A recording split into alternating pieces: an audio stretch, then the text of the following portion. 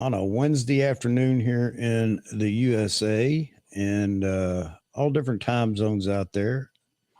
Evening for Mr. Alan Barnes and Ray Powell. Morning early for Mr. Roy. Is it early morning, or what would you consider Four it, in the Roy? morning. 4 in the morning. 4 in the morning. All right. Okay. Yaman's in here. Who else did I see? It's about it at the moment. Yeah, I thought I'd mix it up a little bit. Talk about we talk about bird photography, wildlife photography, and everybody's always showing those beautiful photos off, and they are beautiful. But maybe mix it up a little bit and try to talk about some portraiture or something other than birds and wildlife. Nothing wrong with that, of course. Ted, how you doing? ATR Bear.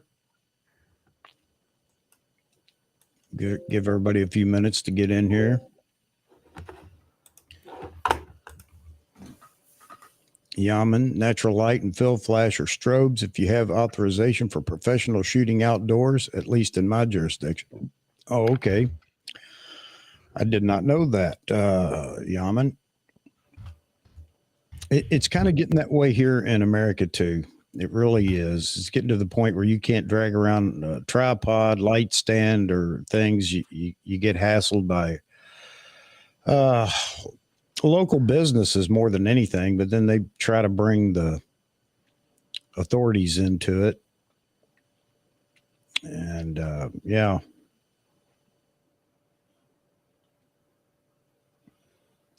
All right. Yeah, that's why I gave up drones. Too much hassle. Everyone picks on you. Yep. All right.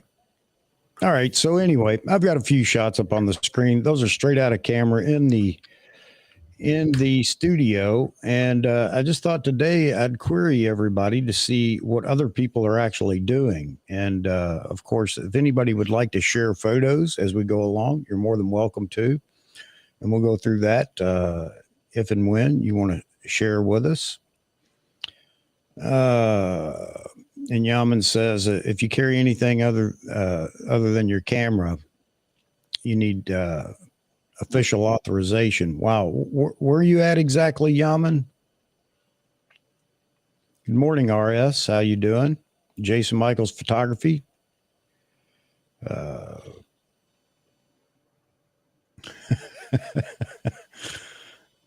Dubai. Okay. All right. Word to the big bird. You better fly straight. Hello and happy hump day. Yeah. Thanks, Jason. Yes, happy hump day to everybody. Working towards the weekend. Isn't that how the song goes? Gregory France, hello from a cooler Cape Town. Okay. Well, we're spreading out here. Dubai, Australia, Africa, African continent. Wow. And of course, good old Europe and UK. Yeah, it's getting that way here too. Yaman, a lot of places you go. Actually, national parks has been a battle too for not just drones, but other things. A lot of people have been complaining about doing night photography out there and light painting in some of the parks out west. I don't know what they've settled on. I don't know if there are any restrictions in place, but a lot of the people that go out there for the parks, nighttime, especially out in Utah, were complaining about folks light painting, photographers out there light painting the some of the rocks and things. Fell from North Carolina. Eric in Philadelphia. And yes, it is International Women's Day. And my youngest daughter just received her journeyman's license as a plumber. Can you imagine that? A little dainty thing as a plumber. But I'm proud of her. Jason asks, why do people trip out whenever you have a real camera out and about but don't complain when everyone else has their cell phone cameras out, taking pictures, video, et cetera, et cetera. It's a good question. That's a real good question, Jason. I have no idea. I think some of it stems from they see it as commercial activity. And of course, a lot of cities have bans on commercial activity unless you have a license to be shooting or doing things like that. I don't know. I really don't know. Ryan Troy, Ryan, if you're not busy, I'd love to drag you into the conversation, buddy. Hello, and let me know, and I will send you the link. It's good to see you back, by the way. RS says national parks require you to pay a fee if you're going to use your photos for things like YouTube or if you're going to sell photos. Okay. So I'm not up on all the rules. I know that there have been some rule changes in the last few years, and parks were, I know there was a big battle over tripods. It seems like I know that there is down in New York City. You set up a tripod and a light stand in New York City and somebody's going to ask you about it. All right. Getting a few people in here. I do like a tripod. Say again, Roy. I do like having a tripod. Gives you a bit of control. Yeah. Let me do something here real quick.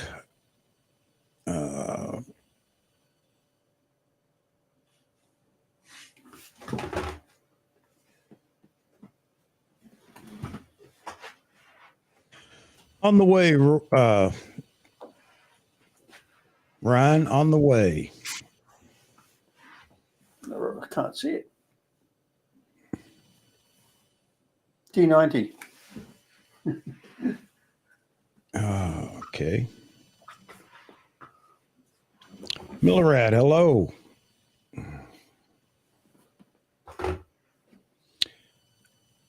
Yaman says, talking to Jason Michaels Photography. I asked the same question to a security officer who was harassing me for shooting with my old D90. Yeah. Pretty old camera now by today's standards. Nice and small. Let's see. Jason says again, I can use my cell phone on the down low. Nobody would know. They wouldn't know what I'm shooting, but a real camera body, everyone can see what I'm actually doing. So it doesn't make any sense. Yeah, I don't understand. It's just like concerts and everything else. You know, you can walk in with your, I guess you can walk in with your iPad, but your phone, your iPad or whatever, and take photos all day long. But I do understand some of the licensing problems they have with concerts. You're not going to walk into a concert carrying a 200 millimeter lens or a 400 millimeter lens and a big body camera. Albert, how you doing? I'm just looking at the comments over here, folks, trying to keep up with that. Yeah, that was initially one of the issues or one of the excuses that authorities used. People hanging around, especially taking photos in front of government buildings and things like that, as possible terrorist activity. And you're right. Then people seem to think that photography is illegal. It's a shame that we got to this point, and like anything else, especially here in Connecticut, you know, they want you to get a license for everything. They've established licensing for everything. And why? Because they want that money. So everything that you do is licensed or controlled by the state government and everything else. And that's the way it is in a lot of cities. And I don't know if that was the reason for a lot of the restrictions that have recently in the last few years been placed on people shooting in national parks, but it's going to get to a point where people are going to begin to rebel. All right.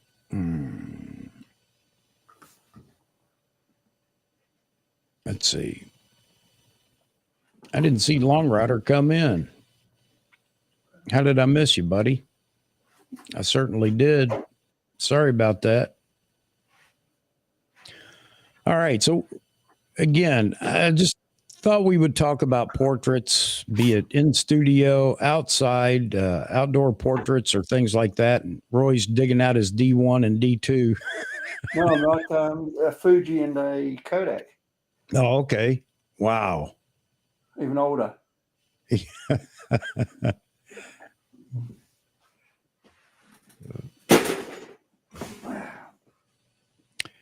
And let's see.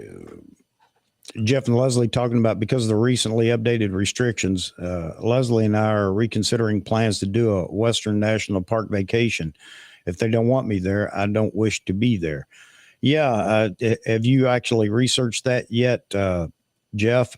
Because I know that there are quite a few places that have changed the rules for photography, videography, and things like that, especially when it comes to the drones. And I don't understand all of that, but here's a man that would know, especially up in Canada, Mr. Joe Man's Land. How you doing, Joey?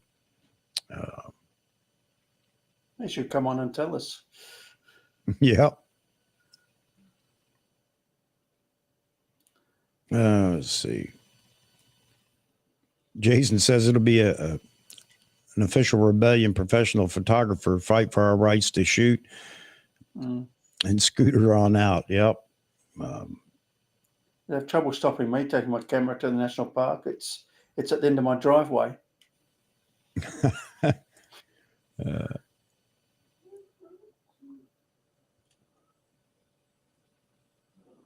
Let me see.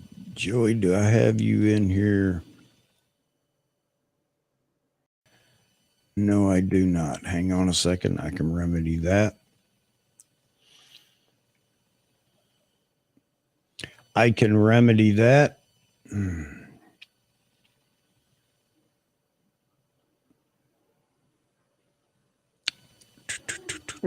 Even sporting events are getting very tough on people with cameras. You have to measure the size of your tripod. If it's wider than 80 centimeters, you have to get a license, or you're not allowed in most cases. Yeah. Again, I don't know why a lot of that is going on. All right, Ryan, no problem, buddy. I don't know why a lot of it's going on. Photographers have really had to battle, but you know what? There is something that's going on out there that really aggravates me. And it seems like, I'm seeing the shorts come up in my feed. I don't care to see them. I'm sick of it. The rebellion against, I don't know what it is, people and authorities. These guys that are intentionally going out and filming everybody going in and out of buildings and everything like that, just to get a rise and just to be on YouTube and Instagram and everywhere else. I mean, they're just aggravating a situation to be on TV or on YouTube or on some social media platform. I think that goes a long way to alienate photographers that just want to be out and about shooting. I don't know.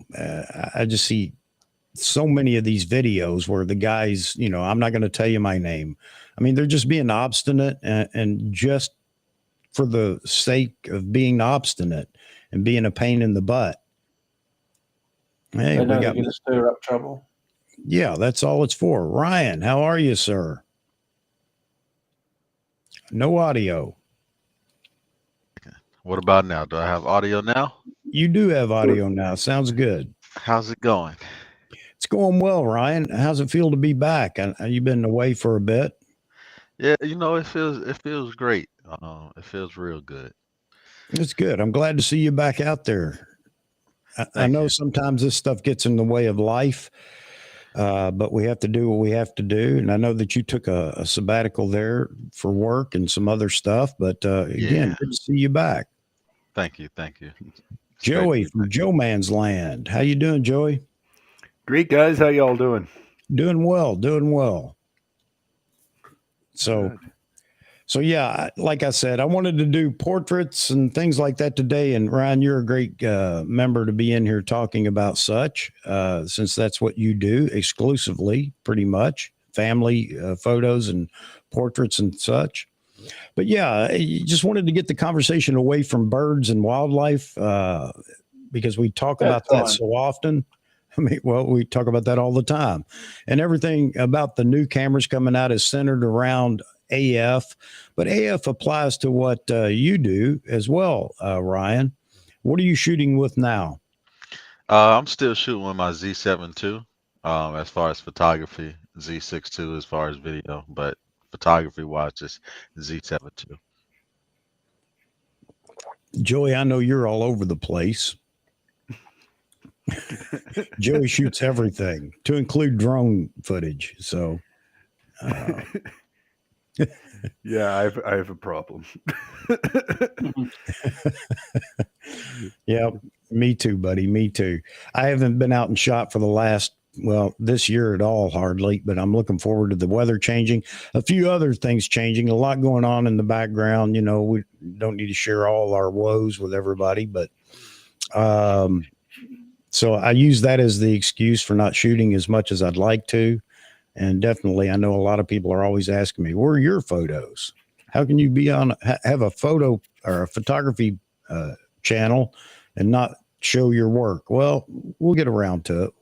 I just want to bring this up. The key is those who cannot do teach, and those who cannot teach phys ed. So you're good. Don't worry about it.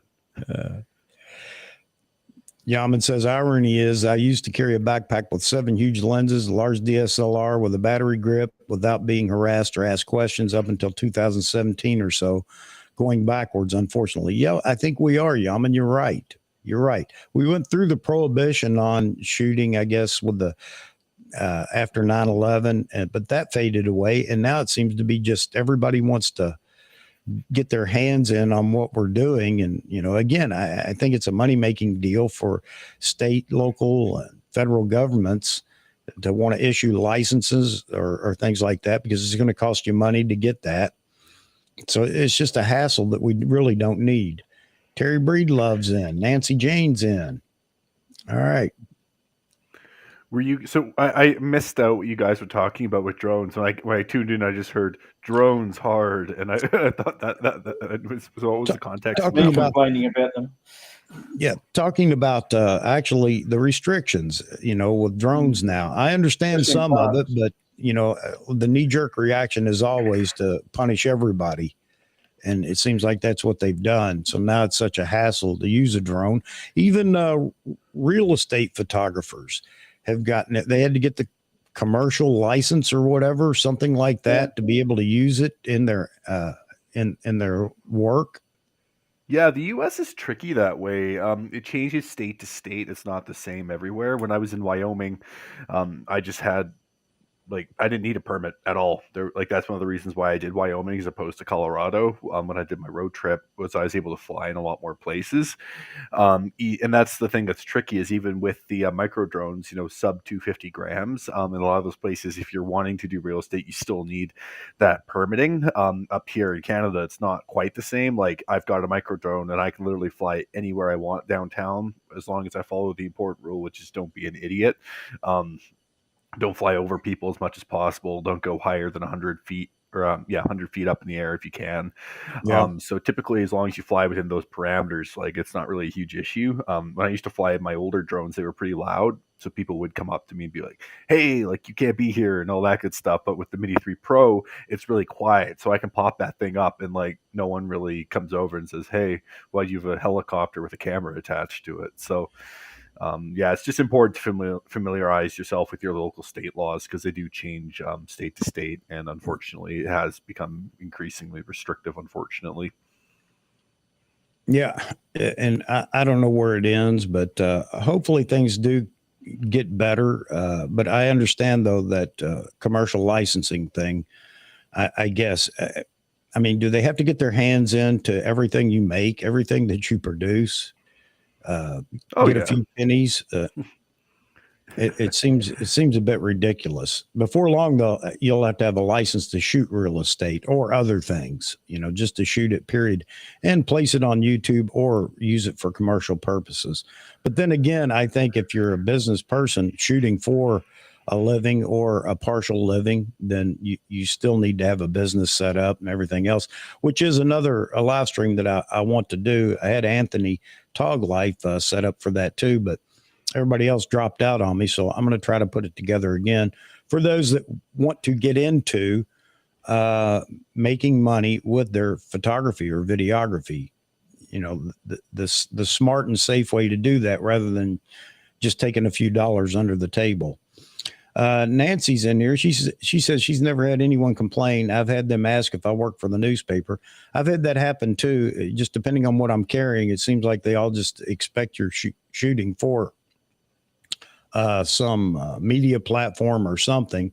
And yes, I have lied and said, "Oh, absolutely, I am," and they let me pass. Phil said, "Nice to see you back," and I think this is a nice statement here, Phil. I agree with you. I like what Ryan did. He stopped and came back when he was ready. Work-life balance is important. Absolutely. Absolutely it is. And I understand that completely, especially if you're a YouTuber, because it does take so much time away from the family. If you think just shooting photos takes time away, try running a YouTube channel of any sort. Yeah. So, And yeah, go ahead. oh, the thing is, so as far as my business, that never stopped. So I continued, shooting. It was just very time consuming with the channel, so my business never stopped. As always, it slowed down around the holidays, December, um, the beginning of January was kind of slow for me, but after that, right now I'm in the season. I live in Columbus, Ohio, so we have the Buckeyes here. We have OSU, so I'm packed with graduation stuff. So I did stop for work, but that was just a channel. As far as photography, I still been going. Well, good, man. I'm glad to hear that. Glad you kept that going.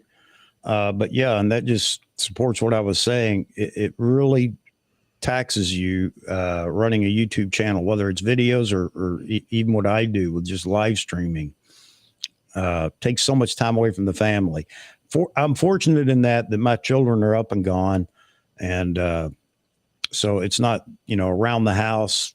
Why are you on the computer? Why are you doing this or that or whatever? So I am fortunate. But anybody that has young children, I could see where this would really get in the way of family life. So good to see you back, though, buddy. Thank you. Yeah, we're still going on all the licensing over here in the chat, and I agree with everybody. I don't know where it ends, and Joe Mack says they need their tax money. I agree with you. That's what it's all about. Again, here in Connecticut, they would tax the air you breathe if they could figure out how to monitor it. It's just ridiculous, which is why I'm getting out of Connecticut. Well, not the only reason, but one of the reasons. I don't mean to get too political there, Chuck, but for a country that hates taxes so much, y'all sure got to get permits for everything. We get taxed in the gazoo, but at least we can fly our drones everywhere. Yeah, exactly. And a poor photographer that just wants to go downtown and shoot some portraits and things like that on the streets, as in New York City. I'll just use that as the example. And they're going to harass you and ask if you got a license or a permit or whatever.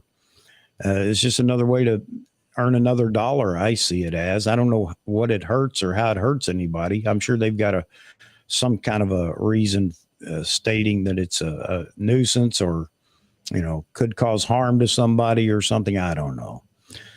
Ray says, after seeing how drones are being used in the Ukraine, I think the authorities have become a bit nervous of them now. I agree with you. Yeah, even locals, you want to put your drone up because there's a house fire in your neighborhood. That's become an issue, with the fire departments. For whatever reason, they don't want you doing that. I don't understand that. It seems like it would only help them. But then again, I think they're beginning to use drones. So who knows? But, we did have some idiots in the beginning of the drone days. You have to admit, we had some idiots that went out and did some stupid things with drones. There are always a few that have to ruin it for everybody else. So, It's funny up Visiting airports here. and There things. is I was going to say there was a police drone that buzzed a Cessna out east in Ontario there. I think it was about a year and a half ago, and it wasn't like a micro drone. Like this thing was like one of the octocopters, thermal vision, like whole kit and caboodle. And this police operator was flying it near a runway. So this Cessna was just coming in, and now it looks like the police department is going to try to find the guy who was flying the Cessna for trying to land his plane rather than the drone pilot. And so there's been a lot of like back and forth on that, because it's like now the authorities that are using drones aren't even following their own rules. And then there was a couple guys that were up in Banff National Park that have both been fined $10,000 for flying next to a forest fire as well. That one I get, because it's like, don't fly near fire. Like, just let the first responders do their jobs. Like, it's already hard enough. They don't need some jackass with a micro drone flying it into there. So yeah, it's tricky because it goes both ways, right? Like, there's idiots for sure on the consumer side, but now it looks like there's some idiots on the authority side, which makes it makes it tricky. Yeah, it does. Oh man. Everybody remember, Sunday night clocks go back. So, or go ahead. I'm sorry. They go ahead here in America. I don't know about the rest of the world, what you guys do in Australia or whatever.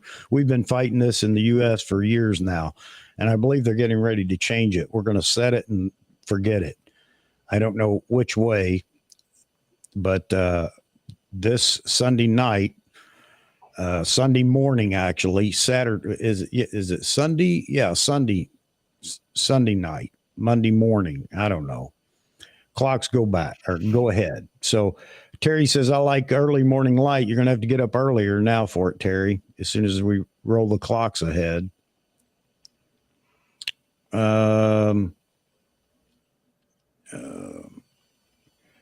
Let's see. Yaman says, didn't know you were back, Roy.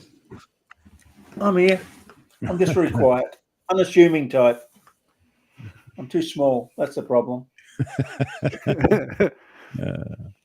I see you guys are keeping up with the chat over here better than I am. I'm trying to watch it and talk at the same time. Roy, Ryan says, look at all the cameras you got, Roy. Roy can pull out just about any Nikon model you can think of as far as digital. And then going back in, I think you've got every film camera except for what, the F6? I've got an F6. Yeah. Didn't like the F6. He's hot in the Z8 somewhere back there. I think I see it. Yeah. I'm waiting for it. I'm drooling already. What's your favorite camera to shoot with? I mean, if you have this many options, what's your favorite one? It depends on what I feel like. I'm not fussed on the type of camera I'm going to use. I'll just grab whatever I feel like using at the time, whatever lens. Probably more interested in the lenses I'm going to grab than the camera. Especially if you're talking portraits. Camera's fairly irrelevant.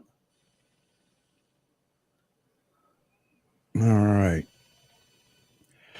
So we were going to talk about portraits and that, and we will, but you had to say Beetlejuice, Ryan, which is Z8 for us Nikon shooters. And so I have noticed there's a lot of chatter going on in YouTube, the YouTube world, and other forums about Z8.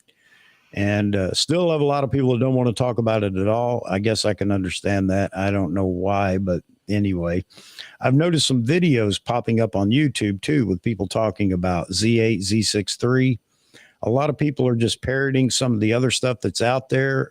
But even Grays of Westminster have been on, the chat roll of talking about Z8. And I guess because they have to, really, they kind of get forced into it. Being a Nikon dealer and all, but I don't know where we're at right now with the Z8, and I hesitate to speculate because Nikon has definitely proven me wrong at every move. But a lot of people are saying Nikon's going to have a banner year this year, and if they don't get going, they'll have a mediocre year, in my opinion. If Nikon Rumors is right, and I don't think Peter's backed off of his statement that expect the Z8 this summer sometime.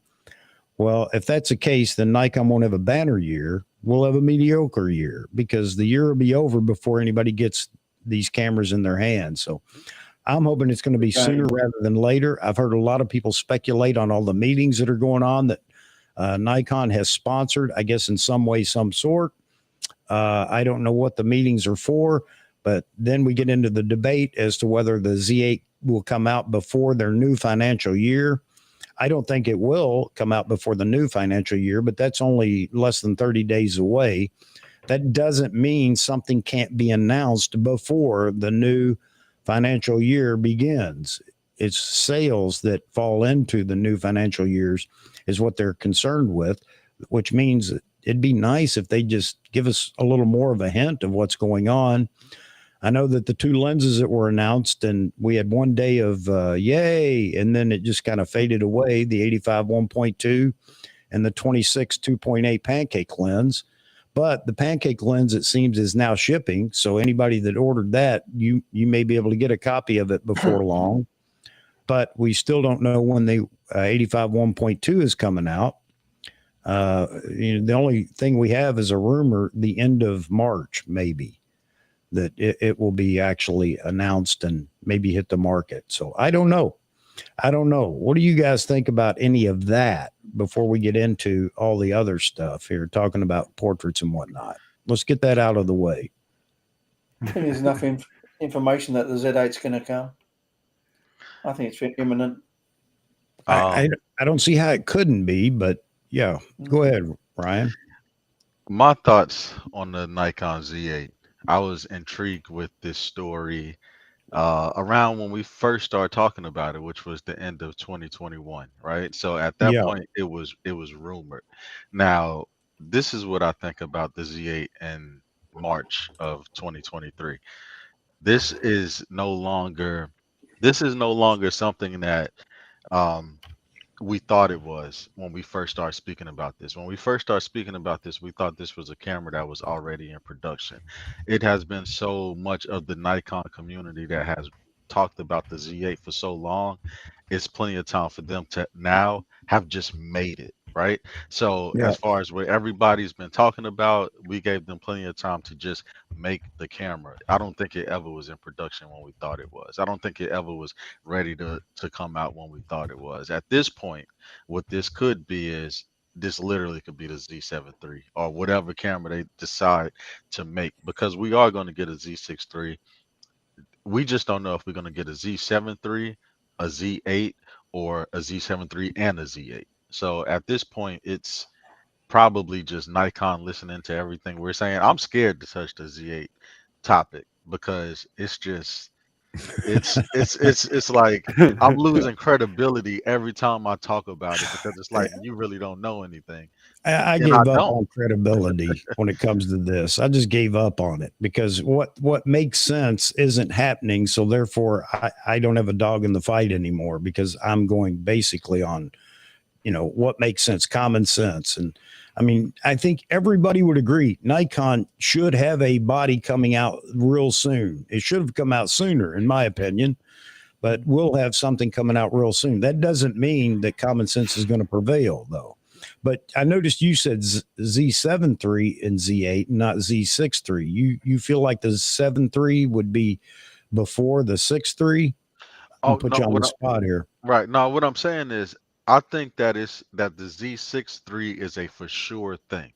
I think that line will not be killed. But I'm just saying, when it comes to the Z7 III, I think we're either going to get that and a Z8, or we're just going to get a Z8 to replace the Z7 III.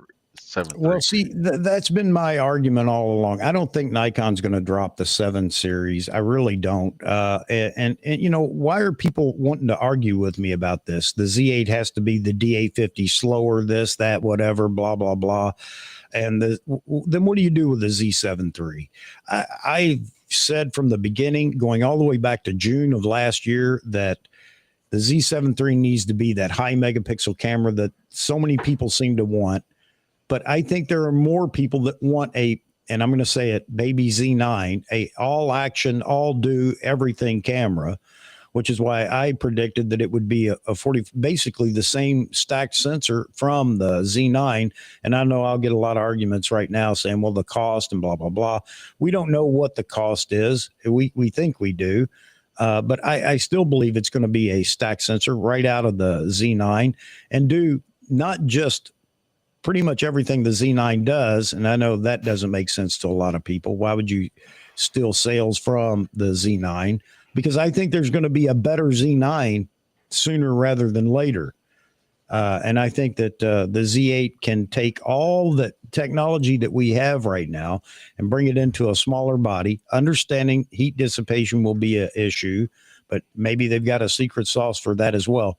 But I really believe the Z8 will be that basically the accompanying camera to your Z9 if you're a sports shooter, wildlife shooter, event shooter, or even in studio, because it pretty much will do everything. And then let the Z7 III be the super megapixel monster that everybody's looking for. And not everybody, but so many people are looking for, that doesn't require all those other bells and whistles in a like the Z9.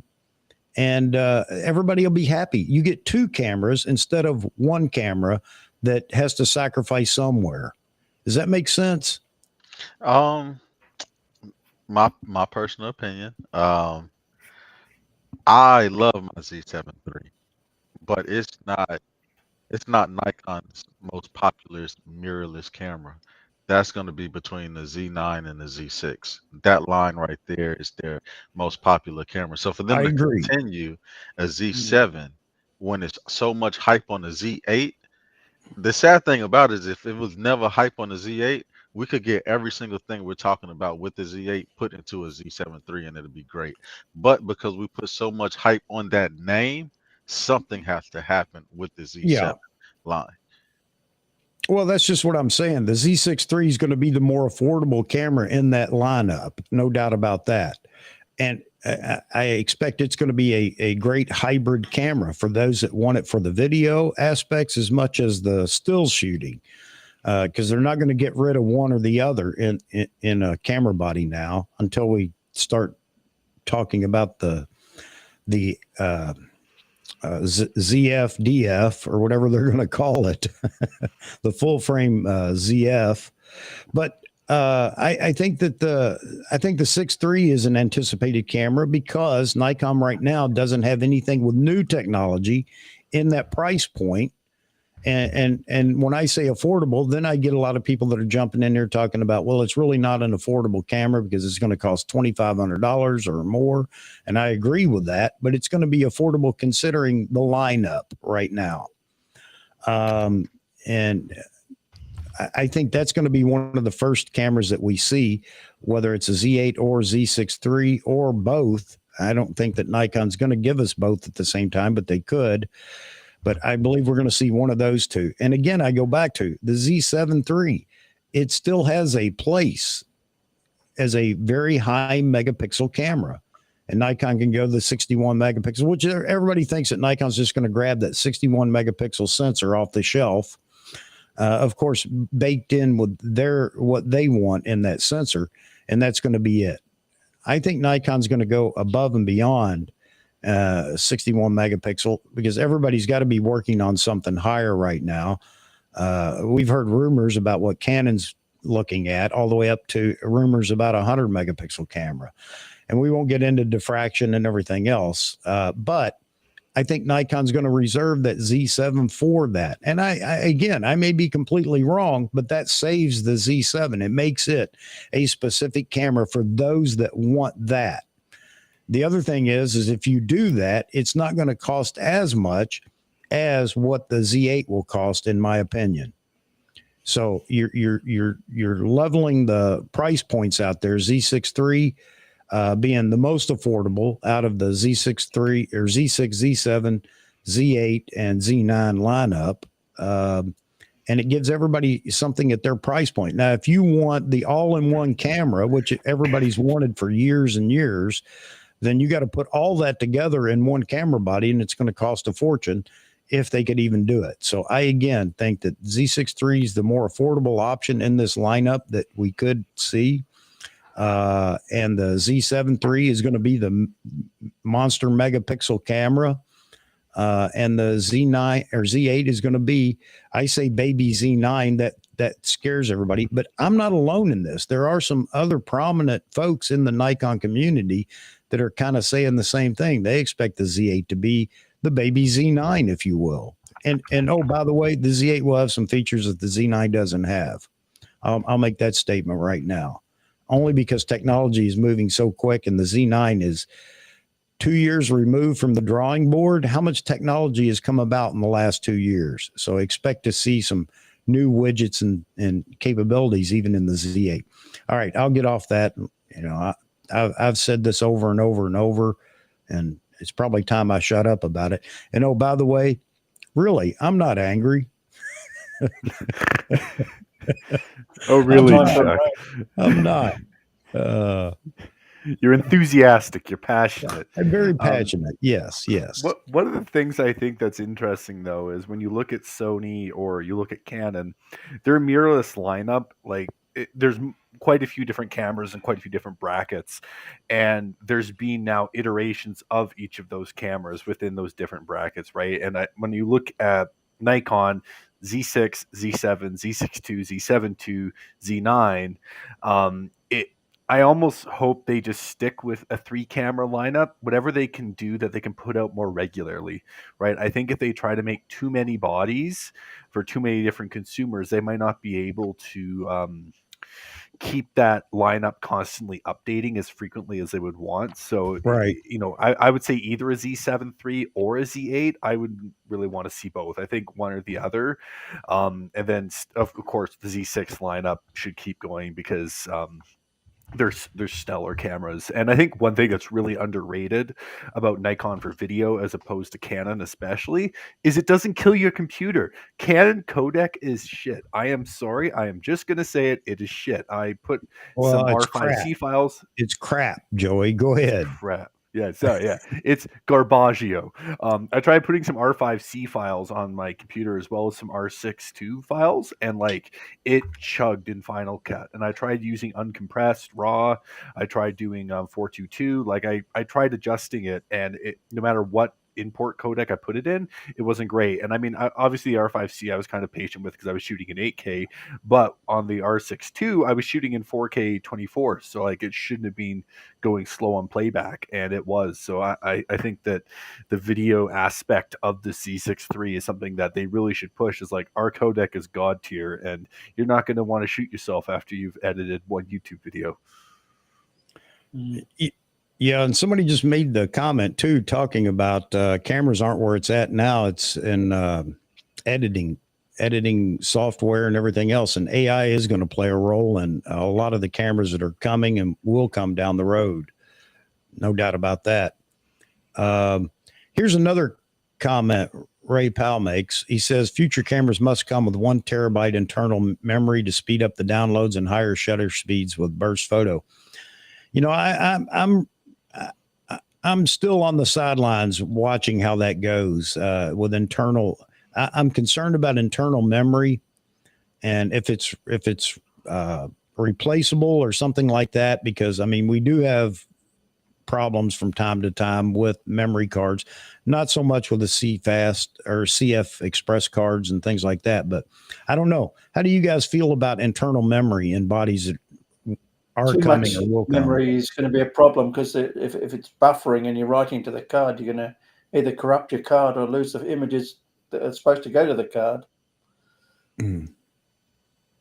I'm still on the fence myself, and I'm waiting to see that technology develop more and see how it works. I know a lot of people are saying it, talking about it, and yeah, I understand speed and everything else, but I don't know. I'm still reserved on. You need some memory for buffering, but you don't want too much. Yeah, I feel like it'd be a nice add-on. Like with a lot of entry-level drones now, you do have a little bit of internal memory built into it, which is nice as sort of like a backup, right? Like if you forget your card or your card gets corrupted, maybe your shooting is too cold and it fails, right? I feel like as a security blanket, it's nice, but I don't necessarily see it as like a must-have in future cameras. Yeah, No. I saw your response there, Ryan, talking about the Z6 III. I agree. The Z6 III needs to be out sooner rather than later. I don't know which will garner more attention, the Z6 III or the Z8. I really don't. I think only because so many people want the Z8 to be 80 megapixels or whatever.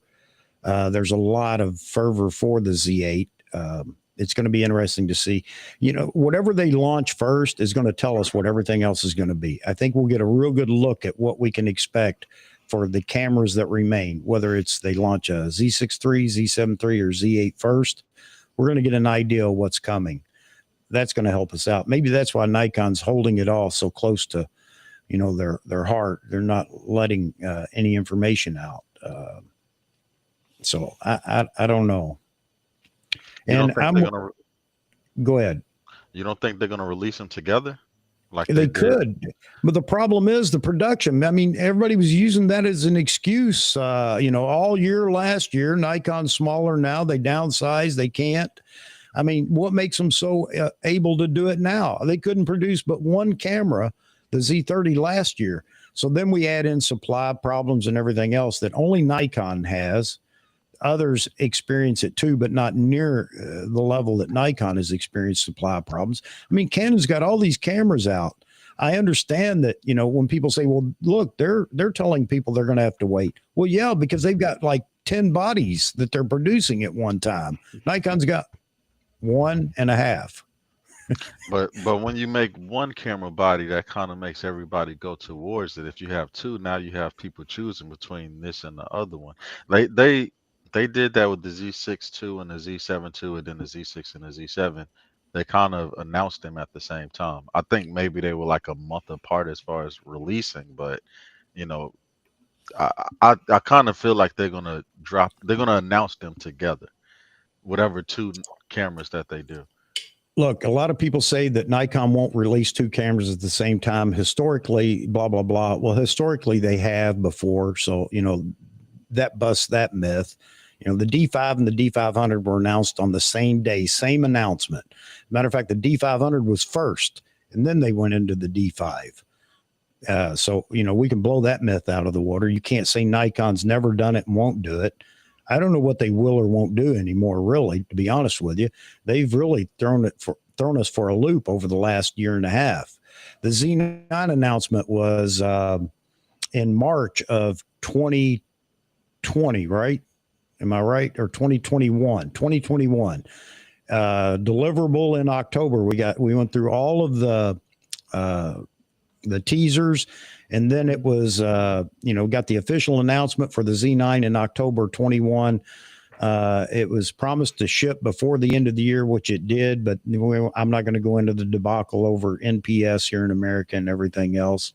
And people started getting their hands on it by January, February, March is where us normal folks were able to get a copy of the Z9. So anyway, it was announced, a development announcement in March, and it wasn't until October before we got the official. Here's what you're getting with the Z9. They could be doing that. They could have done that with the Z8 as well. So my fear is we get a development announcement for the Z8, and Peter over at Nikon Rumors is right. We don't see it until July, August. I mean, I think that's a big miss again for Nikon if that's the case. I'm not predicting it. I'm just saying it would be bad if that happened, but we'll wait and see. Nikon has to get a camera on the streets, in my opinion, in the next couple of months. Nikon's not going to fold. I'm not saying that, but Nikon is losing people. And there's one in here right now, Jeff and Leslie, wildlife and photography. He got tired of waiting for Nikon, and there's nothing wrong with that. He went over and found the Canon camera that he wants, and he's happy with it. And that's because there aren't any real bad cameras out there anymore. There's so many good cameras to choose from. You can't let people make that decision, in my opinion. I would think Nikon would understand that, but here we are. I have a question. Now I've been thinking about this, but when I spoke with Roy just now, as far as what camera does he choose, I personally think Nikon's doing a good job with all of these lenses. That used to be my biggest complaint was where are these lenses? And even though they're putting a lot of budget lenses out, it's still lenses. So like can we really say that they're doing a bad job if they're giving us lenses instead of a lot of camera bodies? Because I'm looking at him with a whole lot of camera bodies, and I asked him how hard is it to, as far he said the lens is what he thinks of more than the body. So are they Yeah. really doing a bad job? Like, are they focused on the wrong things right now? How many lenses that and they're phenomenal, but how many are in the affordable category? How many people are buying those lenses? I know they can't keep them. They can't keep them on the shelf. Well, they've never been on the shelf. They're gone as soon as they're produced. But my point is, how many of those versus like the 51.2 or whatever? The 51.2 is a fantastic lens, but again, I get into, the whole point of we, the general consumer, are the people that pay the bills at Nikon. We're the ones that keep the factory running, buying all these other lenses. And I don't understand the strategy. And I'm with you, Ryan, on their ability for presenting this wonderful technology, especially in lenses as well. But how many of those lenses are out on the street? There are a few, but it's not your normal shooter. Where's the 2-600? That's a lens that, did they get into some strategy about, well, we can't release the 2-600 because then nobody's going to buy the 600 TC. If they buy this first, they may be happy with it for a while. It may, deter them from jumping on the 600. I don't know. But the 2-600 is a lens that we're sure will sell extremely well. I think everybody would agree with that. So yeah, their lens technology has been great. I agree with that 100%. But if Nikon had been in the position of, all right, hey, Joe's got to take off, folks. Sorry about that, Joe. No, it's all good. Thanks for having me, guys. Great chat as always. I'll be listening in afterwards. I just got a quick meeting I got to zip off to, but thanks for having me. Have a great day. I hope you guys are staying warm. It's not warm here, so stay warm, be happy. Roy's in Australia, so he doesn't have to worry about that. He just has to worry about cane toads. So yeah. All right, Thanks for Joe. choosing those as well. Yeah. Oh, they're awful. You got to kill them with golf clubs. It's fun. All right, guys. Have a great day. All right, buddy. Take care. Yeah, you too. Bye. Bye-bye. Yeah. So anyway, on the lens front, and if Nikon had been in a position where they had all these cameras already out there, then those lenses would have been, we would be raving about them. But Nikon has two bodies, the Z6, series and the Z7 series. We will all agree with need an update so bad that it isn't funny. And everybody's going to say, well, what can't you do with those cameras? Well, I'm not going to go into that laundry list, but you have to compete with all the competitors. I don't care, because if that's the case, then we don't need any. We could have stuck with the Z6 and Z7 for the next 10 years. It gets the job done, right? Yeah. If it's one thing that I feel like I've learned, I've been doing photography since 2009. And I think it's after I made my channel that I really realized, because we have access to so many different creators on YouTube, right? But me being a portrait photographer, most of the people that I watch are portrait photographers, right? So it's like me creating content, now I get comments from all different type of photographers. So Right. a lot of like the lens that you just named, I think you said 2-600, I would never buy that lens Right. because I'm a portrait photographer.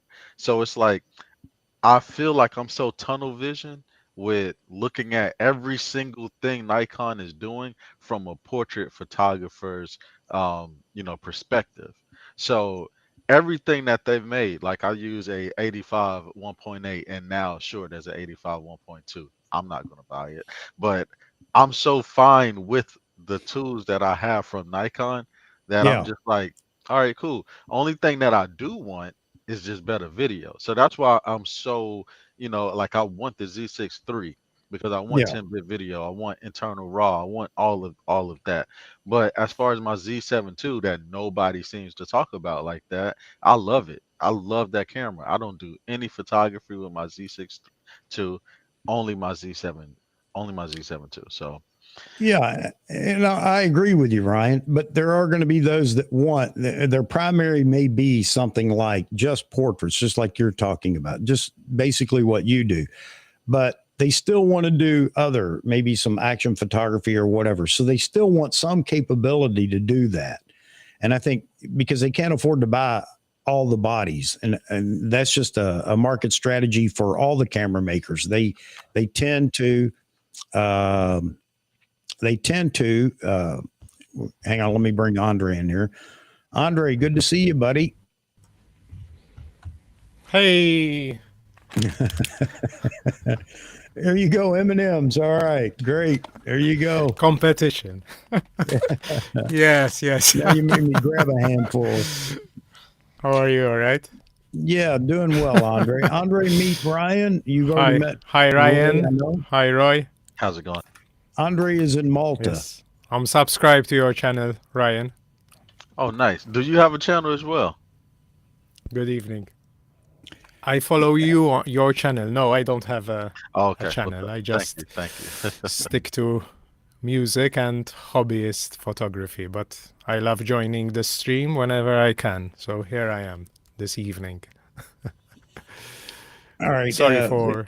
That's okay, Andre. I just want to put this comment up here because Albert plays with a lot of different lenses, old, new, everything. And he's talking about 80 to 100 megapixels on a full frame.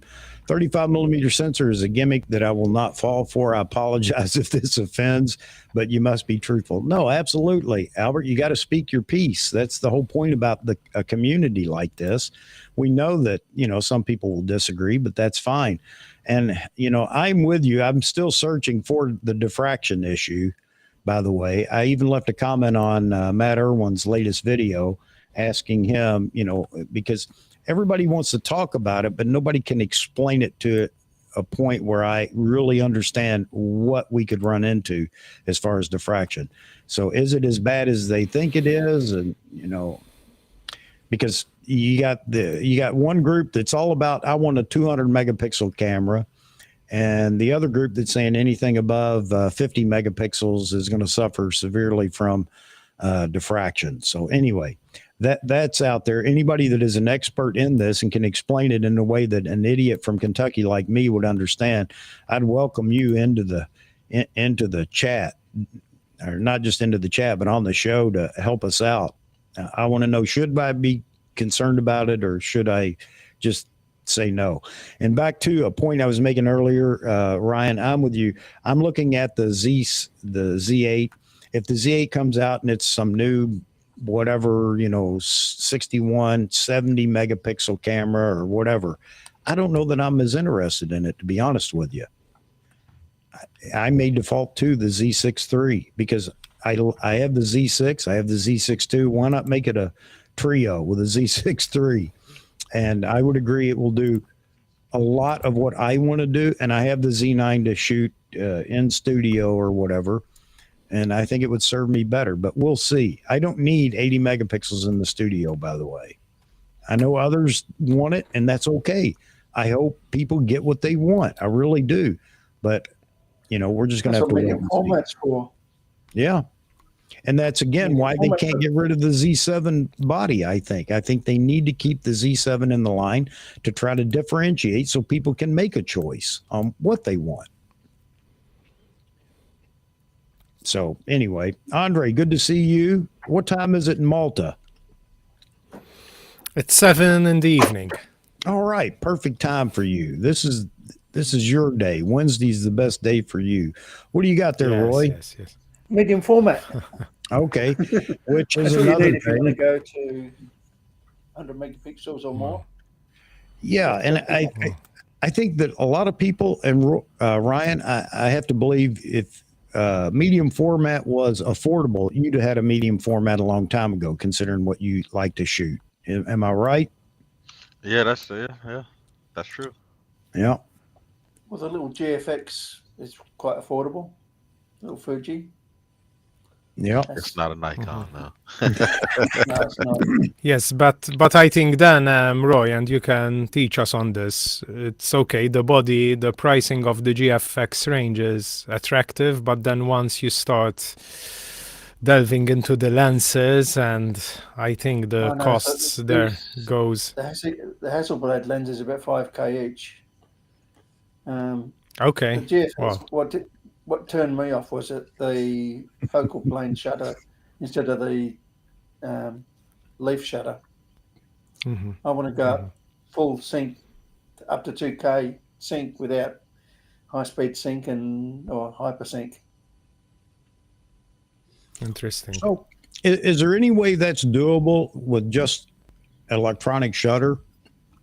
I mean, it seems like we're closing in on the ability. It doesn't look like it. The mechanical shutter is still more reliable when you go high sync speeds, especially in medium format. Once you've got the shutter in the lens, it's much more efficient. Yeah. Oh, latest news coming from Simon over there is Canon has, there's a rumor out that Canon won't update the R5 this year. It'll come out next year with the R1, R5 and R5 II and R1. But, Canon really doesn't need to. The R5 is still selling well, and it's actually where we want to be in the Nikon camp, in that Canon R5, Sony A7 R5, market. So yeah, and they can afford to wait. So yeah, that's been the case for us. Hit that again. That's been the case for us is once we catch up, a lot of this frustration is going to go away. And then we already know Nikon is going to be a little bit slower because of production ability and things like that. And that's fine. Let's get over this first hurdle. The Z6 II, Z7 II were just fixes with the one card slot with a couple of things added to those bodies. And that's all that was. It wasn't keeping up with the market or anything else. So Nikon, let's just catch up real quick. Let's do it. Get it over with, and we can get beyond a lot of these conversations. I think that's the frustration we're feeling in the Nikon camp. I'm not leaving Nikon. I'm just going to remain frustrated until they catch up. That's it. And do they need to catch up? My opinion, yes. Other people may feel differently. Chuck, I was listening to a live stream in which you were a guest. It was Vahagan with Paul's photo. This was way back in November. And it was interesting, tying with Ryan's comment before in the stream as to the quality of the lenses of Nikon. And he was explaining, I think we should ponder on this thought, as to how the production of Nikon has been taken up, like for a year and a half or a 2-year time frame, just with the initial orders they had on the 400-8, for example, especially. So we all need to accept the fact that the production speed is what it is, especially when you're looking at these, top of the line, high quality lenses. So again, this has always to be a reality check. But tying into the production, let's also keep in mind how often Nikon launched dual bodies together. So, for example, the D5 and the D500, the Z6 and the Z7 together. So it's like a dual launch, if you will. The Z6 II and the Z7 II. So this March, I won't be surprised if yet again we will have possibly a dual body launch, if you will. I don't know, a Z8 or and a Z6 III or possibly even a triple one, who knows? But I don't exclude that, to be honest, based on what happened in the recent years, let's put it that way. I don't know what you think on this. I think that, I would like to see, I think the best case scenario for us in the Nikon camp is we see a dual,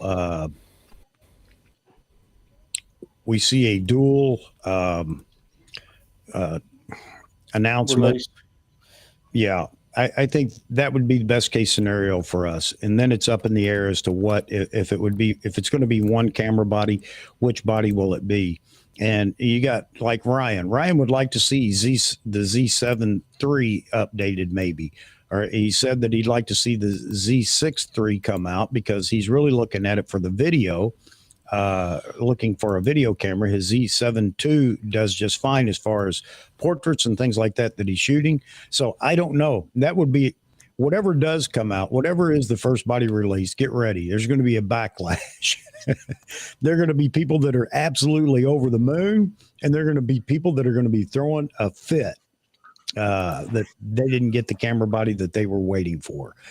Best case scenario is we get at least a Z6 III and I think a Z8 right off the bat, in my opinion. Ryan? That's what I mean. I think, like I said, I think we either gonna get a Z6. I know we're gonna get a Z6 III. All right, we're gonna get a Z6 III. I don't know when the announcement is gonna be, but that's gonna come. And yeah, and either Z8 or Z7 III. But like I said, as much as we gave to the name of a Z8, that's just what it's gonna be called. So I even think of the way that they would do it is either they make this announcement for the Z8 and then it's like and then there's more, and then they bring out the Z6 III.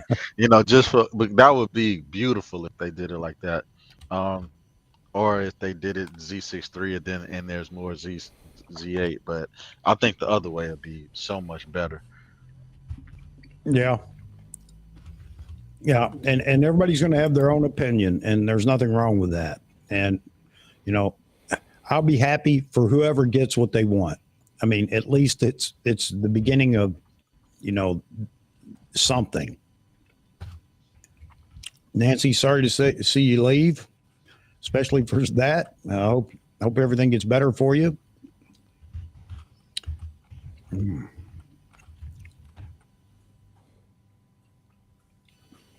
Let's see. There is a comment here. Yeah, there's a rumored firmware update for the R5, and Simon's covered that pretty extensively. If you guys don't watch Simon, you need to. He shoots Canon, but he covers all brands, and I think he does a pretty good job on doing that. And you've seen him on the streams here before. He's a good guy. He's a news guy. That's what he does, and I wish everybody could appreciate the fact that he scours everything looking for all the latest news to talk about it. I know some people don't like him for that reason. I think it's crazy, but yeah, he talked about the firmware update in lieu of the new R5 II being something that may be coming. So I think the Canon camp's happy though. I mean, they've had the R5 for 3 years now, and it's served them well. It's still rocking, and you may not like it, others may not like it or whatever, but it seems that the Canon world loves that camera, and I'm happy for them. Again, I just want us to get past this hump, this hurdle with Nikon, and then we can all just be happy. Happy. But will we be happy is the question, because when Not Sony completely. and Canon bring their next generation, it's like the iPhone, and I love my iPhone.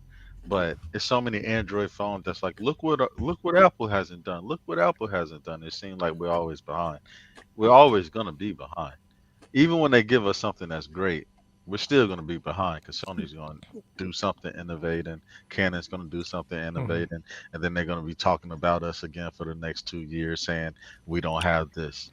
We always Well, gonna- Yes, Ryan, but I don't think we're behind when it comes to lenses, for example. I think we're ahead. I had a lenses.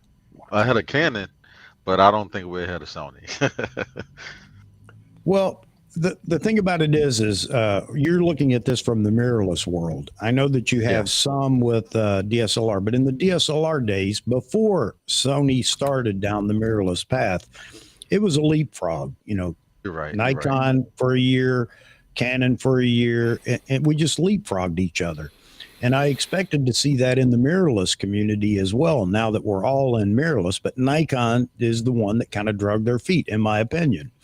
And that's why I say we need to catch up. And once we catch up, then it's going to be that leapfrogging that's going on. So, yes, there will always be a camera better than yours. Yours will only be the best on the market for a short amount of time before the next iteration from another brand comes out. That is great. That's great for all of us in photography and video. So I look forward to that. But we aren't there yet in the Nikon community. But maybe this year we begin to close that gap, and then we can all look forward to, okay, as one updates a body or whatever, we can expect it a year or two later. But for that year, you know, the Z9 has been in a position of, you know, I'll say authority, and somebody will challenge me on that, as far as flagships go. But then again, Canon doesn't have a flagship body out there yet. So, but I expect the R1's going to be a barn buster. I think it's going to be, I think it's going to be a phenomenal camera. And I think Nikon will respond to that, not immediately, but they will respond to it. And Nikon has the wherewithal and tech to respond to anybody. It's just a matter of production and things like that. So as supply lines begin to strengthen and, you know, all these other issues begin to resolve themselves with Nikon's tech, I think Nikon is going to be a player, of course. What was I going to say? Whatever they come out with now, though, Ryan, has to not rival what's out there. It has to better what's on the market right now, because it will be leapfrogged soon by Canon and Sony. And by the way, Sony, there's a rumor out that another high-end camera is going to be out this year. It's just a rumor.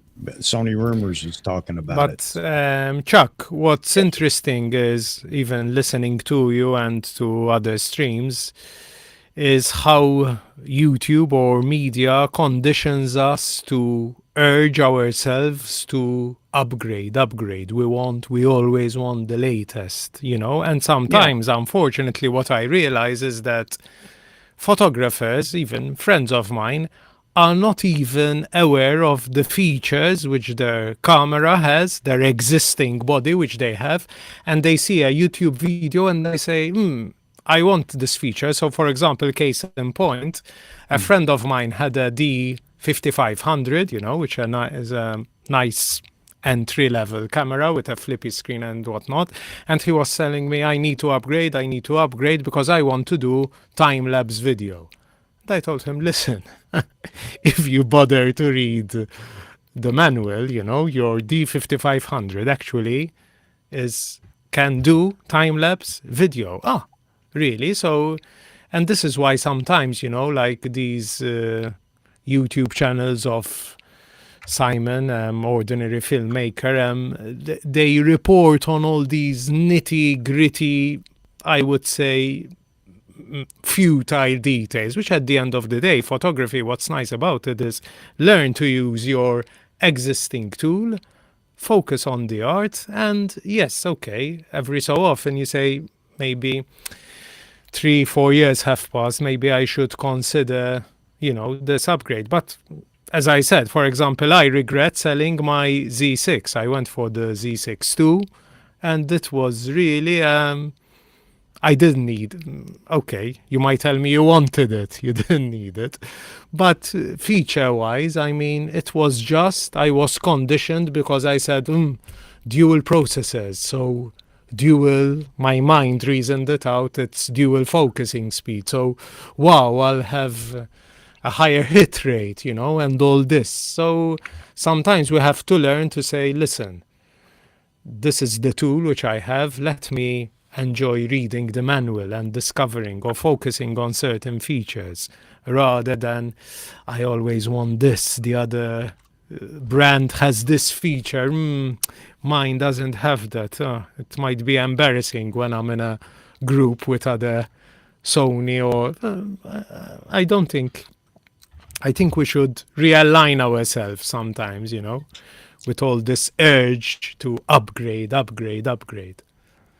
Anyways, just my No, and there's nothing wrong with that, going down that path. Anybody that wants to do it, the educational part of your camera that you have is good enough. Here, let me show you why.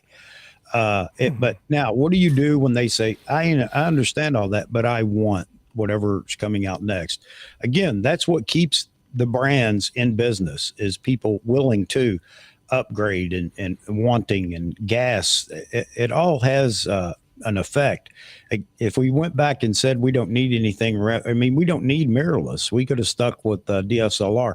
And I'm not trying to prove your point wrong. Your point is very valid, Andre.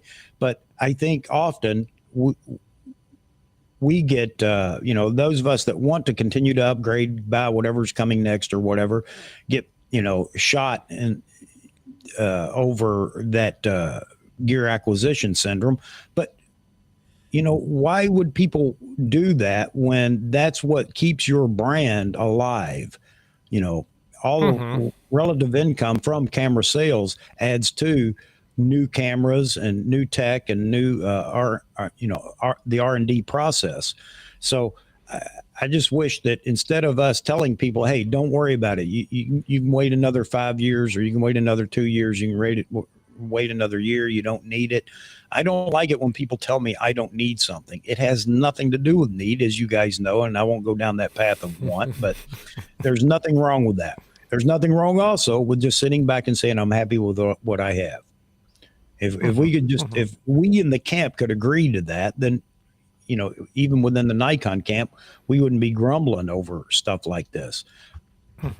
But it's funny. Yeah, but it could also be a strategy that the brand would want you not necessarily to buy another body, but to invest in a better lens, So, for example, from my end, 2 weeks ago, I ordered the 50 1.2, I want that, and I know that's a fantastic lens, which I'm sure I will keep, so it doesn't have to be the body, the autofocus speed, this. The strategy of Nikon could be, listen, we have fantastic lenses, and the strategy will be to sell more lenses because our profit margin or the lens production is proving to make more sense in general. So yes, we'll issue more, we'll launch more bodies and develop, etc. But it doesn't have to be necessarily a focus on bodies. You could have a balance. So what I'm saying is that, let's learn to sometimes press a bit the brake pedal and appreciate the tool we have in hand. I'm not saying don't upgrade, but some people, they are just sell what you have and get this and get that because the other brand has this other micro function which I might never use. Jump in here, Ryan and Roy. Yeah, Sorry, well, I Roy, think yes. Nikon's always been a lens company more than a camera company. And I think too many people upgrade before they even learn how to use the camera they've got. Exactly my point. Right. Yes. And I'm pretty sure, I'm not sure how many of you all play games, but I'll just make this quick little Analogy. yeah. So Microsoft, they have put out an Xbox One, and I remember buying it, and there was no games that you were able to play. All of the selection was on their old generation. And I Okay. feel like with Nikon right now, right, with them, because that was one of the biggest things people gave them in the beginning when they came to mirrorless is, sure, you can adapt and you can take advantage, but their new technology that stops all the, let's say, like the focus breathing and all of that, they don't have that many lenses. Sigma's not there, Tamron's not, like it was all of this at first, and now they started focusing on lenses. It was amazing. Like I said, I don't know the type of lenses that people that do wildlife and stuff like that. Y'all probably don't have y'all lenses, but it's so many affordable $1,000 lenses. I'm gonna consider affordable.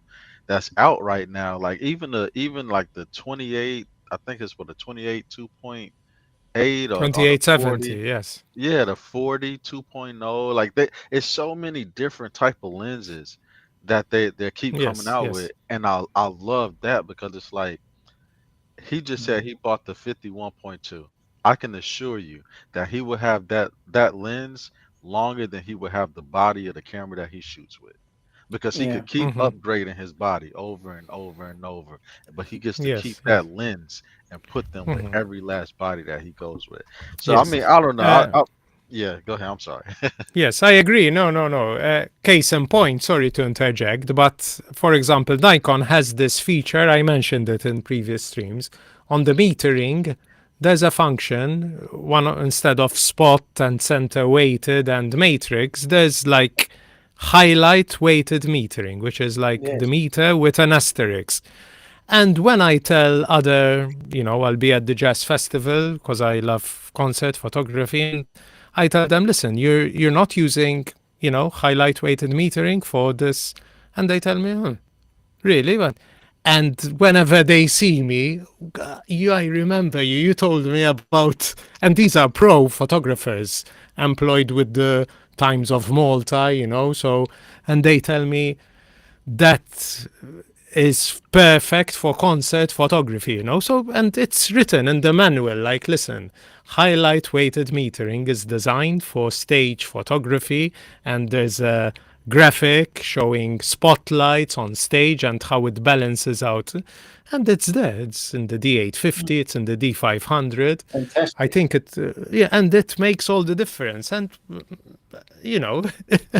it's night and day, like the change, the tweaks you need to do then with your post processing are much less. It makes so much sense. And again, because people don't bother to read the manual, because they just watch a YouTube video and they say, that's my problem, I need to change the body. And they don't realize what they have in hand. Let me defend the gear acquisition syndrome for a moment. When we talk about lenses and cameras, how often can you update a lens? How much technology changes in lens manufacturing? Where bodies, there's new technology PF every lenses are day pretty coming new. out. So it's easy for, it's easy to say your lenses you'll have forever for a lot of reasons. That is true. One, they're not going to upgrade that lens for 10 years. There isn't going to be a new lens. You don't have to worry about that. But next year there will be a new camera body that may have a gee whiz, widget capability that you don't need, but you want or whatever. So my point is that yes, I agree with you. Lenses do remain because they're not upgraded every year or 2 years or even 3 or 5 years for that to that point. So yeah, I agree with you, but it's just because if lenses were upgraded every year and a half or 2 years, and I submit to you that there would be people that would be jumping on the newest lens every 2 years in that focal length. So anyway, and I'm not trying to shoot you down at all, Andre. I agree with you, but again, it just goes back to if people want to wait, that's great. If they don't, that's great too. So yeah, fair enough. I'm now enjoying some M&Ms. that's what we do. We reach in the M&M bag. It provokes thought. Ryan, speak up, man. Yeah. I mean, I have to leave shortly because I have something I have to do. But um, can we? I just want to know the title, Natural Light of Strobes with Portraits. Andre, are you a portrait photographer as well?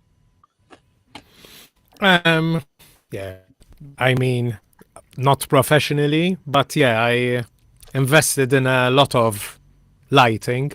Yeah, so mainly, the SB700 series, I'm very happy with them, and I have the SU800 trigger, which is a fantastic CLS Nikon technology. So I love using, for example, 3 strobes, simultaneously, and I control them from the Nikon Z800. But I see you're a codecs fan, which are coming out with some fantastic, great value products, in my opinion. I like the CLS system too, but it's getting a bit old now, isn't it? It's probably the best optical trigger system ever invented, the CLS system, the SCU 800. I made a lot of yes. money for Joe McNally. excuse me. Yeah, Joe McNally. Sorry. Yeah. Yeah, I just want to comment real quick on Darren Francis. I won't disagree with that. All of my cameras that I've had before, what I have now, produce great images. It never was about the image getting any better for me. It was about new widgets, new capabilities, new whatever. And oftentimes it was about those things making it easier to capture some of those images also. Doesn't mean it was impossible with my DSLRs. It just means that I found it a little easier with what we have now. So yeah, I agree with that. Never about the quality of the image. I'll never say that. Ryan wanted to come in and jump in and talk about the portraits for a minute. Ryan, I'm going to let you say your piece here before you have to go, because I want to entertain what you have to say. But I've got to go to the little boys' room as usual and fill up my coffee cup again. But you go ahead, Ryan, and say your piece.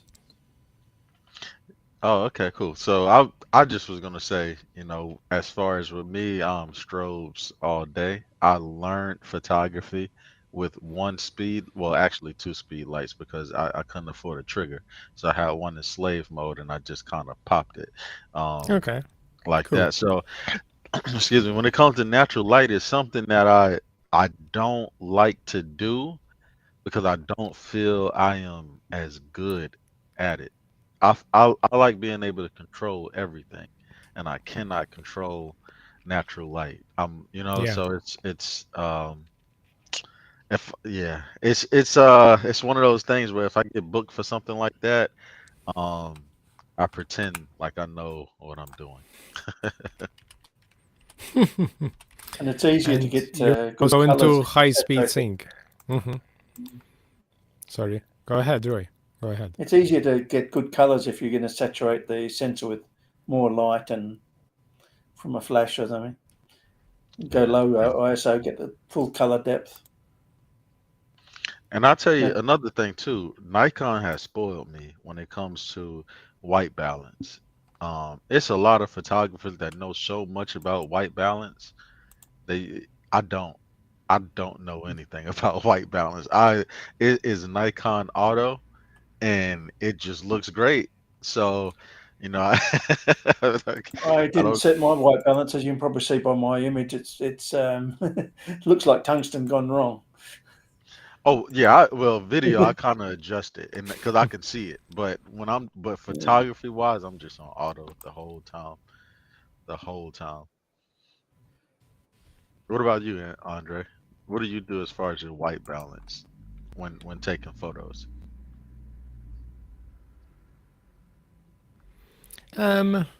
No, I like fine-tuning it, and to make sure that it looks right. Although my camera at the moment, I'm noticing that it's very, very warm for some reason. Yeah, So we I seem have to have the same problem.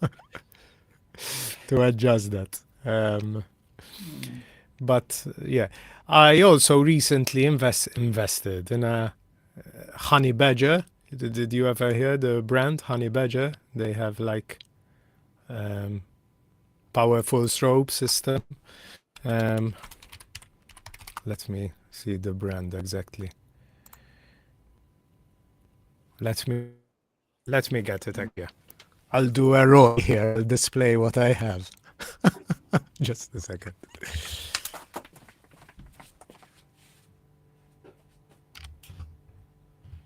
And what brand of flashes do you use, Roy?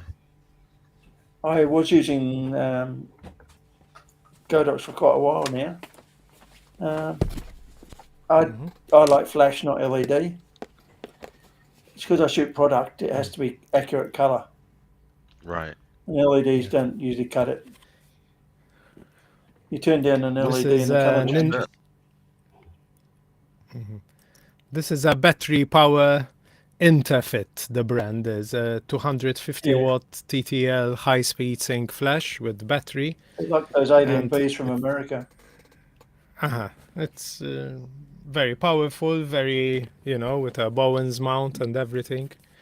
Again, one of my defects, I buy something and it will take 2-3 months before I start using it, because I don't I have like the the time. Bowen's mount, all the cheap modifiers.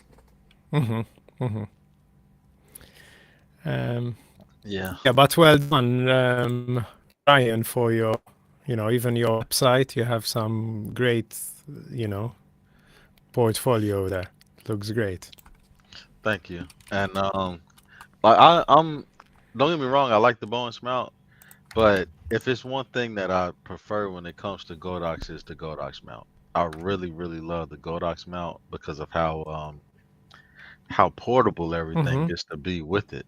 So I'm trying to shy away from Bowen's mount things, but yeah, Godox is like the brand for me. Like I love Godox products. They're starting to come out with way more than they did in the beginning.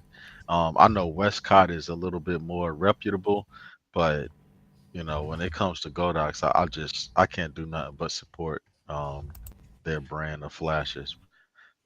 It's great to me.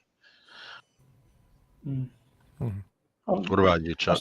Is that the 800 you have there, your go-to? You said what? I'm sorry. I'll stick with the Bowen's mount. Is that the... Okay, sorry.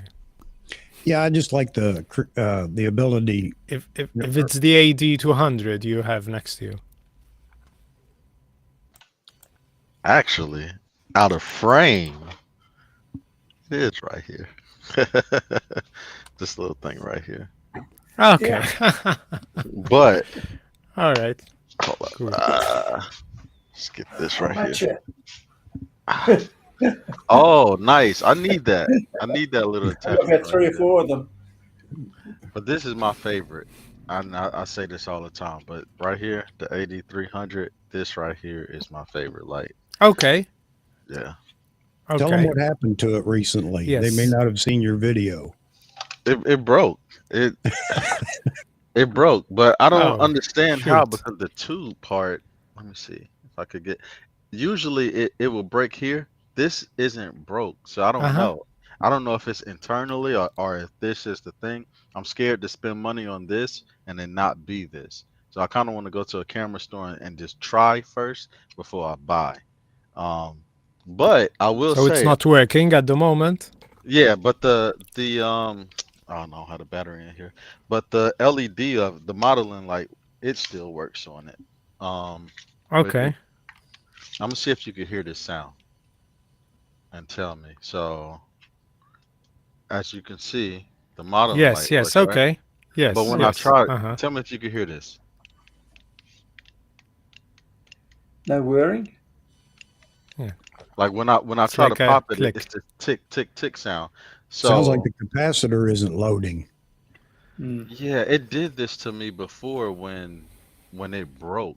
Like it was trying to, I don't know. So I'm That's sad. a good thing about Godox. They're cheap enough to get new ones. Yeah, you're right.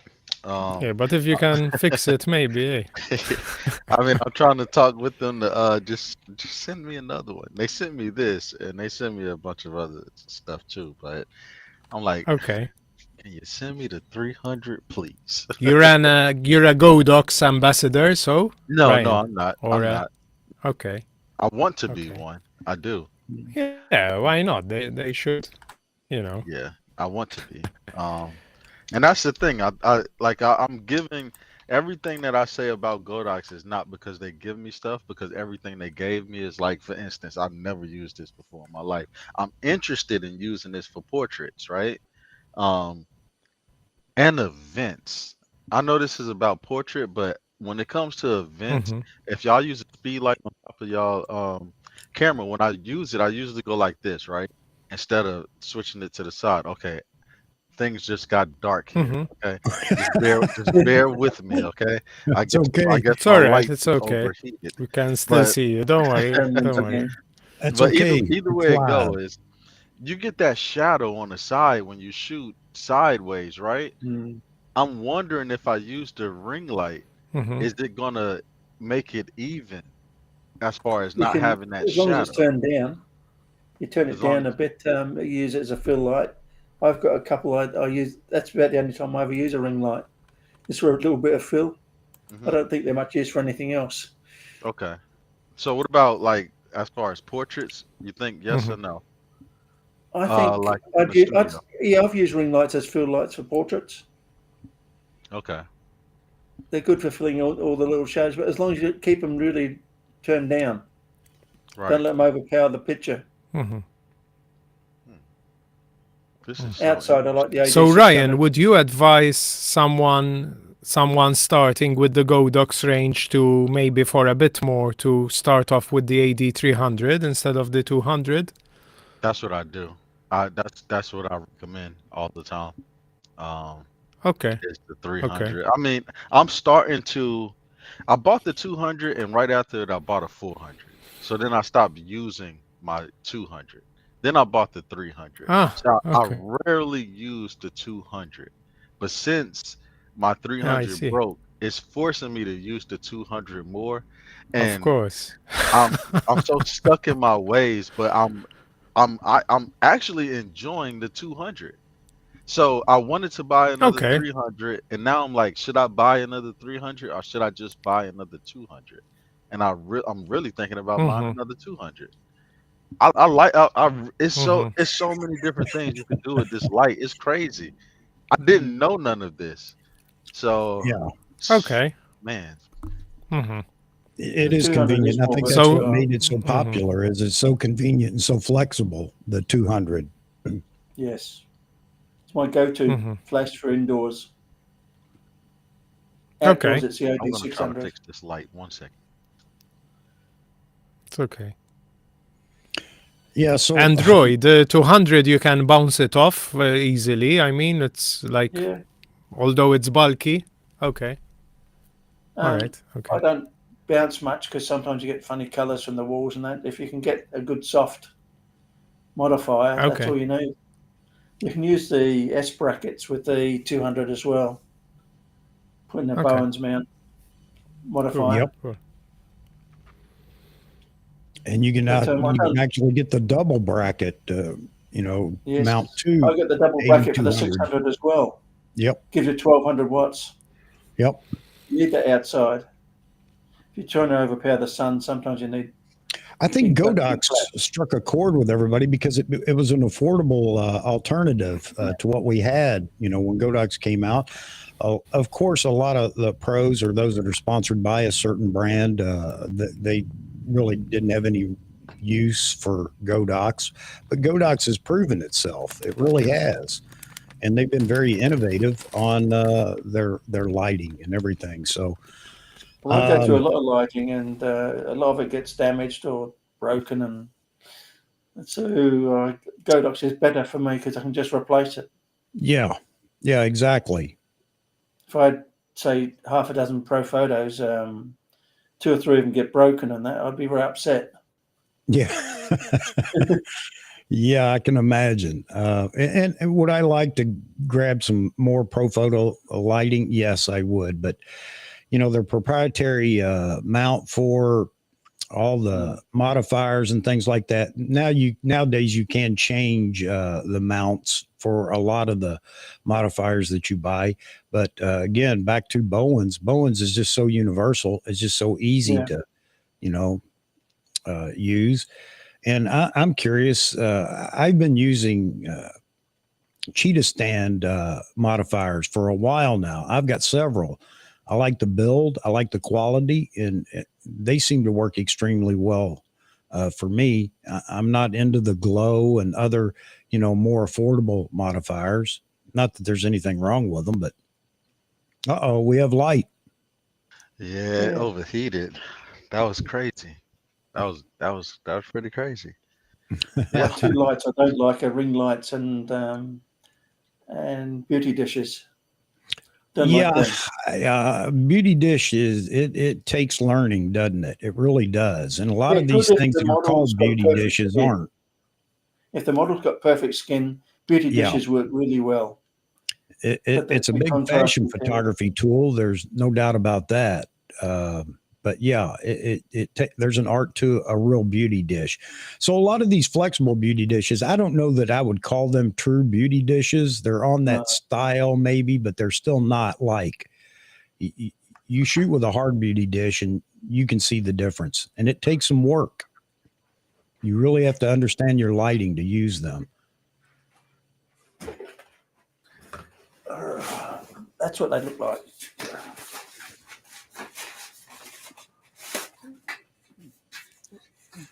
You slap the grid on there. Yep. You slap the grid on it. Yeah, there's so much you can do with it, but yeah, it takes some practice with a beauty dish, no doubt about it. A lot of people say it isn't, but I've seen some people shoot with a beauty dish, an actual beauty dish, and I got to tell you, they're really not using it to its potential, and I don't care for the photos with it, the way they're using it, like a softbox. That's not how it's meant to be used. But anyway, yeah, Z8 says beauty dish. Beauty dishes go from flattering to acne landscape fast if you're not careful. Yeah, yep. That's the problem. Very few people have got perfect skin. Yep. But again, there are moments when a beauty dish makes a fantastic modifier. You just have to know how to use it, which goes back to you got to play with it. You got to practice with it, and you got to, learn how to use it or whatever. I've been using this one for many years, and I'm still working on it. Yeah. Sometimes I get a good image, but it's easier just to go elsewhere. All right, Ryan's got to take off. I'll get it here in a minute. I have so many people that come in. Ryan's got to take off here pretty soon, but I just want to say, I want to say thanks for jumping in. Sorry about if you haven't watched the stream for a while, you may not recognize the fact that we can't stick on one topic for very long. And that's the whole point of this is just, the community brings something up and we take off on that tangent. But yeah, man, you got to come back and spend some more time with us. Definitely. Well, I'm back now, so you may see me a little more often. So it was nice talking with y'all too. You too, Roy. All those cameras in the back, and Andre. So I'll see y'all around. Okay. I'll drop a link in the description for your channel, Ryan, and folks get over there and check out Ryan Troy, his channel on lighting, and it's all portraits, or for the most part, it's all portraits, and not just indoor but outdoor. He does a lot of outdoor portraits. So if you're into that, and you want some tips or just to get inspired, go over there and check out Ryan Troy on his channel. Again, link will be in the description after we finish. Yep. Thank you so much. I'll see y'all. Okay. You're welcome, Ryan. Thanks for dropping in, man. Come back and see us again. Definitely. All right, buddy. All right. So yeah, I have a set of ProPhoto D500s, and that was my first set of actual strobes that I bought after some trial and error with some real cheap little strobes. And the cheaper strobes now have gotten a lot better than they were 15 years ago. Much better. But my D500s are sitting in the back of the studio. Haven't used them lately. I've been using nothing but codecs just because of the simplicity. And oh, by the way, when I bought my ProPhoto strobes, they didn't have battery operated strobes at the time. And I got to tell you, that will determine whether you want to drag those out now and plug them in the wall and go through that nut roll, or just use the batteries. And I can't afford now to buy the new ProPhoto battery strobes, but they're still good. And if I could have at the time, I probably would have bought completely into ProPhoto, even with the proprietary mount they have, which is a good mount. Don't get me wrong, but you're so limited in what you buy as far as modifiers go. and I couldn't afford to buy their modifiers. They're really proud of their modifiers, no doubt about that. You have any strobes, Andre, that you use, or? Yes, I think while you were away, we were just discussing, that I have like some SB700s, and the 600s too, which I like using the CLS system. I also have the SB400, which was like a small compact, when I like using that, when it's like family events or things like that, and you want something compact, it's quite okay. But other than that, no, I'm quite mediocre when it comes to, portrait, like focusing on lighting and that's the problem. Sometimes we get into these conversations and a lot of people will say, well, I like using lights, or I'd like to, and whatever, but the cost may be prohibitive or whatever. And I think a lot of people don't want to even try lighting, studio lighting or any other, because it becomes a money pit like everything else in photography. Yes. And this is an S bracket. You can take any speed light and put it in here. Then you can take any Bowens adapter of any sort, and it just plugs in like that. Okay. Or a softbox, cool. And the Godox 200s, and they fit quite nicely in that, and most speed lights do too. So if you're trying to do it on a budget, that's a good way to go. The S brackets. And that's the great thing about Godox is it's controllable by one flash control. All their products, work off the same trigger. So no matter what you buy, you can, use that same trigger to change settings and everything else. Oh man! And once you go into lighting, you're locked into their system usually, whether it's Profoto, Westcott, or Godox. But the Godox works across all the different brands of cameras, which is really good. Jeff's got to take off. Again, Jeff, congratulations on your new camera. And for those of you that don't know, Jeff just recently purchased a Canon R7 and a couple of Canon lenses, and he's extremely happy with it. And I'm happy for you, brother. And yes, you definitely, you're always welcome in here. I don't care what you shoot. I don't care what anybody shoots.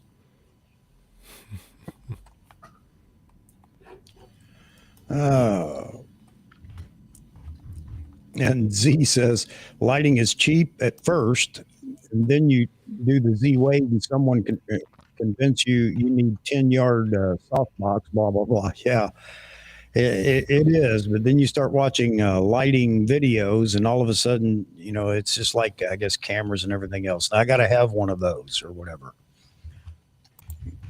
And it becomes a money pit, just like everything else.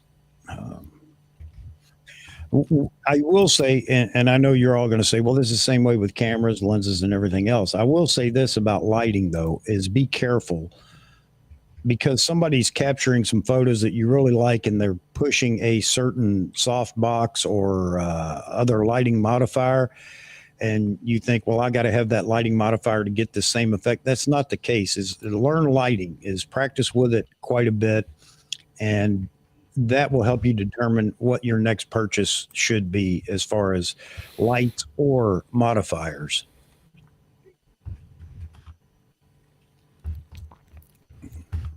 Time to show off your wife's top, the shirt for the likes. Oh, Chuck. Yeah.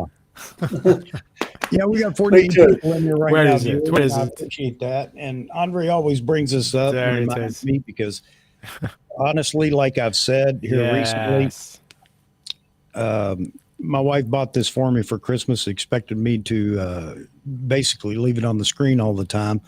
But I do appreciate the likes. I really do. It's not that I don't appreciate subscriptions. Of course I do. But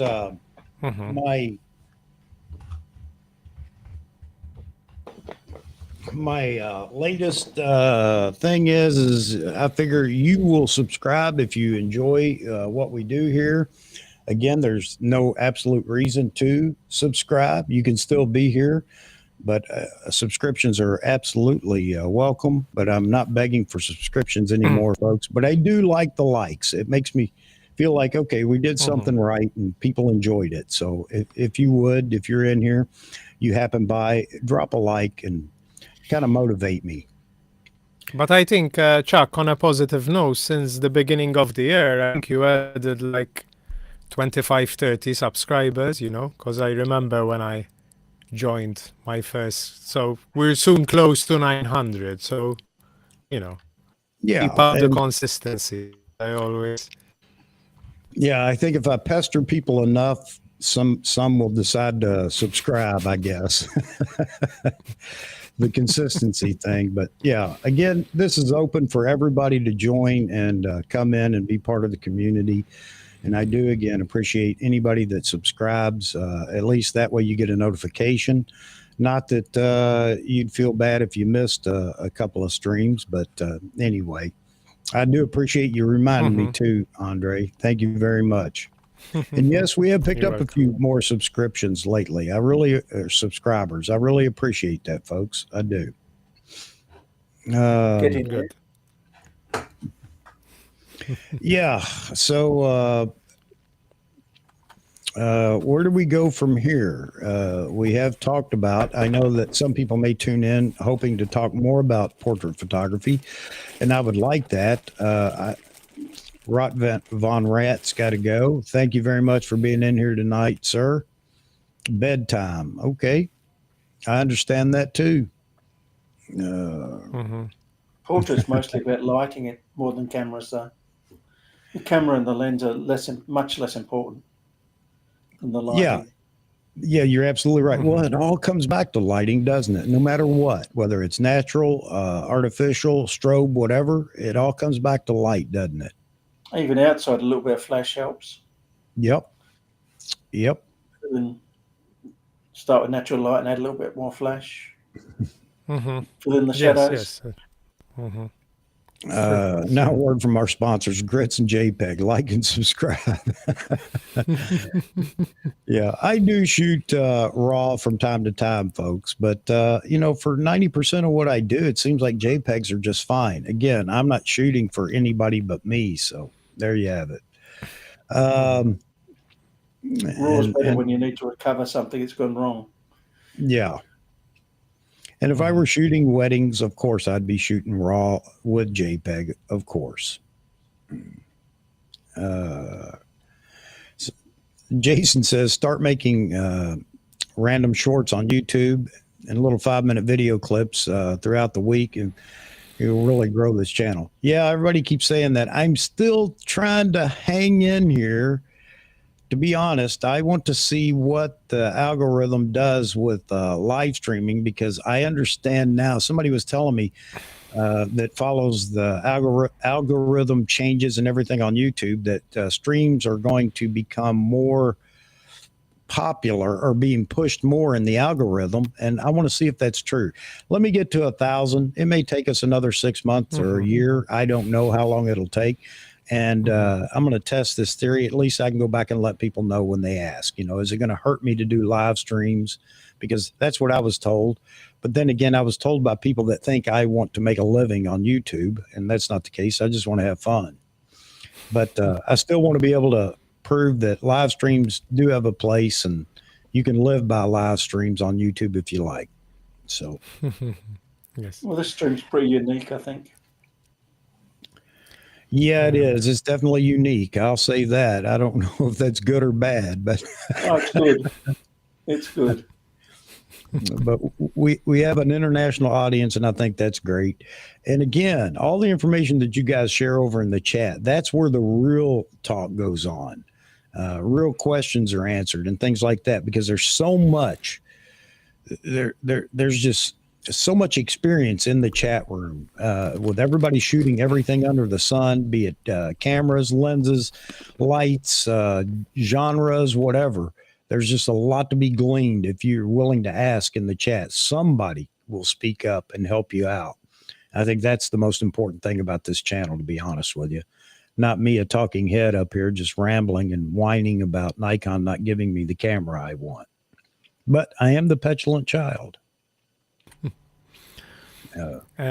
On the shooting RAW topic, I used to be not like you, Chuck, but mainly JPEG and having RAW as a backup. But recently I'm switching. So, and I know I appreciated that because my daughter, she had this project and she told me, Daddy, I need to take a photo basically for school, and it has to be in your garage in the basement where I keep like my motorbikes. It's very, very dark, just some strip lights. She told me I want a photo there. So obviously no flash, but a bit of long exposure.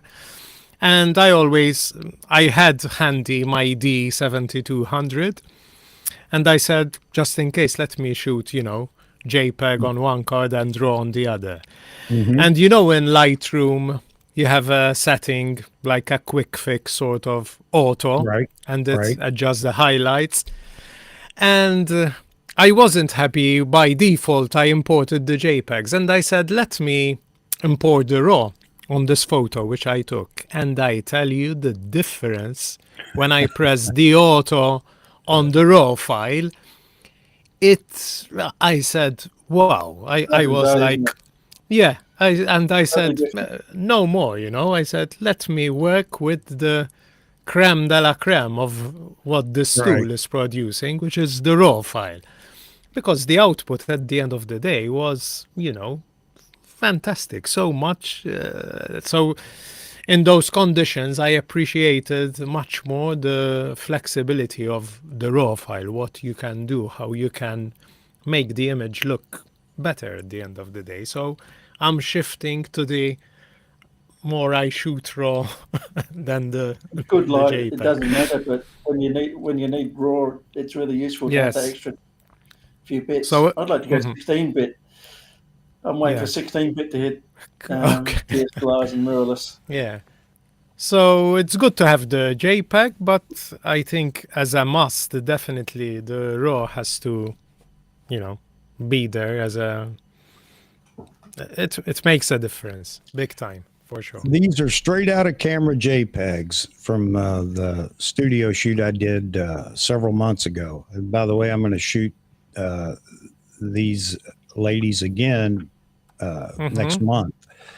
But so, again, I think we talked about it a minute ago, and I'm an absolute believer in it, is get your lighting right in camera, and it goes a long way in what you can do with the photos afterwards. I think that's probably a bigger problem for most people than whether they're shooting JPEG or RAW. But I didn't shoot any RAW this day. However, in the next session, I will be shooting RAW because this was just a test session playing around.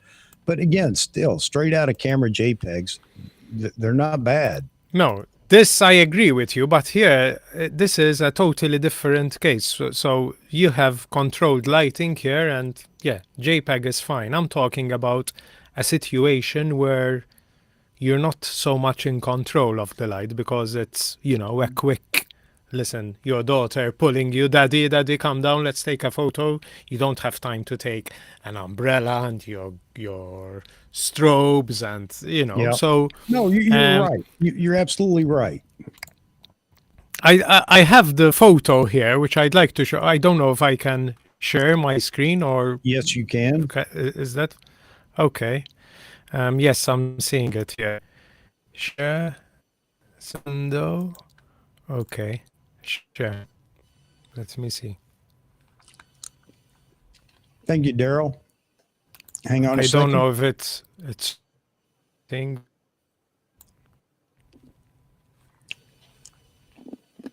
You are on the screen. So if you're at the okay. So basically, that was literally, it was a dark photo, But when I hit the auto on Lightroom, everything made sense, so the exposure is fine and all that. So I don't know. So here there were no strobes, nothing. It was just minimal amount of rope light, so I'm saying I think it's good to, rely on that dual format shooting, JPEG control on another, Yes. 'cause it's like an insurance, Exactly. not in terms of backup, that's always good, but I'm saying in terms of flexibility, control of the output. I'm Anyways. not going to say I've never had any problems with just dealing with JPEGs because, yeah, there have been, but most noticeably it's with kind of landscape photography or things that have such a large landscape in them. The sky is the hardest thing in the world. You get that banding without the additional data that you get in a raw file. JPEG, you're going to have a lot of trouble with the JPEG. Also, if you over compress them. Yeah. Jay Kimmer shoots everything, and he says that Nikon JPEG out of camera, Nikon is noticeably better, color, etc. Well, and again, that's in the eye of the beholder. I definitely wouldn't want to start an argument there, but everybody gets to pick and choose the brand they like, and yeah, and that's one of the reasons for Nikon for me. But I can't say that with the cameras that are out there now, Canon and everything else, because I always did like Canon's colors too. I just found them to be a little more. I thought the skin tones on Canon, at least it used to be, I thought they were softer.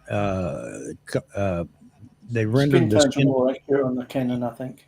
Yeah, but yeah, man, it's each his own. Whatever people want to shoot.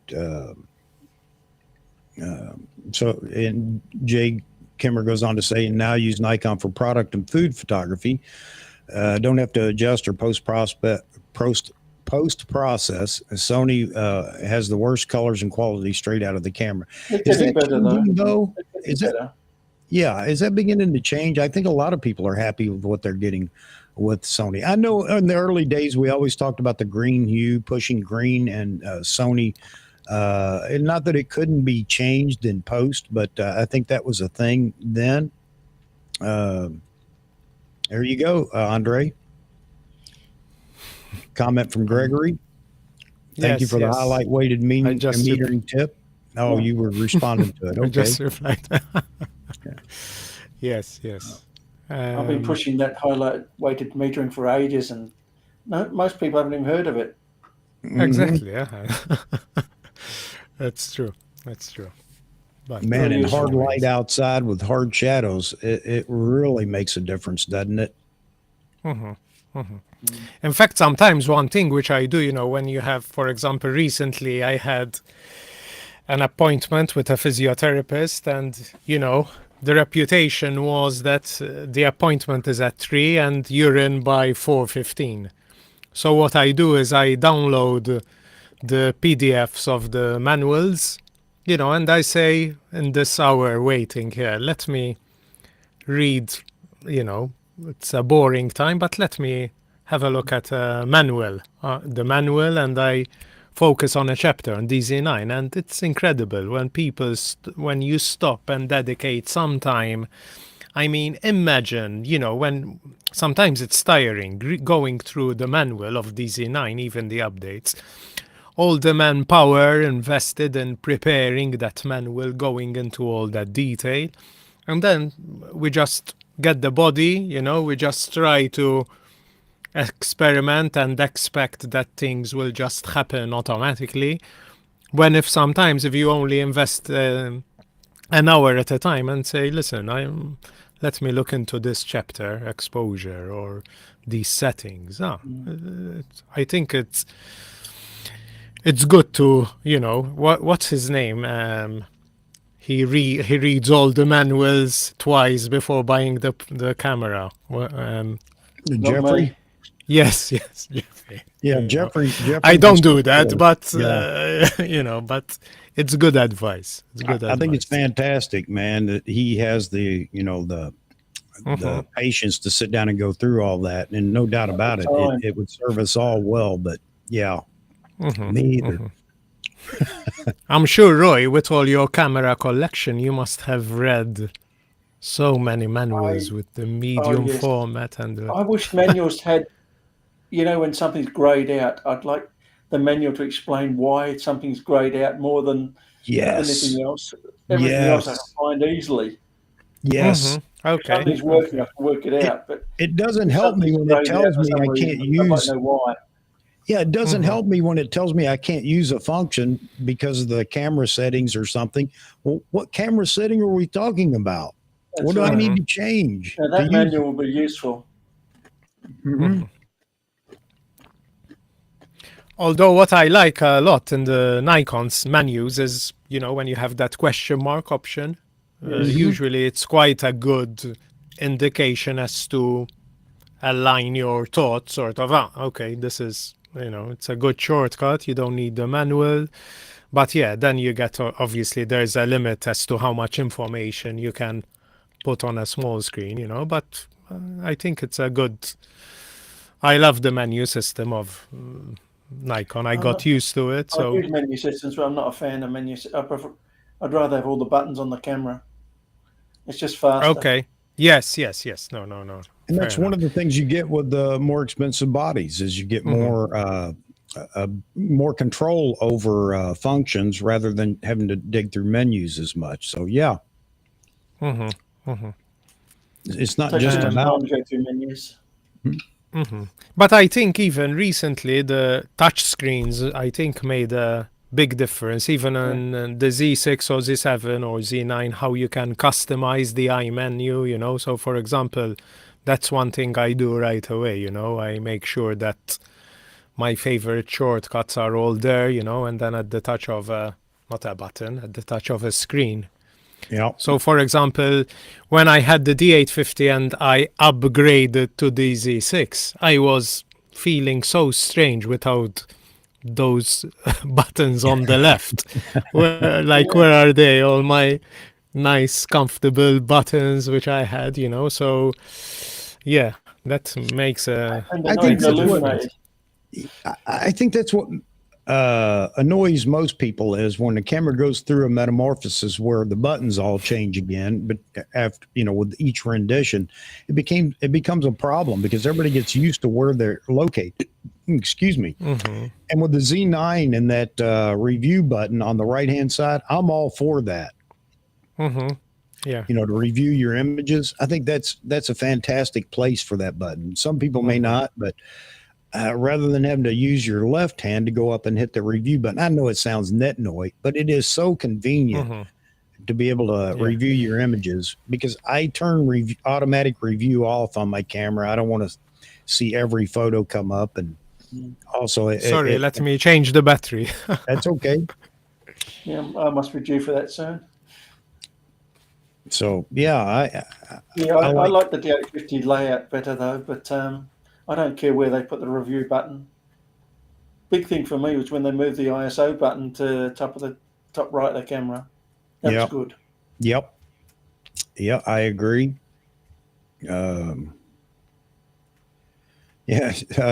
So Jake Kimmer says Canon has that frustrating grayed out menu and hope for a YouTuber to explain what 3 settings I have to change to make the gray option selectable. Yeah, I just wish that they would, I guess you're as frustrated as we are when it comes to the Nikon side of the house. I just wish Nikon and maybe others would follow suit too. And when you push a button that's grayed out, it would tell you turn this off or turn this on or whatever, or go to menu A3 or whatever, so I can fix it rather than having to try to figure, okay, so what do I have turned on or off that's causing this issue right now? Yeah, it's been a whinge for me for a long time. Yeah, it just seems like it'd be easy, to do that. Don't just tell me I can't. Tell me why I You don't have can't. the manual when everything's working, do you? You grab No. it when something doesn't work. Exactly. Exactly. I adjusted my white balance, by the way. Looks good. Looks great. Yes. Roy, I wanted to ask you, from your experience of the 1001 cameras you must have Not played that with, many. how many other cameras have the, the lighting button feature like the D850, the Z9, when I'm the not buttons sure. light up? Most of the later Nikons have it. Most of the later ones do. Which ones? From, Which? I think from the D800 on, No, not Nikon. Nikon, I'm fully aware. Other brands, I'm saying. most other brands I haven't seen it. Huh. It's very Nikon thing. Now, that's a big handicap. That's a big plus is. for Nikon, because I'm telling you, like, last weekend, I was shooting 13-year-old. She had a party in this sort of garage. And I was like, I had the Z6, which I forgot. The buttons don't light up. And I was like No, it's annoying, trying isn't to, it? Yeah. and I said, why didn't I get the Z9? I mean, it's such a fantastic feature, and I was wondering, what about Sony's? And I think it's a very Nikon benefit sort of There's a thing, few features in the Nikons that other manufacturers could adopt, but they're not hyped up enough. No one realised how good these features are. I wonder how other, like Canon didn't implement it or something, I haven't used Canon for a while, but it's not really a Canon thing to do highlight weighted metering. I think a lot of people on the lighted buttons will say that, you got pros that are in the field that are shooting every day, and the muscle memory builds, and they don't probably need to look at buttons or anything very often. I'm sure there may be a time or two, but how many people are so familiar with their camera that they can, without looking, hit every button they want that they need. Depends on how many cameras you use. So if you go from one to go from a Z9 to a Z6, everything's totally different. Yep, exactly. And the other thing is, I can't find the camera in the dark sometimes. No, exactly. I mean, and unless you have duplicate bodies and like, I remember feeling, so when Matt Granger had ordered his 2 Z9s and they arrived, Oh, yeah. like America, both bodies arrived on Christmas Eve, so muscle memory obviously works in that case, because you have 2 bodies and you don't need the light. When I was running a D5 and a D850, I had no problem. You switch straight between them. You can't switch between the Z9 and the Z6. Okay. Okay. Yeah. Exactly. That's true. And that's where that consistency pays off, not changing things all the time. So the question is, will everything follow the Z9, even if it's just for the review button? I know that's no big deal to most people. I just like it. I think it's more convenient, but is that the way it's going to be on the upcoming bodies? I'm curious. Normally the leading camera sets a trend. But Joe not Max, always. Sometimes it's the consumer cameras that set it with Nikon. Yeah. Joe Max says he thinks he saw a few illuminated buttons on the R3. Lighted buttons are not that big of a deal. Yeah, and I understand why some people will say that. I get it. Again, back to muscle memory, knowing your camera, blah, blah, blah. But it is nice when you do need it. I don't know if it takes anything away from the camera to have that capability, but it is nice when you do need it to push the on button. I remember my first full frame body was the D610, and at the time that was all I had. So if I went to the jazz festival, I'm there with my D610, and obviously I didn't need the lighted muscle memory, I got used to it and everything. But as Roy mentioned, the moment you start changing between bodies and you're in a dark environment, because obviously that's the convenience of the lighted. If you're in a well-lit environment, you just here's the ISO, here's, Let me ask this because, we do have a lot of folks that do go out and shoot astro landscape and things like that. Nikon in the Z9 has this red filter light that you can turn on so that it doesn't mess with your night vision so much.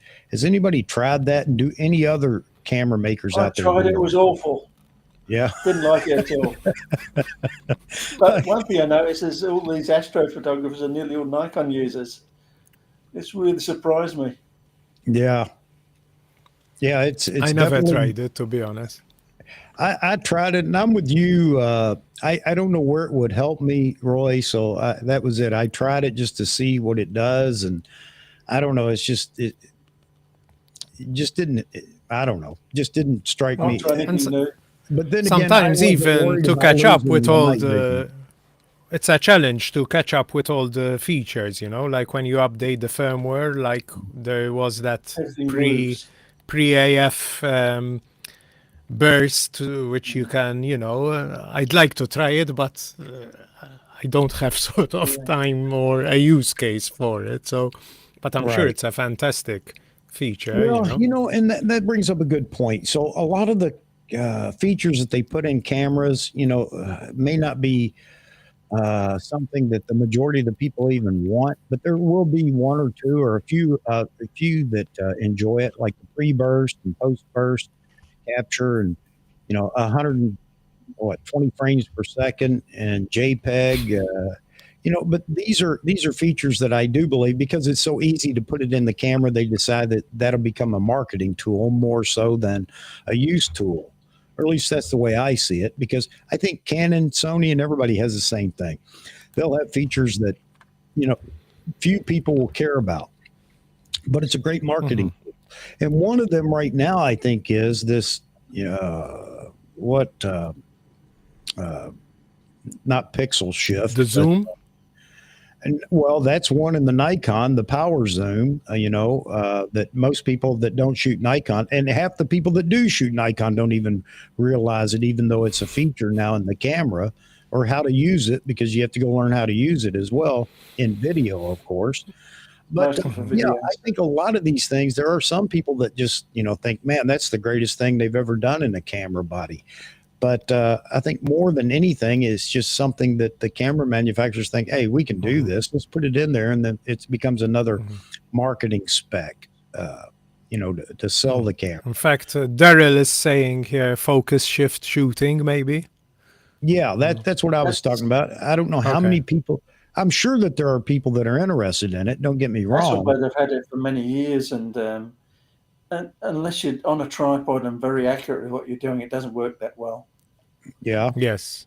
The pixel shift shooting. Pixel That shifting, one? yeah. Yes. You can do it manually anyway by just taking more than one picture and blending them. It's very sensitive, apparently. But Yes, I guess ultra that's sensitive. that's a big deal for some of the wildlife. Daggone it. Some of the landscape shooters it's a big deal. Something that can. I don't know how it does it or whatever. Again, this is AI stuff. I know, I'm sure that's going on in camera, because you've got a little bit of wind. You're shooting a landscape, and something moves, especially if you're doing a panorama and things like that. Maybe even I don't More know. that the camera moves than the subject. Okay. Just to change the subject a bit, every morning at the office when I have my espresso and I say, let me just refresh my Nikon rumors page. And today I saw this new gadget on the side, this self-leveling tripod. I don't know if you... And I say, oh my God,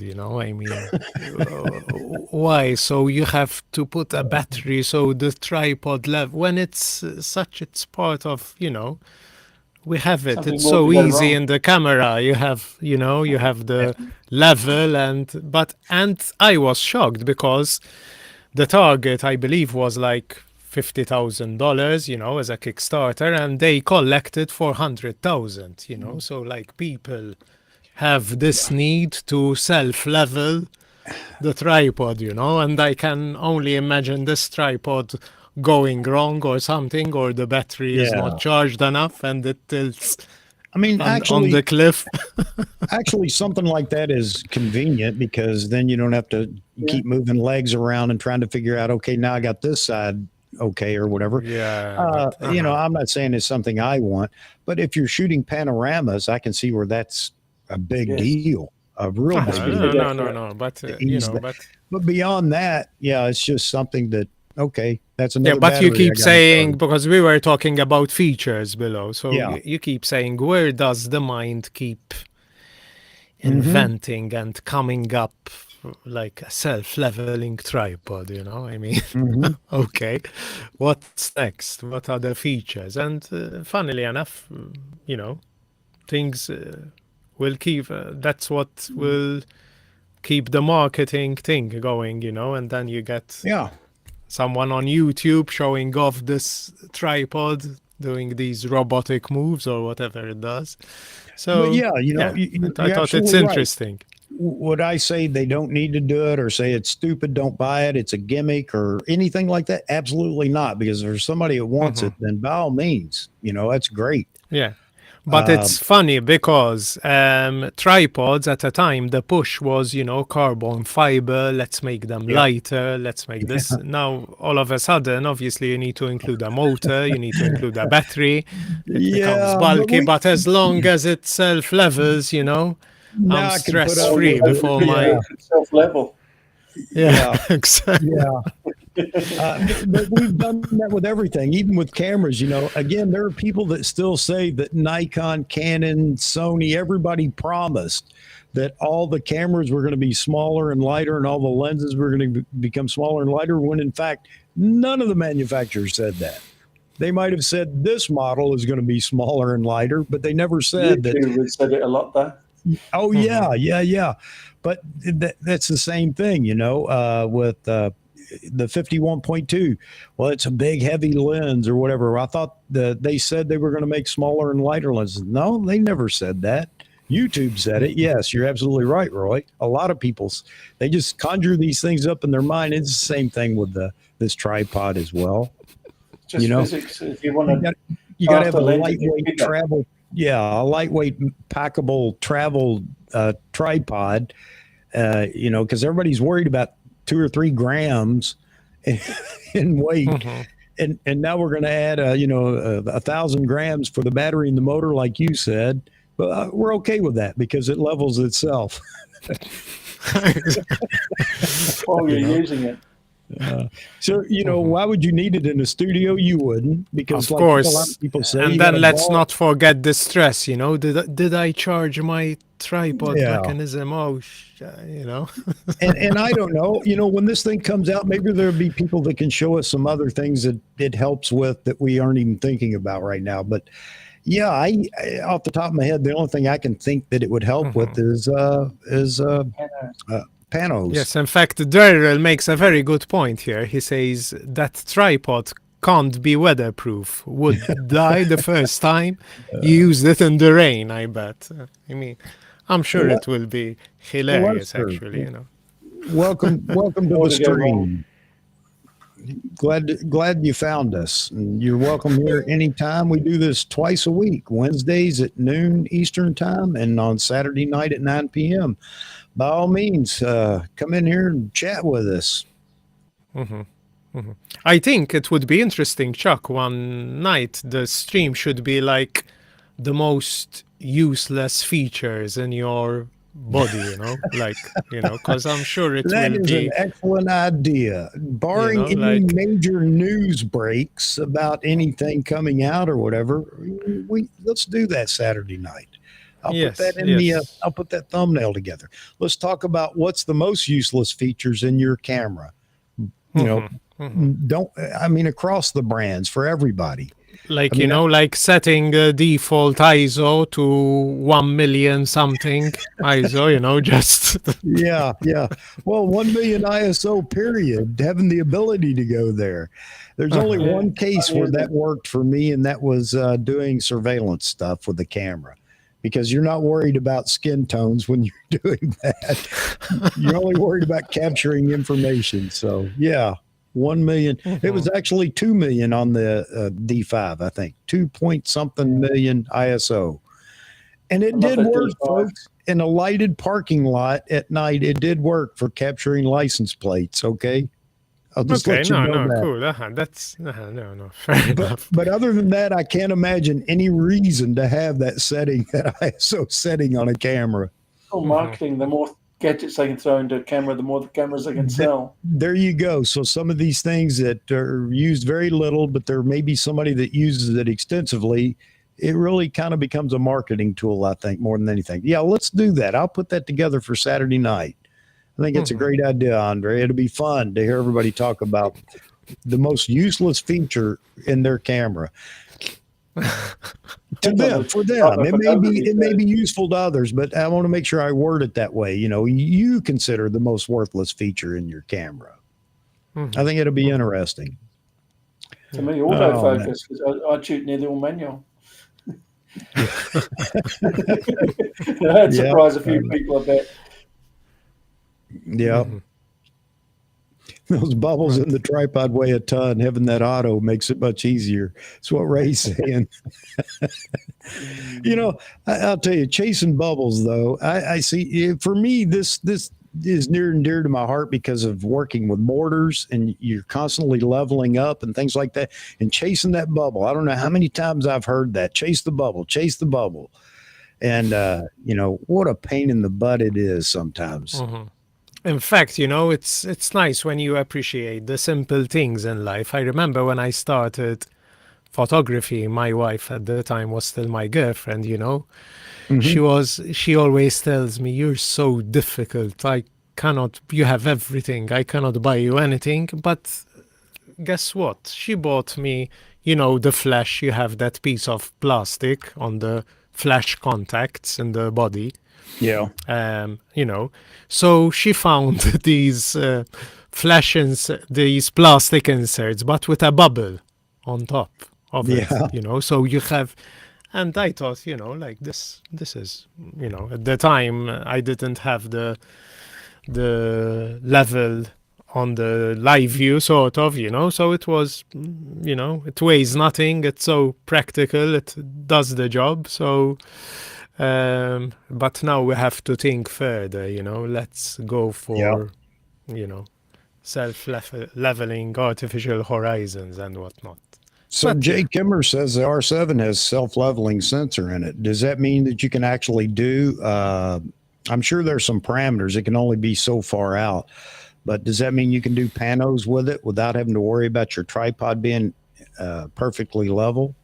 That'd be interesting to know. That would be a nice feature. Level the camera may not be. Yeah. Yeah. You need to level the camera as well.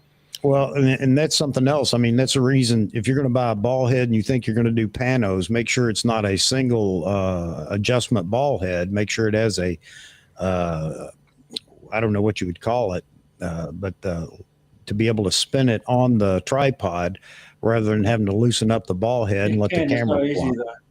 Yeah. Yeah. Fluid heads are better for that. That's one of the few things they're really good for. Yep.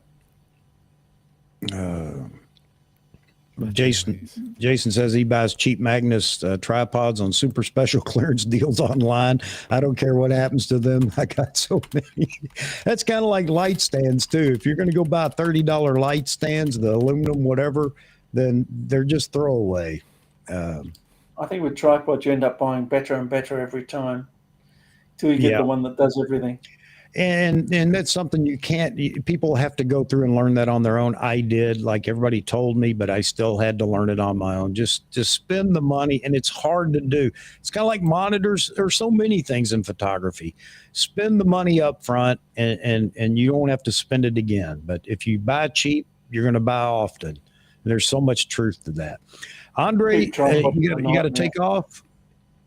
Soon, yes. Just but one thing on this. Sometimes it's incredible. So I have this tripod, a Manfrotto entry-level tripod, which is fantastic. But then I bought a much better one, you know. It's heavier.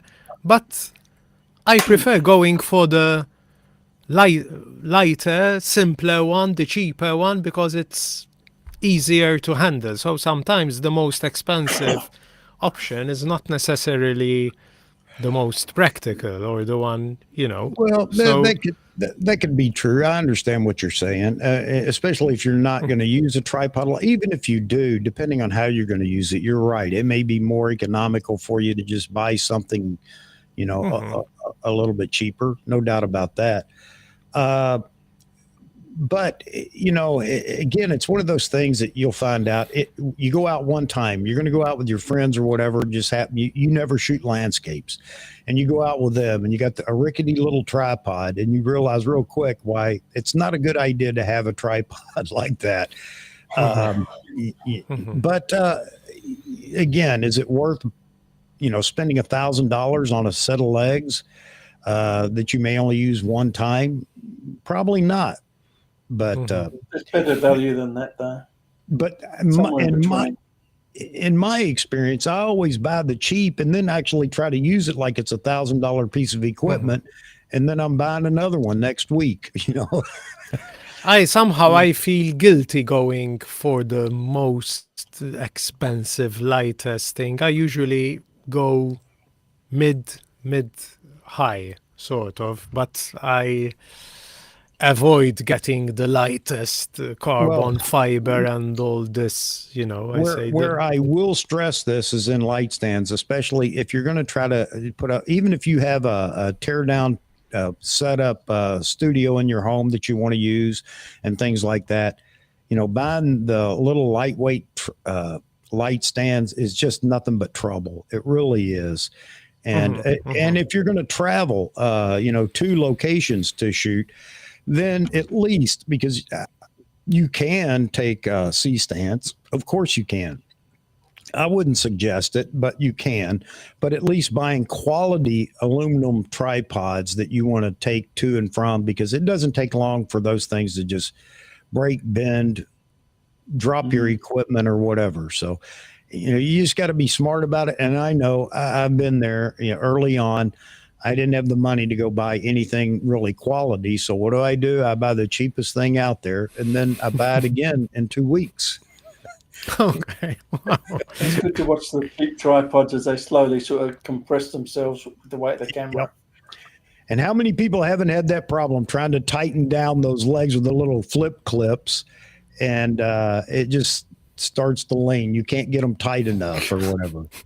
Yeah. They're adjustable, but that's always a problem with the cheaper ones. Yeah, the cheaper ones, and you're right, they can be adjusted, not the cheaper ones. Some of them you can't, because there's no way you can tighten that nut on it because it's built into the plastic or whatever. But yeah, it's just one of those things. But you know what? You got to buy what you can afford, and that's that. I understand that 100% too. James, Chuck, before I leave, tell your wife that T-shirt always works, because hang on a second. We were at 31 likes. Hang on a minute. Come here, baby. Come here. No, you don't have to get on there. Come here and listen. Okay. Go ahead. Andre. I'm telling Chuck that shirt works because we were at 31 likes and now we're at 43, just in like 15, 20 minutes. So I did a good thing. Yes, you always do a good thing, Well baby. done. Okay, thank you. She Very takes good. care of me. She definitely Say hello does. to her and, thank her for her support. Hi. Hi. Because it's Women's Day today in Europe. I don't know if it's the Same same thing in the- here. Yeah. Okay. Yeah. So, behind every man, there's a supportive wife. I'd like to think. So I think she Absolutely. falls into that category for sure. She is my helpmate, no doubt about it. Excellent. All right, guys, I have to make a move, unfortunately. All right, Okay. Andre. As always, good talking and keep up the great work. Chuck, Thanks, Andre. and Always Roy. appreciate Take you care. being here too. Take care. Bye-bye. Bye. Bye-bye, buddy. All right. And then there were 2. And then there were 2. And so I think going back to our comment about useless features in your camera or something along that line. Set a new chat record. Yeah, I think it will, Ray. I think it's interesting. It'll be interesting to hear what people think, because I definitely have many, even in the Z9. I don't want to, I'm not going to use that. But it'll be interesting to see what's useless to some, but beneficial to others too. I think that'll be a great conversation. So yeah, that looks like a lot of fun.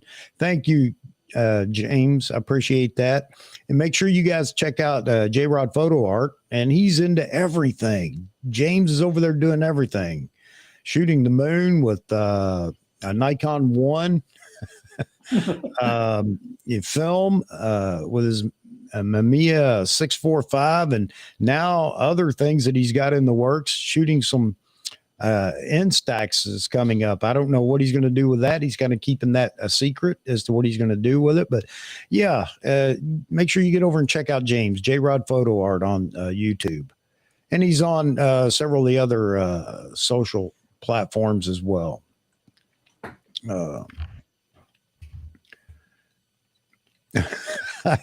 The new wildlife photography tripod comes with lion spray to attract male lions. I don't know if I'd want one of those, Kevin, but I guess you know better than I.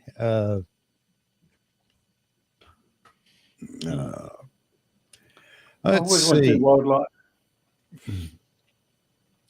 You say you wanted to, Roy? I tried to, but it's more work than I thought. Yeah, it is. Yeah, I mean, my hat's off to these guys that are getting up before daylight to go out and shoot landscapes and wildlife. I think it's fantastic, but man, it's hard to get up out of the bed, but especially, if it's bad weather. But man, bad weather makes good photography, though. Yep. Uh-oh, James got a plain box from B&H yesterday. Oh boy. Yeah, well, can't wait to see what's in it. Still closed, is it? Oh.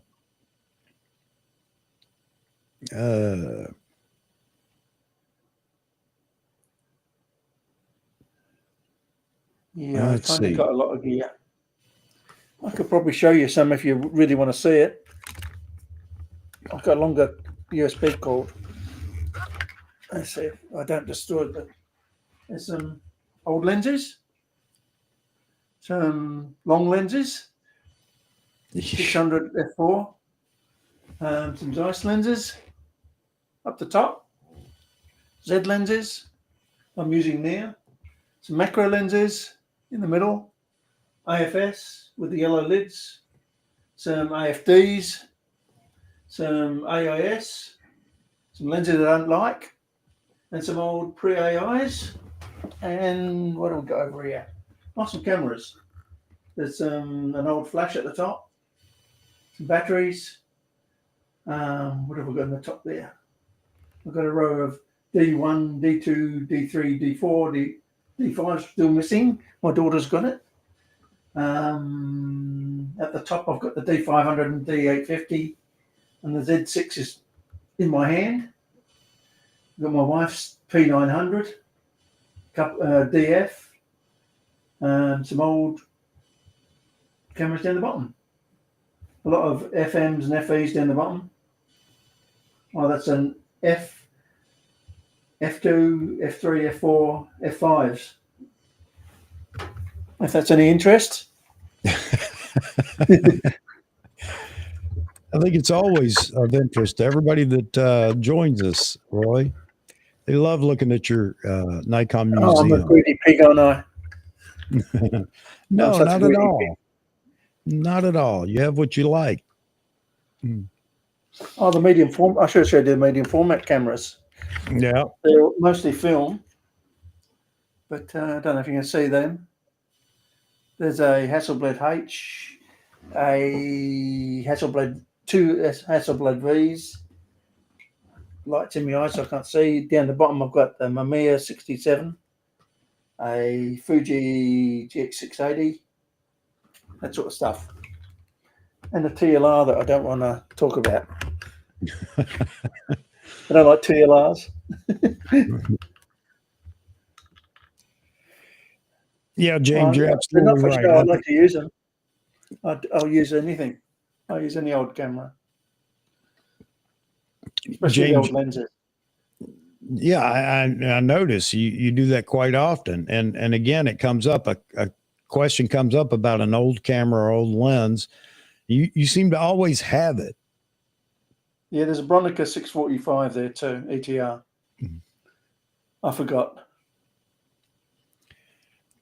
Yeah, Albert says some will fall for the marketing gimmick that tripods can be designed to be weatherproof.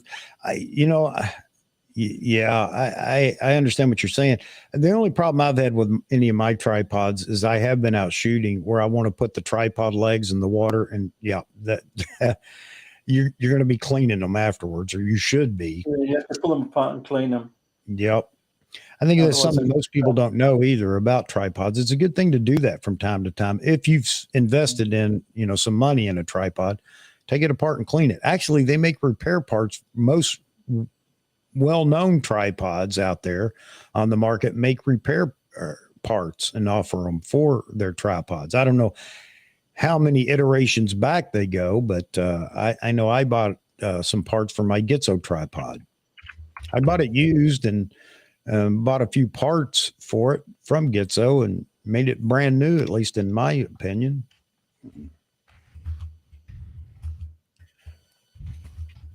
And Jason says he knew you had a few awesome tripods, Roy. I've probably got about a dozen or so.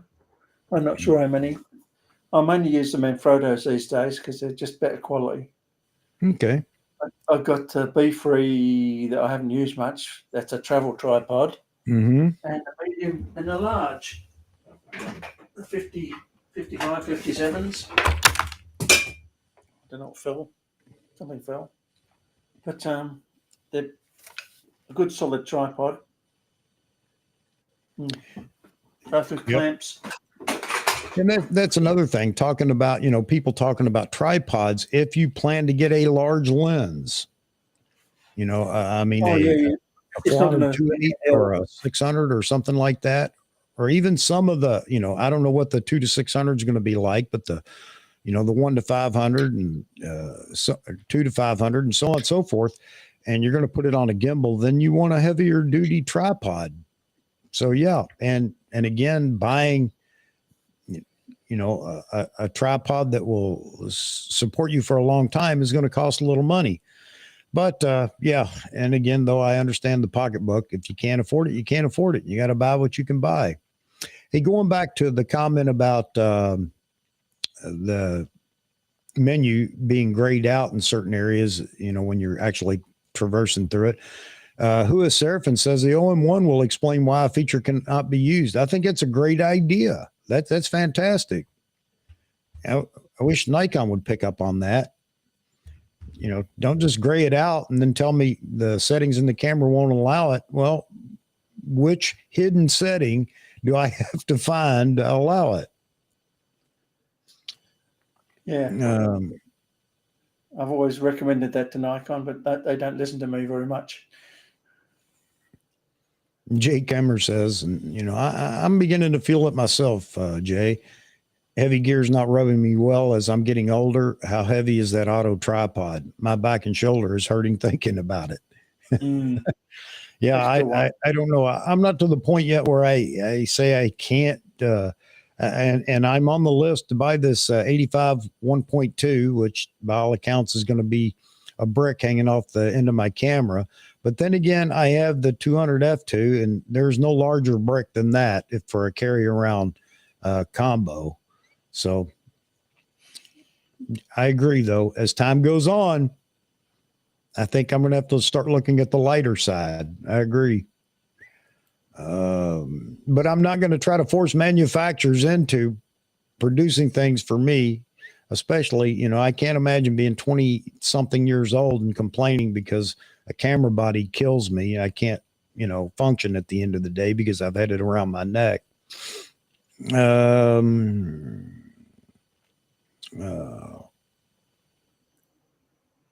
like to see Yarka Swiss on all the tripod feet. Yeah. Instead of having to use a plate.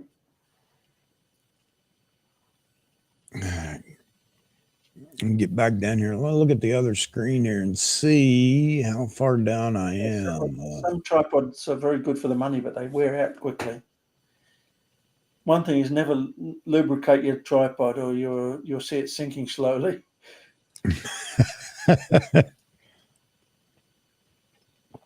No, and at least with, and I'm sure it's the same with other brands, at least with Gitzo, you can buy new shims that you put in there for the locks, and they're dry. You're absolutely right. And they recommend not, there's only a couple of places they recommend any type of lubricant on it, but I can't remember That's right. where.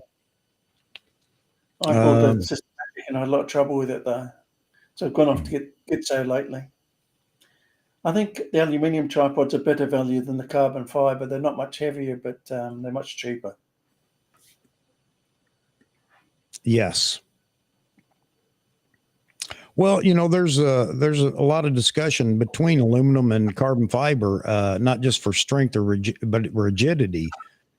And you know, supposedly carbon fiber is more rigid. I don't know. That's the Bronica with the 135 back and a couple of spare backs. If that was digital, I'd still be using it.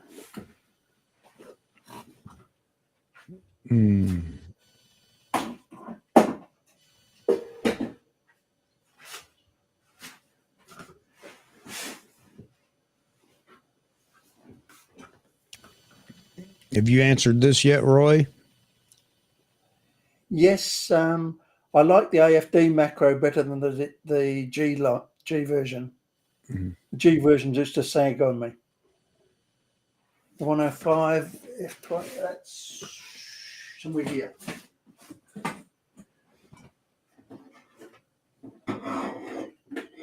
That's that one. That's the 105 AFD macro. Very good lens, and the 60 is very good too. What's that doing in there? Yeah, Rakesh, we talked about that auto leveling tripod. We've been talking about that. Interesting concept. Yeah, it'd probably be good for some things, but I don't think I'd want one. More to go wrong.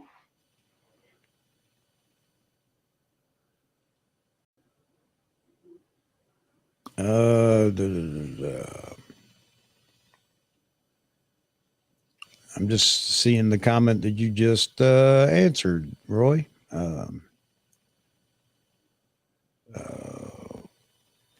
is Seraphin says that M4 manufacturers promised smaller lenses and bodies. Did they actually promise, or Yeah, is a little just bit smaller, but not much.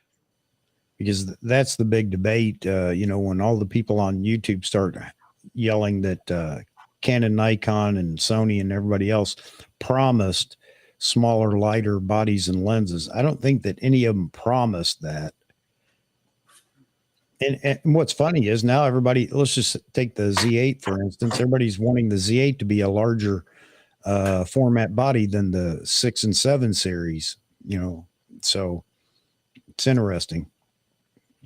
For wildlife, you'll need the gimbal type heads. Kevin said his wildlife photography or wildlife tripod was $399. Yeah, I mean that's getting into, yeah, that's a good price to pay for it. Yeah, that's about right, because you'll get a good solid tripod at that. But the head can be totally different to the tripod, of course. You need good steady legs that are tall enough to fit down a slope. You need longer than you can see, so you can, if you've got a slope, you can have the legs go down the slope, and you need a good head. Wembley or something, a knockoff.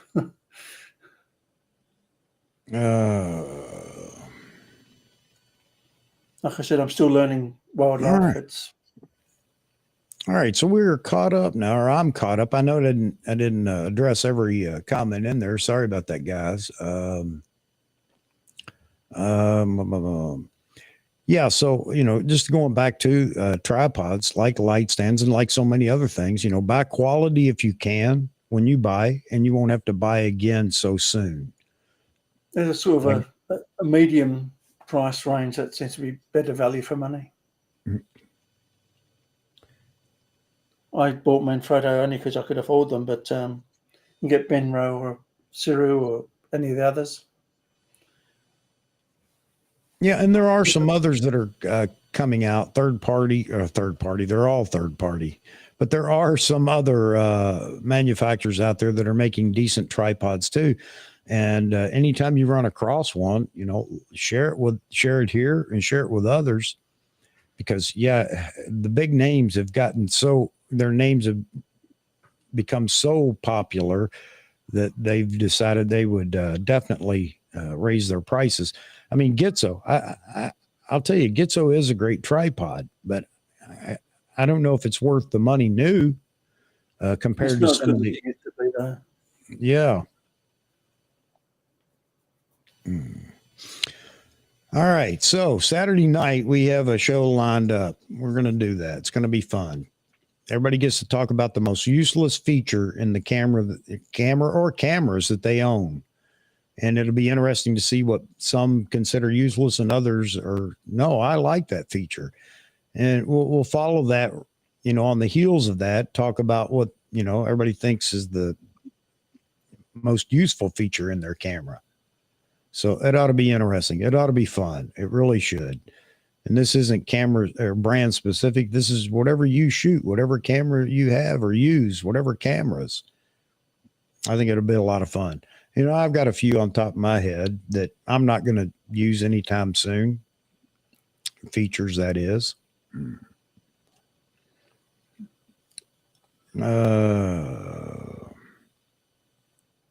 Do we really need a cat sound? Yeah, you know what? I'm glad you brought that up, James, because that'll be one on my list as one of the things that we expect Nikon to drop in some kind of firmware update here before long. For the life of me, I can't understand that, but I guess it's okay. I don't care that they do, as long as it doesn't affect anything else in the camera. But for years, all we talked about was the noise, camera shutter sound, the issue with that, silent shutter, blah, blah, blah. And now here we are talking about you can get a cat sound, a cat meow for your focus beep or whatever. I don't know. I guess that's what it's going to be for focus or shutters. Or I guess a shutter. Can you imagine 120 frames a second with a cat meow going off? Some of these medium format cameras have got a nice big clunk to them. Yeah. Oh, that's a good point too. Absolutely. Yeah, we'll do both. We'll do both. We'll talk about both. Most useless accessory I bought. Lord knows I got a bunch of those that had to have, never used it. Used it once maybe and realized no, didn't need it. Now I try a lot of new gear and I find it's totally useless. Yeah. They tell it's like sliced bread, you can't live without it, and all of a sudden you buy it and it's useless. I know I do. And Leon says his Bengal is noisy as is, so certainly wouldn't want my camera meowing at me. I hear you.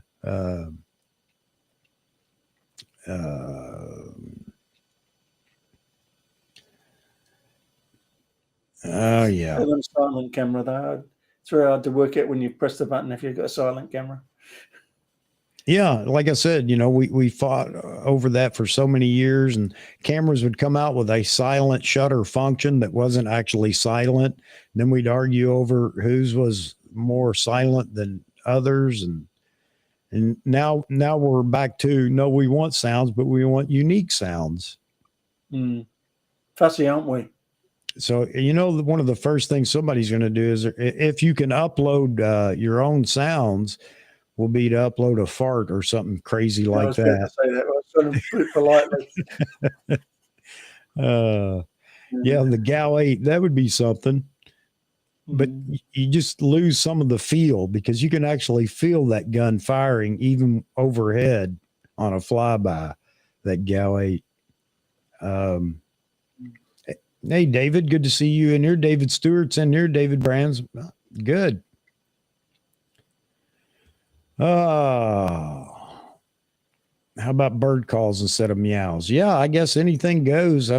Who knows how they're going to set this up, or they'll have a list. Maybe it'll be like your phone. You can go download, pay for ringtones, pay for camera as long as I sounds. know when I press the button. That's As long what as I that know new when I press the icon. button, thank you. That's the new icon that Nikon just patented. That's what it's about. It's about it's going to be an app to purchase shutter sounds.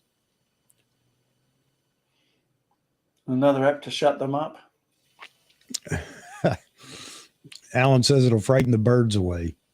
A cat call or cat sound.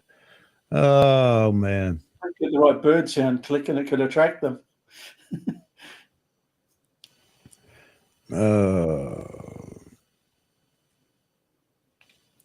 That's funny. Wolf Tech Video says, I'm back about 7 minutes, and I'm not sure we're talking about carbon fiber versus aluminum or a game of does Roy have this camera or lens? I'm a pig.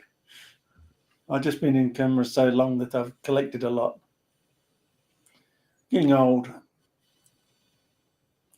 Better than the alternative, I suppose. That's what we're going to do. So Hero Shot said, download the farts as soon as I could.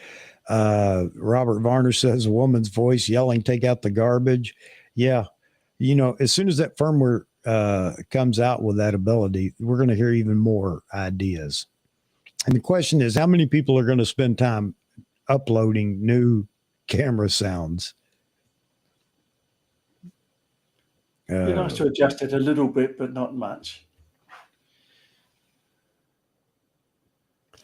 So, already got that. This is a good question. David Brandsma asked, any input on shooting low light with Z9, RAW, or JPEG? Well, first of all, that firmware 1.0 or 3.1 instead of 3.01 supposedly has the ability to focus better on a low contrast subjects or objects or whatever. Has anybody tried that, and has anybody had any luck? I haven't updated my firmware in my Z9 yet, so I don't know. I haven't got mine back yet. If that's the case, then you know, it'll be interesting to see how that helps out in low light as well, because that's what we're talking about, low contrast. There are a couple of features in the Z9 for shooting in low light. One is you have to leave the what you see is what you get feature, and it's, what's it called? Man, I wish our friend Jeffrey was in here, because we laughed about we don't read the manual, but he does, and because of that, he can answer these questions and tell you which feature it is. But shooting in low light, that will help the camera see. I don't know how it does it, but will help the camera see in low light. I don't know if it helps or not. I haven't tried it, but it definitely helps you to see the scene better. And you think if it could do that, it would also help or improve on AF. I'm trying to think of the feature. Called pulling out a flash. Yeah. And using the use a speed light or a flash. Strobe. Starlight. That's it. Yeah. And David says, don't even think about using Starlight. Okay. I tried it. It was more annoying than it was helpful. Okay.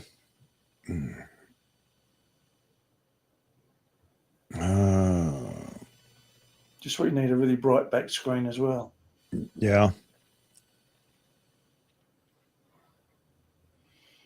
All right, guys, we have 39 people in here right now. We seem to have lost. We always carry a few more during lunch, the lunch hours. And once we break out of the lunch hours, wherever people may be here in the U.S., that is, even though we have 3 time zones as well, it seems the numbers seem to start going down. But my question is, do you guys want to carry on for a while?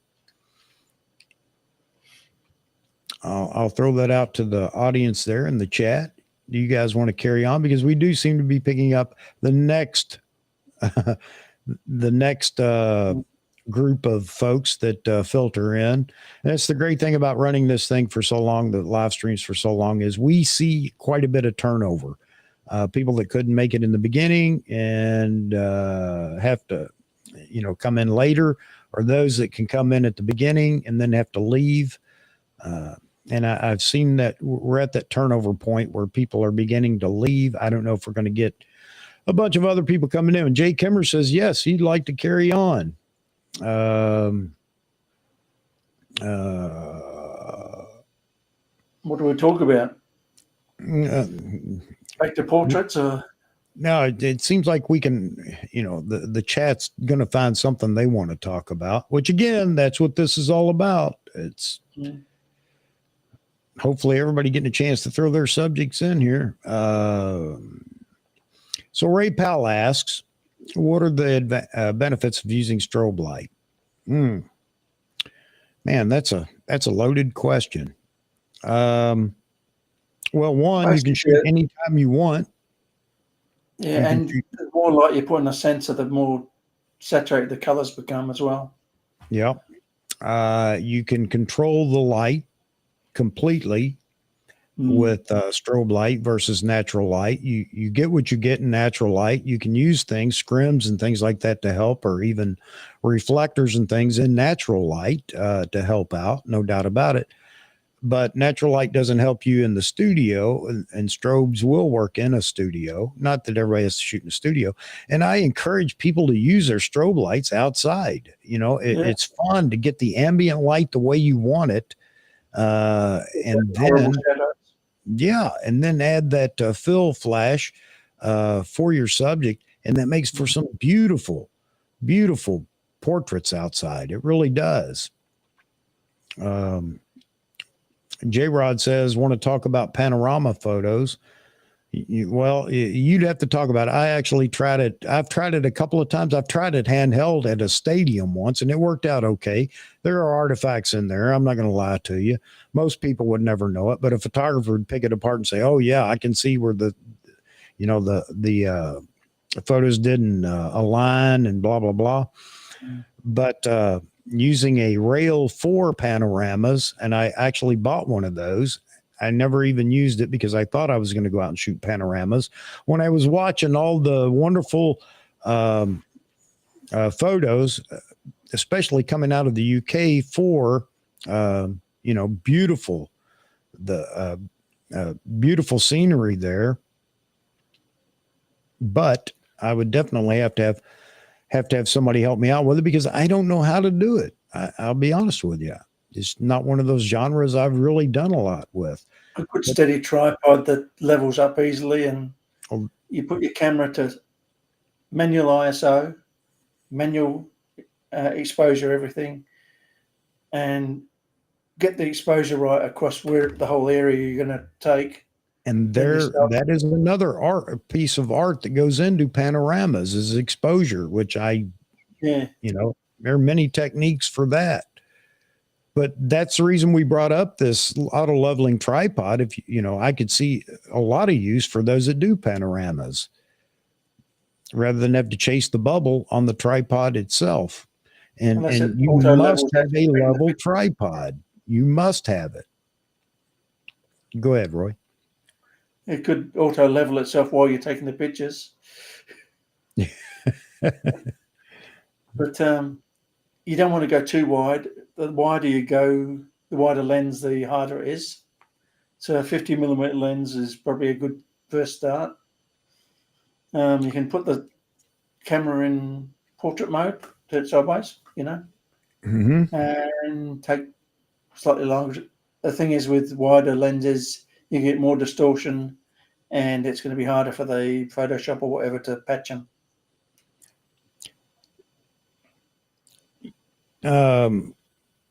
So David says he shoots his panoramas handheld up to 30 shots, and I know that's, Yeah, you can do that. something you can do. Yeah.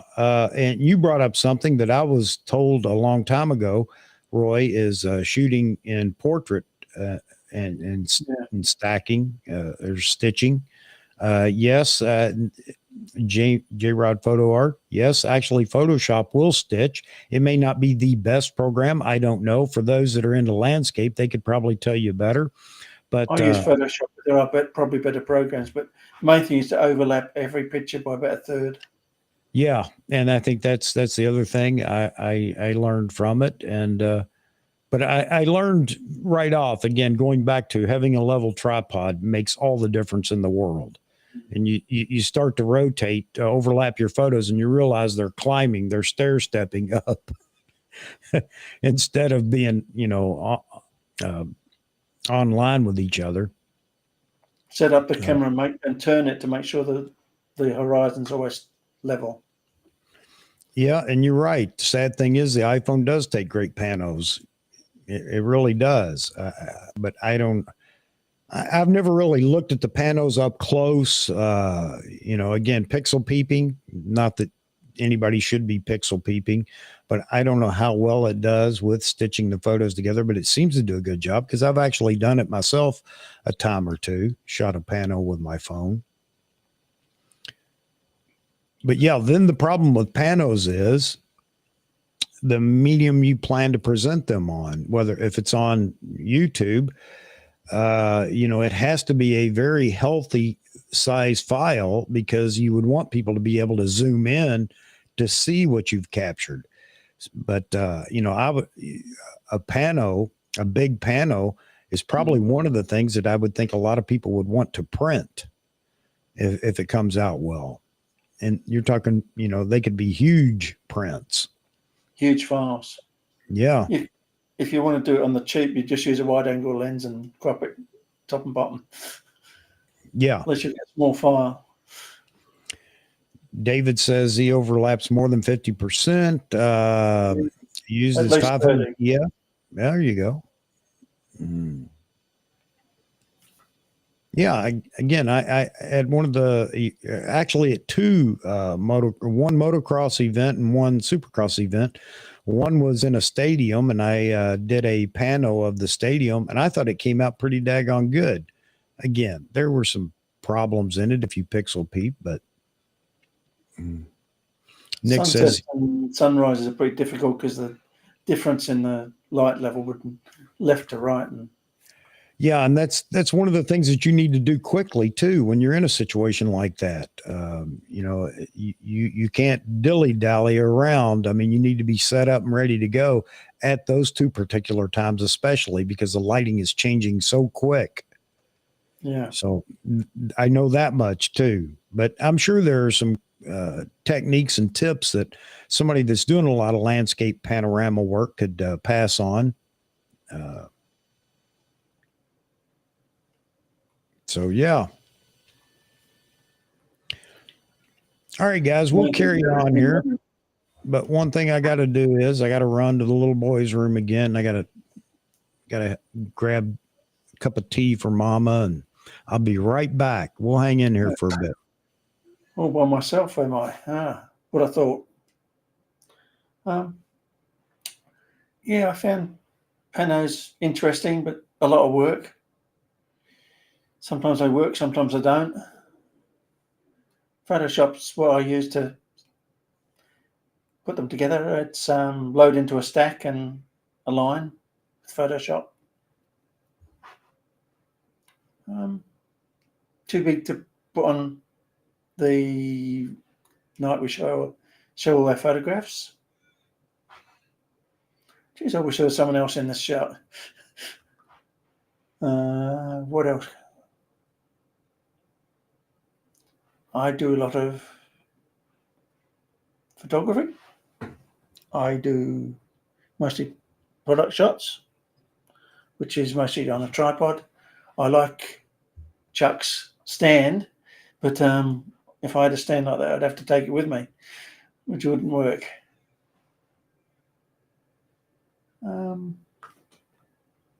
Someone give me a question, John.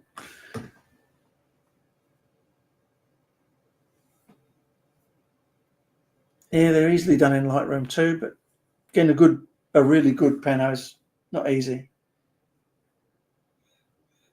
I've got a Hassi H4D.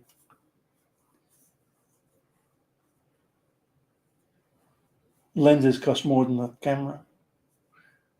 Lenses are horrendously expensive.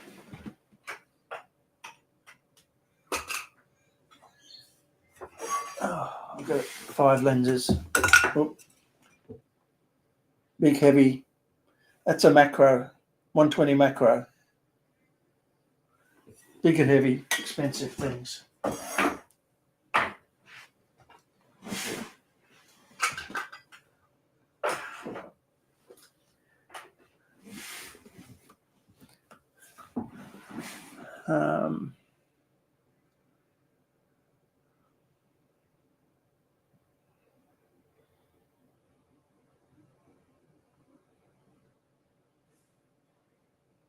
Yeah, it'd be good if they...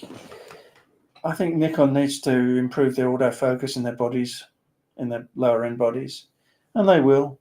But autofocus isn't everything. I think Nikon's still got a lot going for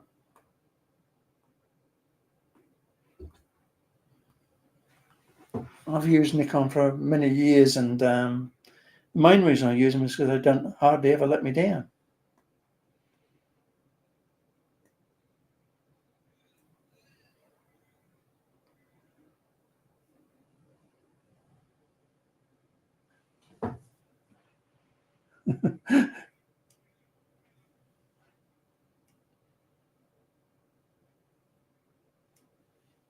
I don't juggle lenses, it works out too expensive.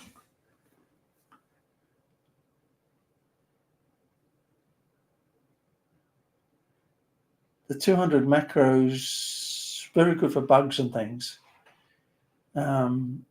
60 to 100 millimeters is enough for most macro work on a normal full frame camera. You need 120 on the medium formats. Where are we?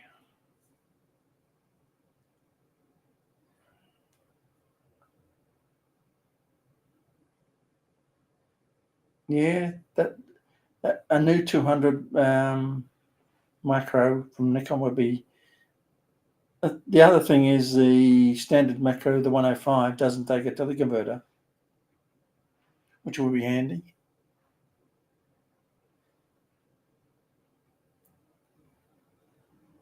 Canon makes some nice lenses too, but essentially more variation. The Canon lenses are always very good or very average.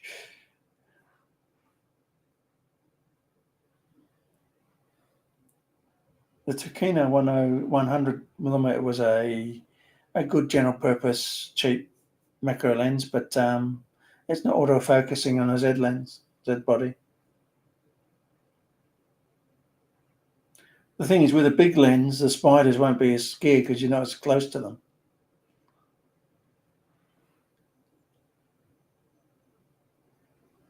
Yeah, I've been waiting for my Z9 to come back.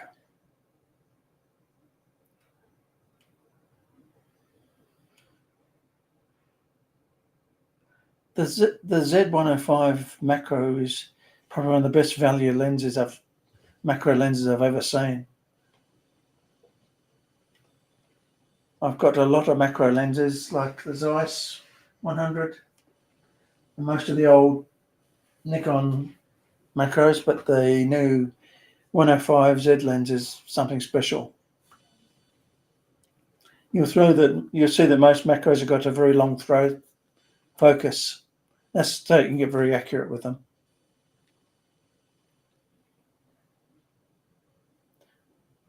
They don't want to focus quickly and miss the shot. And Chuck's back. Good. I'm saved. Left Roy hanging. I'm not good at talking to people. RF100s I are get along 2 to better 1. with computers and cameras. Yeah, the RF 100 or the RF, the ZF 100 is a 2 to 1 too, isn't it? Or is it a It's a 1-to-1. is it a 1 to 1? Yes, it's a 1-to-1. And I have it. There is an older 105 that's a 2-to-1, but the Z1's 1-to-1. What's the rumors? And also use extension tubes with it. Yeah, Graves was just talking about that. I know you were in that the live stream too. No, I missed that one. Oh, did you? I thought you were in it. Yeah, I was going to go in it, but I was asleep at the time. I was only. yeah. Becky did a whole live stream on macro. Of course, she's I could into do a demo macro. product photography, but I don't want to. I've done it for too long. Martin says, It's all about the lighting. yeah, that's one of the things I guess you guys don't have to worry about with spiders as big as dogs down there in Australia. Matter of fact, I'd be using a long lens because I don't like spiders. Don't bother me. I get used to them. Yeah, James, we're going to try to talk him into some product photography stuff here in one of the episodes. No doubt about that. But, there are so many tips and tricks that go along with product photography. Maybe we can get Roy. I don't know if he has any photos from his product photography that he can actually share, but maybe we'll try to talk him into it. Whether I want to pull it out again and set it up, I don't know.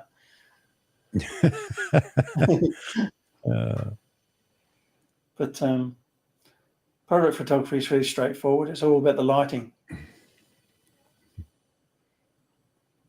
Yeah, and the lighting is tied to so many different genres that we do in photography. Well, it's tied to everything. We talked about that earlier. I mean, lighting is the first priority in whatever you're shooting, of course. But especially when it comes to product photography because of the shadows and highlights and everything else. One flash I tend to use a lot is the little R1C1 kit. You can get a Mikey version of this much cheaper, but they're very small and easy to use, and you can set the groups and that very easily. Very simple to use. Very quick. That's what I like. I like quick. That's another good question, James. Do you stack photos in product photography to get everything? I either stack them or I use a tilt shift lens. You can use a tilt shift lens to drop the focus across where you need it, which is why there's a 85mm tilt shift with the macros. It does macro. You can't see it very well. That's an 85 tilt shift. It's manual, of course, but it does macro as well. But you can drop the focus across where you want it to be sharp, rather than having to make the whole image sharp. If you follow me. Stacking is good, but it takes time. So then you've got process setting. What impresses me most in product photography is what you guys go through with your lighting. Again, all those bottles or jewelry and so many other things where it's just there's so many pieces to the lighting that go along with it. I've seen some of the demos where, using cards, reflector cards, using shoot through tables, not tables, but solid tables with just a hole cut out for the bottle to sit on in those instances. And man, I mean, and that's, and then you get into all the setup for it, with all the using glycerin for and Yes. glass ice cubes. Listen And, for wet things. Here's a box of little LED things like lamps, lights, little tiny things you can stick inside things and light them from the inside. What you do is you start with a little LED light and you put them on one of those little power banks inside something. Generally, glasses, anything glass or transparent, you light from behind and shine through, and minimal light from the front. Jewelry, I like to use LED. That's about the only time I really like to, because it gives a nice specular highlight for them. For most product stuff, I use flash. How picky are folks when you're doing some of the product photography that you do? I know it's critical, but how critical is white balance? Oh, it's absolutely critical. The first image I take is of a color checker type card. First image is this one. Yep, because the light. I guess branding that gives you an color. accurate reference for then you can calibrate all the pictures you take afterwards. And this is definitely where you need a calibrated monitor. I'm guessing too. Yeah, because if a color's slightly off with a product and that's the color of the client that they really want, you're in trouble. Their branding colors, yeah, it has to be the exact color and everything else. Man, it's a lot of work. It's nearly all done in manual, like I said, because you don't want things to change.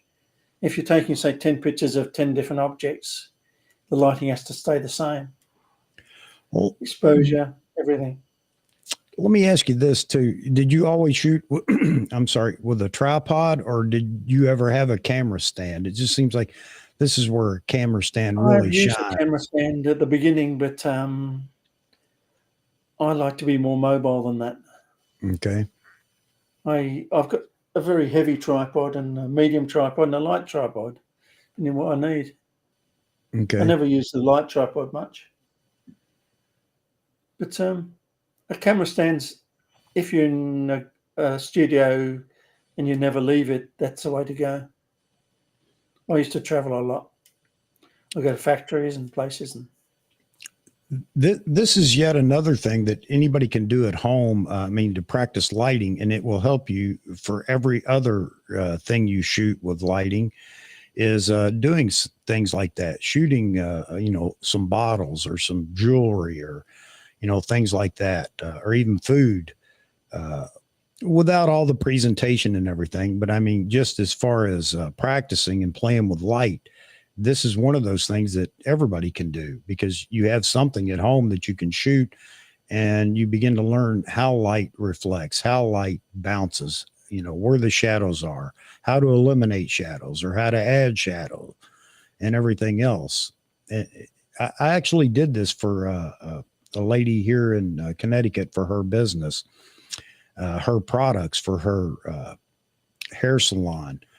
She had her own product brand, and I shot some product photos for her. Now, I'm not going to say they were outstanding, but I was rather proud. It took me a week of playing with lights and reflectors and shooting through different. But I learned. I learned so much from that.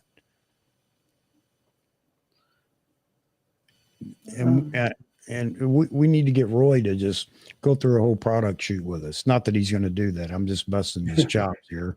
I'm trying to avoid having to go backwards. But yeah, man, I mean, again, it's one of those things that you can do at home. Again, it's practicing. It's not just, it's camera settings, it's lenses, it's different focal lengths make a difference in, the outcome. I learned a lot. Like I said, I actually watched quite a few videos before I did it for her. And again, she was happy, but I can tell you that there was nothing professional about it compared to real product photographers. But, I went through the process of lighting the bottles from underneath of the products that she had, lighting them from behind, putting bounce cards behind in the shape of the bottle, and then trimming those so that you couldn't see them from the point of view of the lens. And there was just so much involved in it. And I spent a week doing it for her to give her, I think, 4 photos that she needed for her website. And at the end of that week, I thought, man, I could spend another year doing this and really learning it because of all the tips and tricks. And it becomes, after a while, it becomes just formula. You know, you light glass from the back, you soft light shiny objects, you have to have some darkness in them, and it's just a matter of formula. After a while, you know what you're going to photograph. You know, you do this, and this, and it's done. It's not. Yeah, I could see years of doing it. More about the lighting, less about the camera and lens. Any camera and lens would probably do the job. Yeah, I trying to get those soft shoulders. Hey, we got Joey's back. Everybody welcome Joey back in there. But the soft shoulders on bottles, the using strip lights or just modifying lights so that they, are linear rather than round or octagonal. And there's so many things, so many facets. And Roy's sitting here. He's like, yeah, I know all this. But you don't think about it when you first try it. It's like, wow, what a difference that makes. LED lights are easier to use, but they've got 2 faults. One is they're not very bright. The other thing is they're not very accurate. You can go to Aperture or somewhere like that and get some really good LED panels, but they're not cheap. Yeah, and that's the thing is now there are more lighting products out there to use than there were, when you were doing this 15 years ago, Roy. I'm sure the LED products lights were so expensive and very few and far between.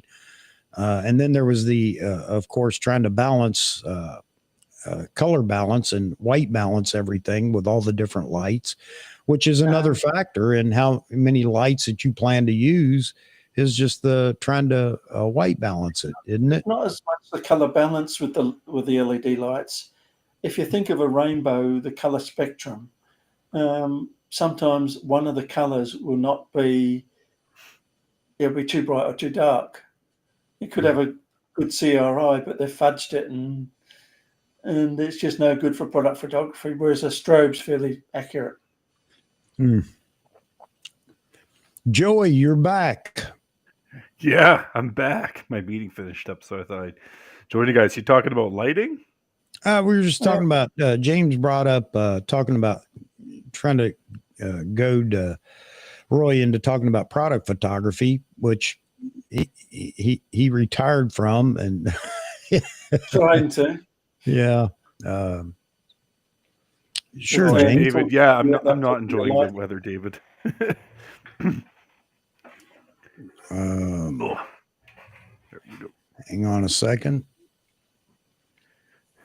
Hey, Roy, don't mention something weird I got for free from some guy that was getting rid of a light. It's like the clunkiest strobe I've ever seen. It weighs so much. I can outdo that. Have a look up there. It's twice the size. Ooh, fancy. But what's it free? Very old. Just the left there. That's when I was awesome. moving everything. So, Roy, what part of Australia are you in? I'm in Melbourne. Melbourne. I've just moved to the edge of the Dandenong Mountains, which is a reserve. I can look out and see the city one side of the house, and I can see the forest the other. So I'm in That's a awesome. wildlife shooter's dream here, but now I just got to work out how to do it properly. That's awesome. I really wish I could have visited Melbourne. It's daylight too. Don't know if you.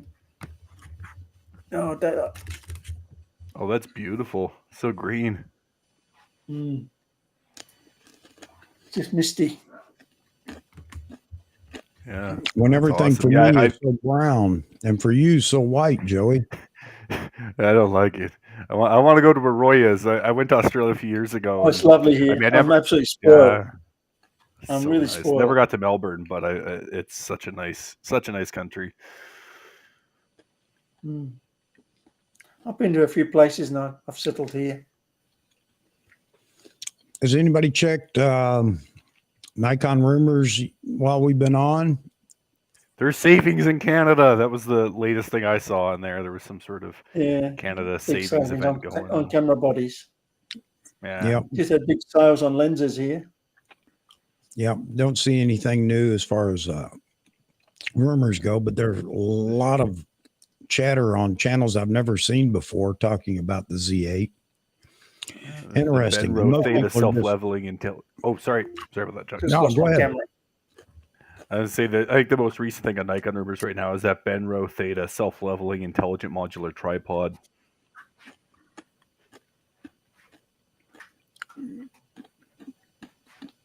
All right, James is trying to get in there. He's I'm still here, sort of. You're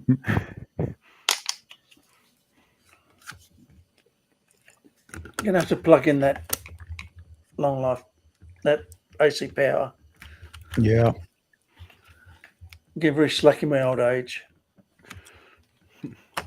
I tend to just come on when it's available.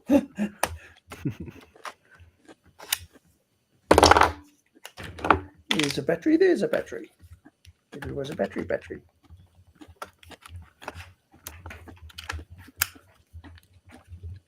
All right. We seem to be. James is getting set here. Is that going to work? Let's bring in Mr. James. There we go. How you doing, James? Good afternoon. Yeah, it helps if you actually plug in the AC adapter for my Z6. It does, doesn't it? I'm too lazy. I'm far too lazy. I use a James, camera how's it too many going? times, too many things. J-Rod Photo Art. That's right. If I can get my chat going here. Yeah, I've been keeping really busy, work and family and everything. So it's been hard to jump in on some of these live streams, but I miss it, man. It's fun. Yeah, it is. We miss you too, man. But, you know, like I tell everybody, life comes first, man. Don't ever put life off or something you need to do or whatever. I say that all the time, you know, with you guys when I send out the invitations and whatnot. And I understand. But good to see you. Yeah, good to see you guys. Yeah, it's fun talking about product photography and panos and all the neat things you can do. And I was researching, you know, panoramic photography and specifically on film because some of the digital options are just so expensive. Yep. Yeah. Film's more expensive. Those pano film cameras are expensive. You'd be surprised. There's some of those cheap ones that they're getting some really good results because you get those really wide 120 rolls. But you're right. You still got to get it. You still got to get it developed. So Joey's up in the great north with his snow and his flamingo and cactus in the background there. Yeah, it's not fun. Wait, else we get a little lower there. Yikes. It's got to be cold up there, Joe. Yeah, in Celsius right now, it's about -17. I shot a video that I'm just actually putting out here in the next 2 hours yesterday. And like went outside to fly my drone. I think I was out there for like 10 minutes. And I just couldn't. I forgot to wear my gloves and my hands were freezing trying to get that thing back out of the sky. And I was like, all right, go. But yeah, no, it's good. Actually, last time I got film developed was from my F70, and I had this free black and white film. And I thought, oh, it'll be so easy to get it developed. I took it to London Drugs, and they were like, oh, black and white, that costs extra. And it was like, they wanted to charge like $60 for scans and all. And I was like, no, I'm not doing that. So I found a guy that does it locally, and it was like 30, but even that was like little. Well, there's this new jug that came out a couple years ago. It's a one-piece unit that you can load your film up and develop it right there. It's $200, but Wow. You need to scan it if you want to use it. So yeah, there's a trade-off.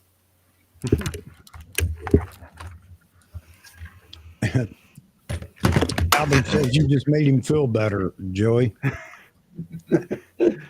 I hope that my pain can bring you joy. You know, that's what we're aiming for here.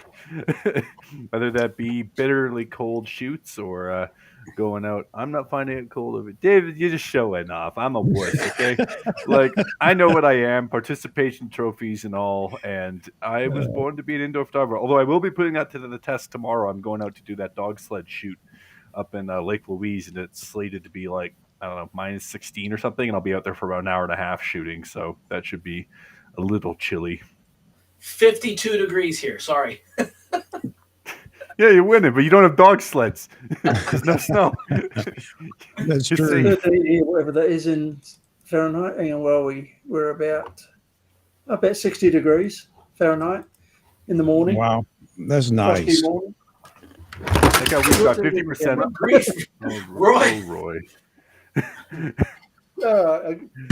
Plenty more. Roy, you know, because we're both on right now, 50% of the people on the panel are Celsius weirdos. You and me. Yes. You know, Roy, I went on a tour a few years back in Sydney, and I went on one of those weird tour buses, and I think the tour thing said the best thing I've ever heard to this date. You get to the, you know, what's it called, like the doldrums, or there's like an area of Sydney that was like the oldest spot. The rocks. Yeah, the rocks. Yeah, get to the rocks. It says, "Welcome to the rocks. This was home to rapists, murderers, and thieves, so we preserved it." It was like the best tour I've ever been on. I was like, I'm home now. Joey, you just went to the Canon exhibition, couple of weeks ago? So Yeah, I know about you 2 did a weeks ago. video on it, but share with us your thoughts now that you're on here live and you can talk. Yeah, sure. Well, I mean, the event itself was awesome. You know, they had the camera store here from Calgary, the same store that the guys over at DP Review get their gear from. They were there to support with all the different gear. And then there's a sort of social media marketing creator community here in Alberta called Socality. They do a lot of different events. They actually did an event not too long ago with oh god, what's that guy's name? He does all the really fun parody music videos.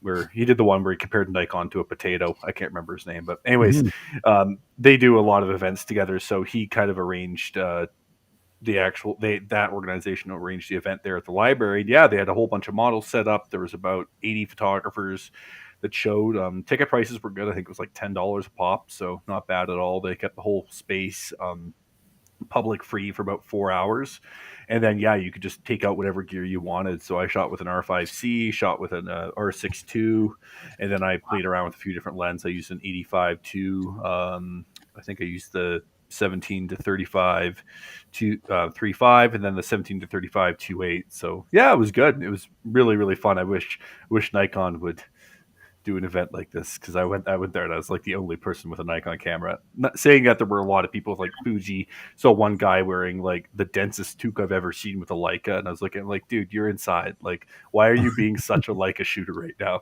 I'm not cold, bruh. I'm always warm. I was dying, but yeah, it was good.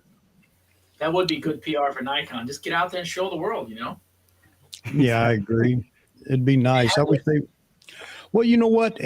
So that was locally sponsored, though, right, Joey?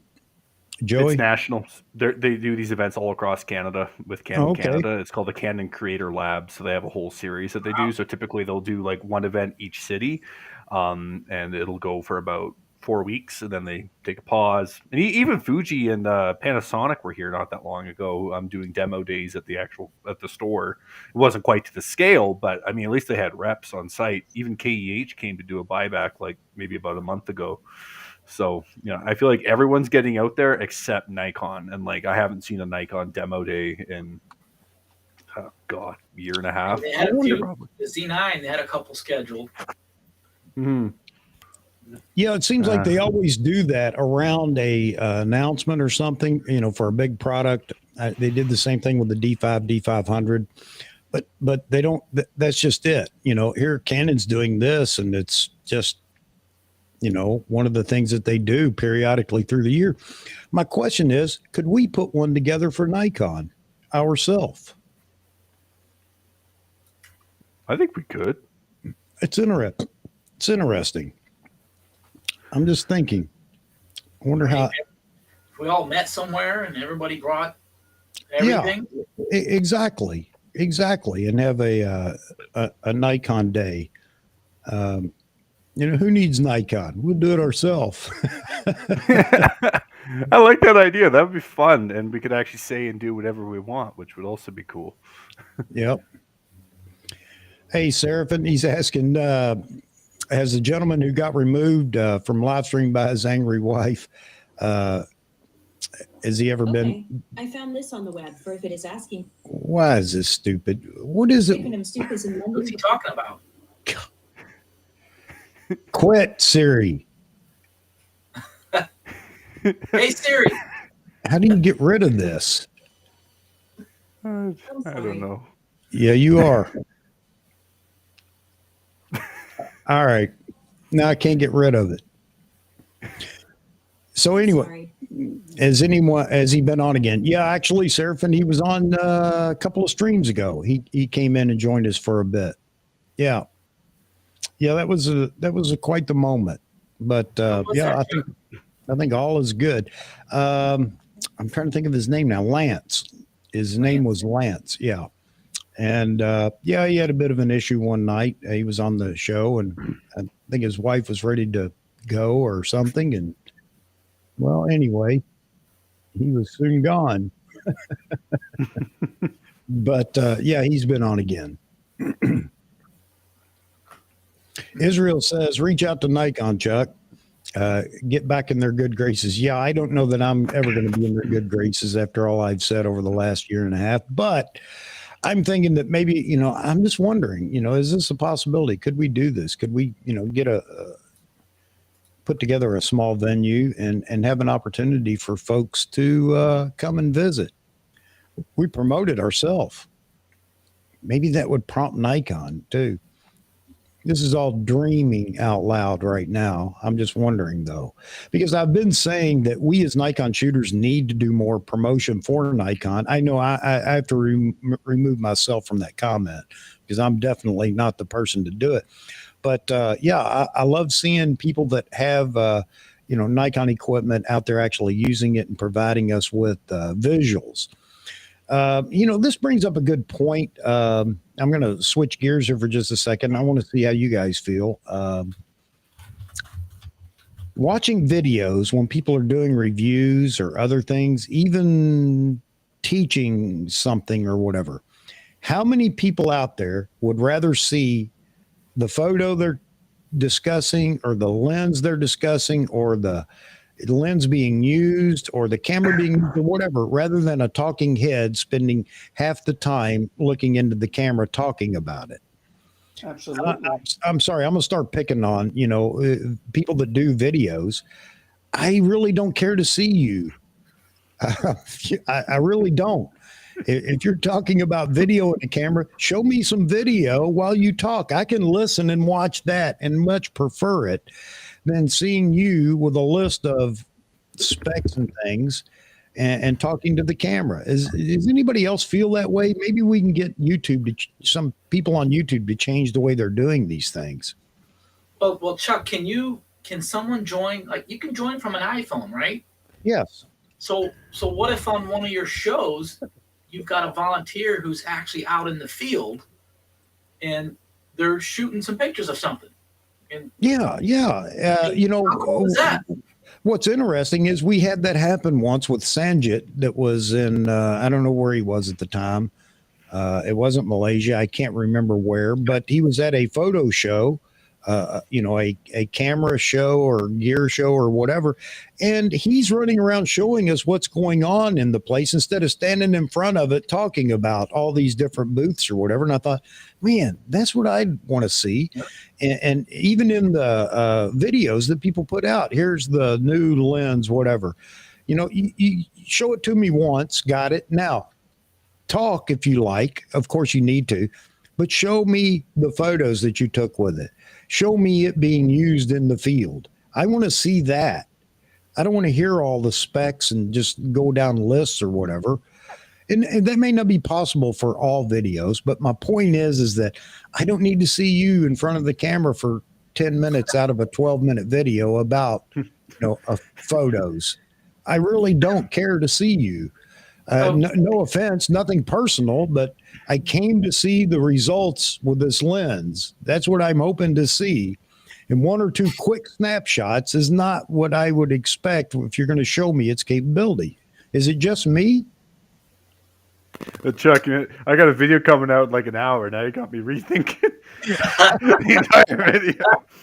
I mean, in my defense, like this lens is a piece of junk, so I wasn't. I'm kidding. I actually agree with everything you just said. I feel like sometimes reviewers can get too bogged down into 11 blade design versus this. It's like, no. Get out, do some street photography, show me some different use cases, and show me some fun use cases that aren't just studio environment. Studio environment is great. Yeah. But yeah, like do some street photography, like do some run and gun, like average consumer use cases. I mean, obviously studio shoots are great. Maybe it's a lens that really is only meant for studio use, right? Like maybe like the 85 1.2, right? Yeah. That's the kind of lens I'd like to see in a studio. But otherwise, like get out, have fun, and do something that's interesting. So Israel just said Matt does a good job of that. And I will agree, whether you like Matt Irwin or not, the bottom line is he does a good job of that. He's demonstrating it and he's talking about it. He doesn't have all that FaceTime, the majority of the time is spent with him sitting in front of the camera, just regurgitating specs and things like that. He finds a way to show you him using it while he's talking about those things. And I think that's great. That's what I want to see. Ray Powell just said, Con and Becky do a good job of that. And I must admit, regardless of what you think about production quality and blah, blah, blah, it doesn't really matter to me. But the bottom line is they're out and about when they're demonstrating a lens or a camera or whatever and showing us, that being used. I like that. But the guys that just want to sit in there, the YouTube is full of them. I go to watch, I see a thing about, the new whatever. And here's a guy sitting in front of a table, sitting in front of the camera, just talking about all the specs. And he goes, oh, by the way, I shot a couple of photos. No, it should be the other way around, dude. You shot lots of photos and less time with you sitting in front of the desk. Talk about it. Talk over your video. Talk over the photos because that's what we want to see. And oh, by the way, a lot of us want to see those up front before you go into all the other stuff. That's what we came to see. I don't know why they think that's such a, maybe you'll leave if you see the photos. I don't need any more. I got what I wanted. I don't know.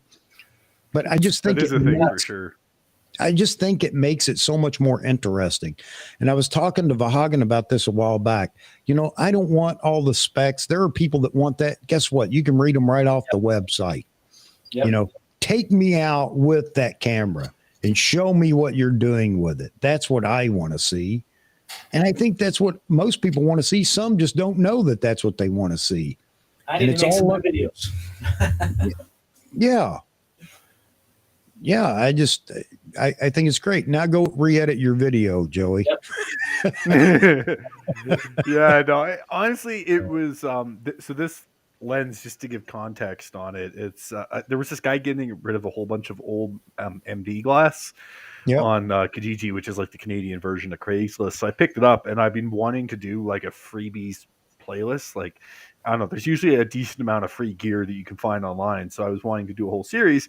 So this one, the point of it was 10-minute shoot. What can you get? Is it a complete piece of junk, or for $20 should you pick it up? Right. And I feel like it depends. I guess it depends on the lens. Like there's lenses where I will show more B-roll, show more photos, and do that whole kit and caboodle. But for this one, I was just like, this is not a great lens, so I'm just gonna dump a bunch of fake beer on myself by accident. Yeah, here you go, Jeff and Leslie, wildlife and photography, wildlife nature photography. I don't do gear on my channel for a lot of reasons you're talking about. I'm not a tech wizard. I prefer to share my photos and let them talk. And that's why I love watching your videos. A lot of people may not be interested in that, but I am. I hear you. I hear everything you're saying, but you're showing me what you actually are presenting rather than taking the time. Aren't I good looking? Man, I look great, don't I? I sound wonderful. It's that hair, Man, Chuck. everybody look at me. It's not about the gear. It's not about the gear. It's not about the photos. It's about me. Okay. I need to be. Yeah, exactly. Everybody can, talk about how handsome I am or whatever. I know who you are. I've seen your picture 1,000 times. I don't need to see it 10 minutes out of a 12-minute video about the wonderful photos that come out of this lens or whatever. So I don't just want wanted to know. I got the mail today to you. That's the package you received from B&H. No, this was something else actually. It's actually a lens. Look how small it is. But it's a gears thing. It's a box opening thing. Exactly. And everybody talks about that too. I don't want to see a unboxing. I don't mind unboxing, at least for the first week that something comes out that's new to everybody. I don't know, man. I'm out to make YouTube a better place, and you guys are helping me. My problem is time. It takes time, Chuck. Yeah, it does. Terry says he made supper for the wife, popped back in for recording, and you're still going. Nice. Yeah, we haven't done this for a while. It used to be, because I've had to leave for one reason or another for the past many streams, leave early. But it used to be the case all the time. People would go and come back and say, "You're still going." Of course we are. Yeah, why not? Exactly. And I do get a lot of comments. I love getting comments where people say, "I just turn it on. I don't miss it. I'm at work or I'm doing something and I'm just listening to it in the background." Hey, that's great. I love to hear comments like that because, again, it's not about this. Okay. Right. It's like a club, Chuck, or, you get together with your friends. You're all talking about kind of the same thing. You're hanging out. It's some of us don't have friends right here to talk about the same things, Yes. And when we talk about shutters and f-stops and focal lengths, everyone knows what that is and everyone's in tune with you. So it's the camaraderie. Yeah, that's exactly right. And that's what I said a long time ago is that's what this is about, because I could talk to my wife for 2 minutes and she's like, "Yeah, got it. Thank you." Has no idea what I'm talking about, nor does she care. And I understand that. Married to photographers. So what do they talk about? Some photographers married to photographers. I have to believe it would be an exciting household. I really do. But I can't speak from experience. So that's why I did this, so I could have you guys come in and talk to you all for a while. We're your camera wives. You're a camera polygamist. wives. Yeah. Or camera husbands for those of you that are females, of course. And I'm happy to see we have a few ladies that have been joining us, Nancy and Anita, and it's wonderful. I'd like to see more of that. Because everybody can be a photographer. Yep. I mean, everybody's a professional. Click. Why not? There you go. There you go. Camera's a camera. Go take the picture. Terry says beer and whiskey night for Z8 announcement date. Yeah, that'll be a long one, I'm sure. That'll be a long stream. That might be an impromptu stream only because there's no guarantee of what day of the week Nikon decides to drop that on us. Yeah, I really hope credit cards get bent this year for Nikon purchases. Boy, I'll tell you, it'll sure calm me down a little bit, and I'm sure that'll make everybody happy. Let's get the ball rolling, though, or it's not going to be a banner year. It's going to be a banner half year. Well, the Z8, everyone's expecting that, but what do you think would be something that we don't know about or haven't heard about? What do you think Nikon could drop? A completely different body we don't know about, or a new lens, or something? Well, yes, there is that possibility. Again, it's happened before. The D500 D5 announcement. Yes, there was no chatter about the D500, although Peters, he mentioned it somewhere, in the past. But the bottom line is none of us knew about it, and we were completely shocked. And it was just a banner day for Nikon. because the D500 turned out to be a great camera. I will say this: everybody says, "Well, it was the greatest camera, or one of the best, or whatever." No, not initially. The D500 was not adopted so quickly. People wanted to wait and see reviews and everything else about it before they actually bought it. But it did turn out to sell real well. So Once they that is a realized- possibility. Yep. A Z90 announcement, or whatever it's going to be called. Are you kidding me? That would shock the world. And there would be a lot of people that are happy. There'd be a lot of people that were unhappy if there wasn't another body announced with it. So I think Nikon has to play that delicately. Let's just get a new camera body, period, at this point.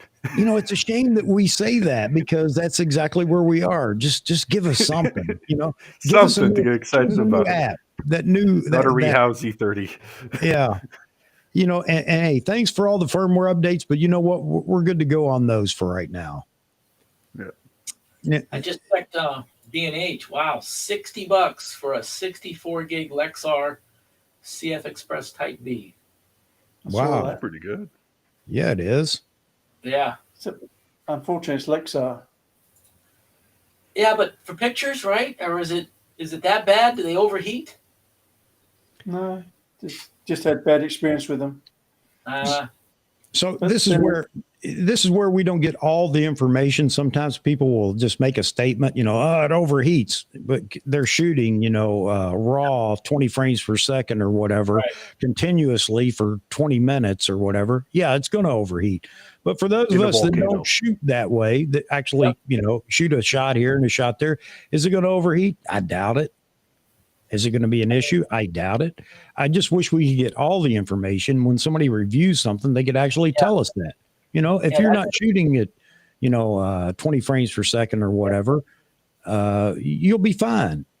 And I'll tell you right now, I've shot my XQD cards in my Z9 and I'm fine. You can shoot all day long in a studio with those, so don't throw them away. That's the issue. People make a statement, but you got to back it up, right? I mean, in what conditions does it do that? And does that match what you're going to do? Yeah. But for the price, I mean, money talks, right? You got to watch out for the price. Yep, absolutely. Chris, I was going to mention the ZF as well. That is another camera. And all of a sudden, there's so much chatter that people act as if that's going to happen. It could, don't get me wrong. Nikon could do whatever they want, of course, but I wouldn't bank on that happening right away. I don't think that's one of the primary cameras Nikon needs to get in the hands of the consumers. Two new colors for the Z30. That's the announcement. And I am not saying that Nikon shouldn't build it. You know, that's up to Nikon and you guys that want it and everything else. I just don't think the timing is right for that camera among all the others that we're waiting for. Z30 is due. There you go. Martin trying to yank the chain there. Z30 is due for an update. What was it? The ZFC, the black one, that came out of nowhere, didn't it? Yeah, but I mean, we're talking nothing but a color change or an additional color, right? But they marketed that. I mean, remember the talk about it when it happened? It was like there was a brand new camera on the market. Right. That tells you where we're at with Nikon right now. We're happy to see a color change on a body. Did I hear something about a new factory? Are they building a factory again in Tokyo? They're reopening a lens manufacturing plant in it's Japan not in somewhere. Tokyo, it's in Japan. Okay. The name of the prefecture is available. I just don't know it off the top of my head. And Nikon has said that they will be reopening this plant and that they will produce optics for their medical side, and a lot of different optics and lenses were included in it. And I think this is a great thing because right now, some had complained saying, well, that's not going to do us any good for lenses. Oh, but it will, because it takes the burden off of the primary lens factories or plants or whatever. So I think it helps out. It may speed up lenses a little bit, and that's a good thing. But yeah, I mean, so many people are the brands, as far as the brands go, Canon, I say they've been knocking it out of the park with all the different models they have. And I'm all for that. I think that's wonderful. For those of you that shoot Canon, don't complain. Don't complain about what they're not doing, because you could be over here with us complaining about hearing nothing or anything else. And I think it's great, but I guess some weren't happy about the R5 II. I guess the rumor right now is the R5 II won't come out until 2024, Well, the along with R1. the R1. Yeah. So still be happy. Be happy. And they've got We're turning supply- into Pentax users. The Sony, there's a rumor from Sony Alpha rumors that new high-end body may be announced this year from Sony. So it'll be interesting to see what that is as well. So yeah, all you folks, you got it made right now. Hang on. Let us catch up. So for those that get tired about us talking about it, let us get caught up, and then maybe we can shut up about it a little bit. Let's see. What did I miss? Z Wade said, man, you all still going. Of course we're still going. We're getting back into our old habits here. I don't know how much longer we'll be going, because soon Mama's going to tell me it's time to make supper or something. Same here, Chuck. Yeah, we're not even close to attempting a new record. That's who knows when. That'll happen when we get a new Nikon body. That'll probably happen. And depending on, I'm going to try to rebroadcast it as it's live and go live. So those that want to sit in and watch it and talk about what we're hearing and seeing, I don't know if I can make this happen, but I'm going to try. So looking forward to that. I've got a really bad idea. If I can get my channel over 1,000 subscribers, I'm going to try a GoFundMe page for getting me a new camera. I've always wanted to try doing that and see if I can get a bunch of suckers on my channel to be like, oh, Joey's sad. Let's get him a new camera because his camera sucks. Or something like that. I don't know. Like, I don't think it's going to work. And like Nikon will never endorse me because I'm me. But I thought, you know what? Maybe my patronage could be the people I lean into for that. Yeah.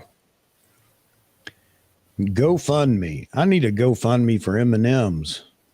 I'll say I'm out of M&Ms. Yeah. Nowhere to be found. Oh shoot, what was I going to say? Oh yeah, on the subscribers. Yeah, and I appreciate everybody that's recently subscribed, man. I really do. I don't know why you would want to, but I'm not going to tell you don't.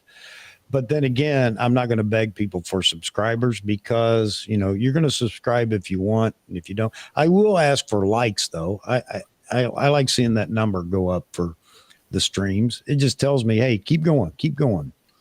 And I have so many regulars that are here so often now. I think it's wonderful. You guys are fantastic that you do that. So I'm not going to go into my subscribe spill or any of that. Just, be kind and drop a like if you would. I appreciate that. Let's see. Well, go guys. So Talk. Joe wants a new camera. Oh, sorry? You want a new camera? Yeah. I want to get a GoFundMe page going for whatever the newest Nikon camera is, as long as it's not a ZFC. Yeah, because I'm excited about there being a new Nikon camera, but I doubt that I'm going to be investing in one right away, just because bills to pay and all that good stuff. Joe, do you want to see your new camera? Oh yeah.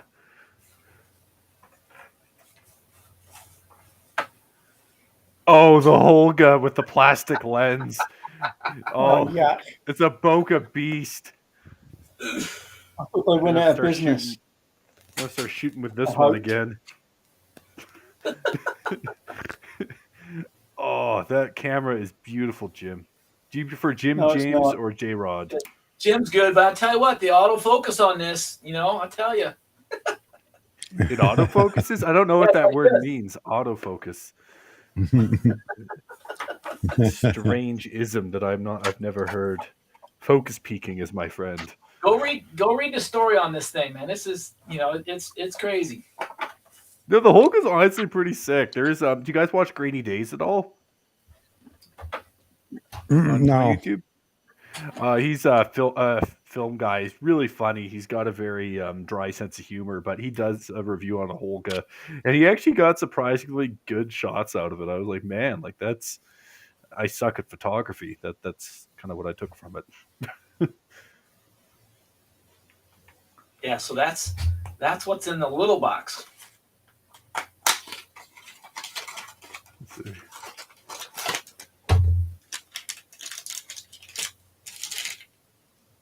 It's like a Lego lens, but this is F-mount. Awesome. Wow. So Got third-party support for Nikon. we'll do the F-mount, and then we'll do the 120. That's awesome. I love that. I mean, Oh man. it is super mega plastic. Yeah. Actually, speaking of weird cameras, did you guys see that Leica Xiaomi collaboration? What is that? So Xiaomi's a Chinese phone mobile maker, phone. just like regular old phones, but they did this Leica concept phone where you can actually take the a Leica lens and attach it to the camera, and it's got an open 1-inch sensor on the back of the camera. Mount too, as well. Yeah, exactly. Yeah, it's for both. Didn't look like a special Leica at all. Well, I know they did a production version that's like got a Leica lens on it, and then there was another concept one that was like the open face one. I think there might be two different lens mounts for it, but it was I think the Leica lens goes over the top of the other one. Maybe It's about 45 grand anyway, so I won't be buying one. Very reasonable. Very reasonable. James, I thought you would have bought one of those backs for I think it was available for the 685. Remember when Sanjit was over at that trade show or whatever? I can't remember the photo show that he was at. And the booth, there was a person there that actually built those where you could use the Instax film back or pack or whatever The on your 685. 645 is hard to do, but I think it's the RB67's got a back you can use. That'll Was it? still take Okay. Yeah. Yeah. I can't remember the name of the company either. It's an But RB rotating back Mamiya. Oh, here comes Roy. See? Oh, See? it's a beast. That one. RB rotating back, right? RB67. Yes. Yeah, Pentax's newest That's what the camera. RB stands for, rotating back. But this is this guy, he built the whole mechanism that you put on the camera. It wasn't Mamiya or anybody. It was just removing the film back or something and adding his to it for the Instax. Okay. The backs are pretty simple. That's one of them medium format, but these Polaroid backs there's not much to them. Mm-hmm. They just hold the cartridge and there's not much to them. Right. So I can see how he's done it. Yeah, but the Instax, I think that's what's really taken off right now. Is Yeah. those quick Because pictures. you can't get the FP 100 films for this. I can't remember. I got to go back. I'll find that stream and find out what it was because the link is in the stream as well and find out what it was. It just seems like that would be cool. Yeah, that made a digital back, a homemade type, almost digital back for the Mamiya. Mm-hmm. The I'm back, I for think that's called. For the Hasselblad or something. So Yeah, the I'm back for a couple of different cameras. yeah. I'm even thinking about doing a 3D printed camera next. There's some plans out there, so that should be interesting. So that's why you're buying up all these other cameras. You said you like taking them apart and looking and blah, blah, blah. That would be cool. See what makes them work. Yeah, that would be cool. Awesome. Or just come up with your own body and take all the innards out of another camera and put them in. That would be cool. Yep. That works. Build a more affordable phase 1. You can call it phase 2. Yeah. You just name it after yourself. The James 1. There you go. J-Rod 1. J-Rod 1. No, just the J-Rod with The the J-Rod. on the title. Get a big Yeah, following. there's no future models, nothing, just the J-Rod. An One American camera to made rule them camera, all. almost. Almost. I phase like half. Z8. Phase half. Yeah. Oh God. Actually, I'm thinking about maybe trying to get a 3D printer to help design a case holder. I got a new iPad for my birthday that just passed, and I'm getting like the iPad Pro. So I want to try to see if I can set like a weird like mobile video editing suite with DaVinci. So I'm gonna like set the tablet up, and I've got this like Type C external monitor. I want to see if I can build like a thing that can hold it above. I mean, I've got a editing computer right here, so this is not at all necessary. But you know, why not? Yeah, why not? Absolutely. So there's a website called Yeggi, Yeggi. It's a search engine for 3D prints. And you can type in Nikon, Canon, Fuji, and you'd be amazed at the things that people are building, or iPad or iPhone or anything. It's endless. Wow. That's very useful too. Yeah. Well, I printed a there's a F-mount cap. It needs a little shave on it to get it to fit right, but it's rock solid. I mean, it's Are you saying color-coded. 3D printers are going to put China out of business? well, on the back it says "Made in J Rod's lab." It's the cap for the phase 2. Well, I actually found a Z50 grip that I ordered, and the guy was selling it for $16. So I wouldn't mind building something like that. So that'd be cool. Oh, Vahagen's here. Hello, Vahagen. Hey, What's Vahagen. up, V? Good to see you, man. No, not going for a record. Just going a little longer on a Wednesday for back to our old ways. I didn't have to go anywhere. Although I'm going to get pulled off the air here soon. Mama will have something for me to do. V just got back from a shoot.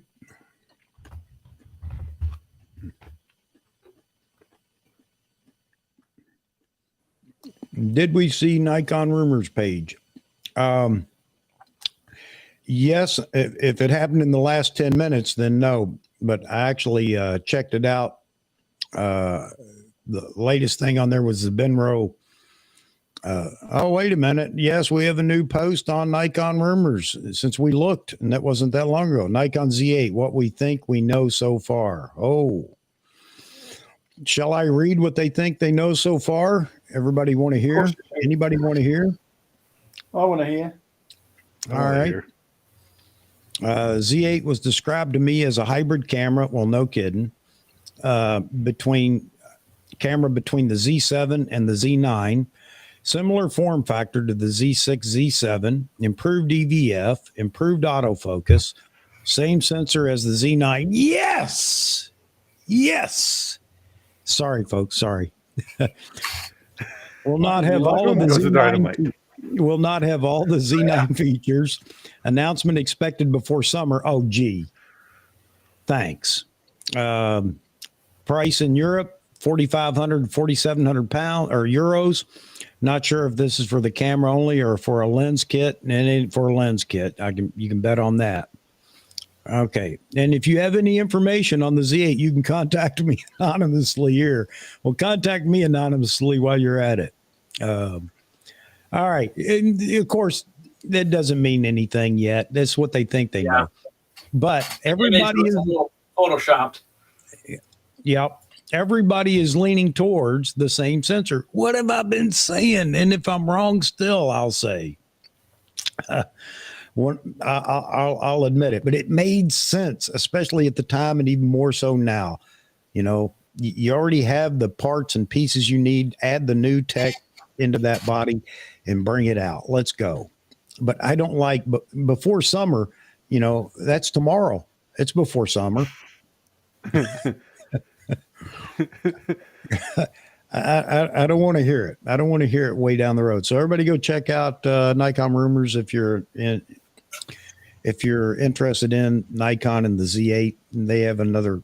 I just read the specs that they listed what they think they know, but I've heard hints from Con and Becky, and from not Richie, but Seth Miranda, and they had been not hinting, but they had been talking about, they were leaning more toward it being the 45 megapixel. And I'm going to guess it is the stacked sensor, which I expect it to be. I really do. And if that's the case, then I may be all in on this camera. If it was the 61 or 70 megapixel camera, I'd be willing to wait for the Z6 III. But anyway, we'll see what we actually come up with. So what's Man. that translate to? 4,500 pounds? Yeah, I think it's going to be, I think it'd be more than that, because that's a little, U.S. price is going to be just a bit lower than that. And well, no, that sounds about right. So $4,000? Yeah, we expected about $4,000, or I shouldn't say we, I did. I expect about $4,000. So around Could be even $1,500. cheaper. I'm thinking 3,800 to $4,000 US, but we'll see. They could. So it's going to be just a slim, not quite as fast, good AF, same sensor, a little bit cheaper, add on a grip, a little bit better price point, so you can get those extra features. That's going to be good.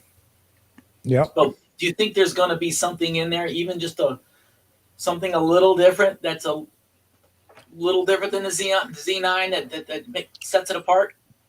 Okay, so this is where we get into that discussion about, you know, Sorry. why would they do this? Because they're just going to eat in. Because, and here you go. I'll set everybody on fire real quick, because the Z9 II or Z1, just kidding, Z9 II, I think will take it to a whole other level.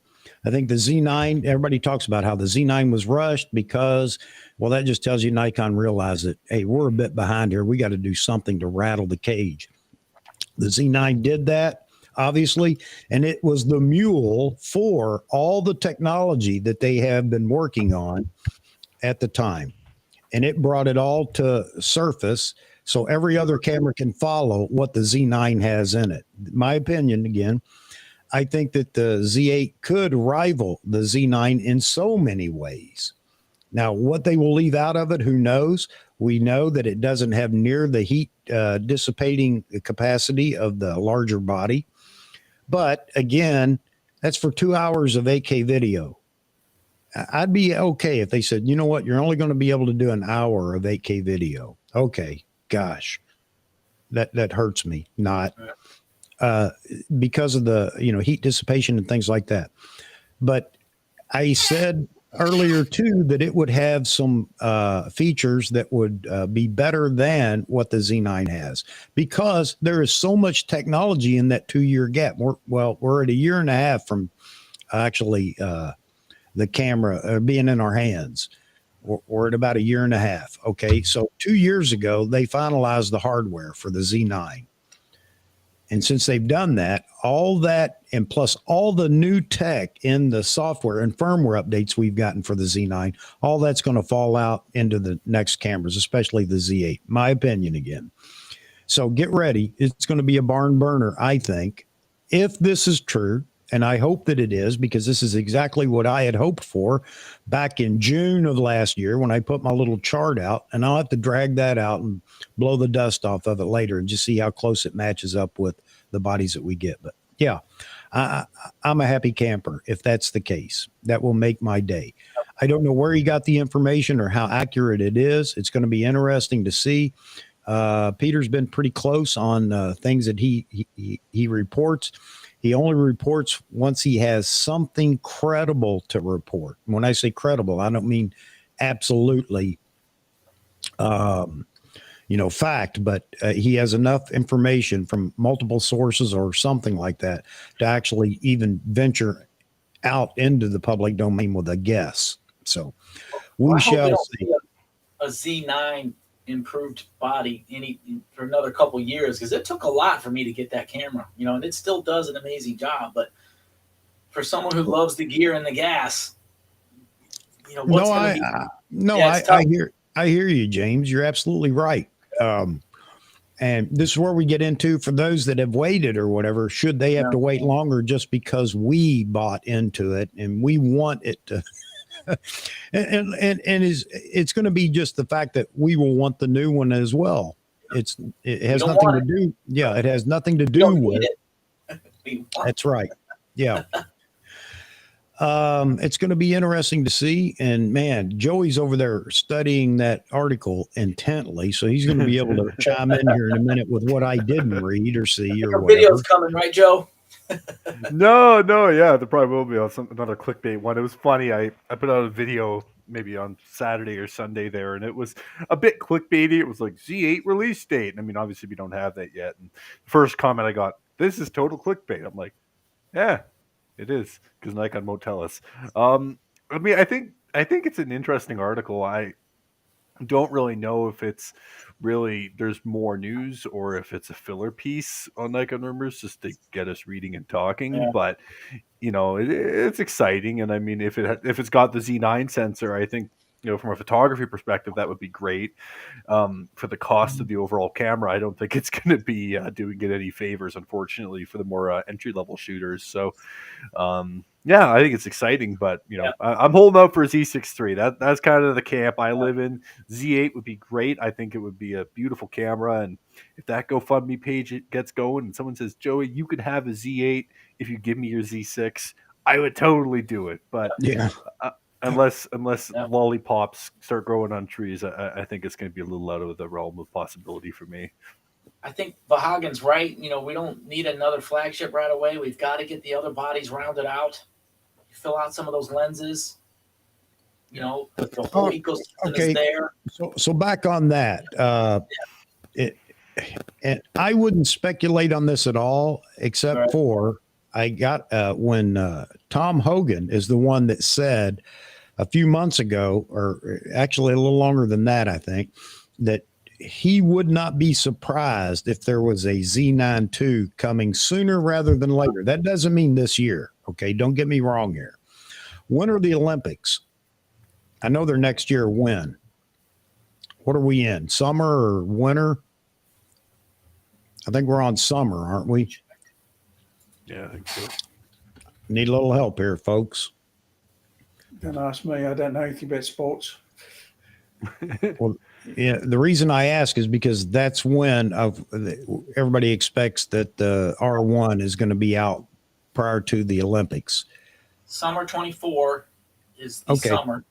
All right. And then winter is summer 26.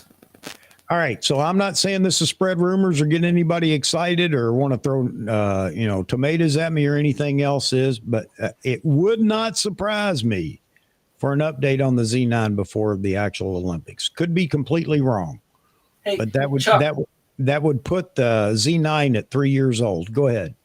Aren't we all supposed to be at WPPI right now? Yes, we are.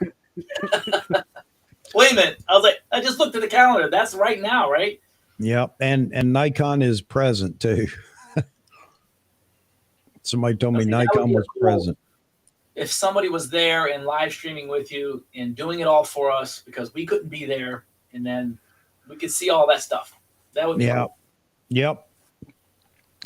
I would hope that somebody we know is there if there were something significant like that to come up and be able to jump in and go live or whatever, if we happen to be live. And I would go live if somebody wanted to do that on one of the down days, just to let everybody look at what's going on at WPPI. So if you're out there and you would like to do that with your phone, go live, just let me know, and we'll set up an impromptu live stream. At least it'd be nice to see what's going on at the event.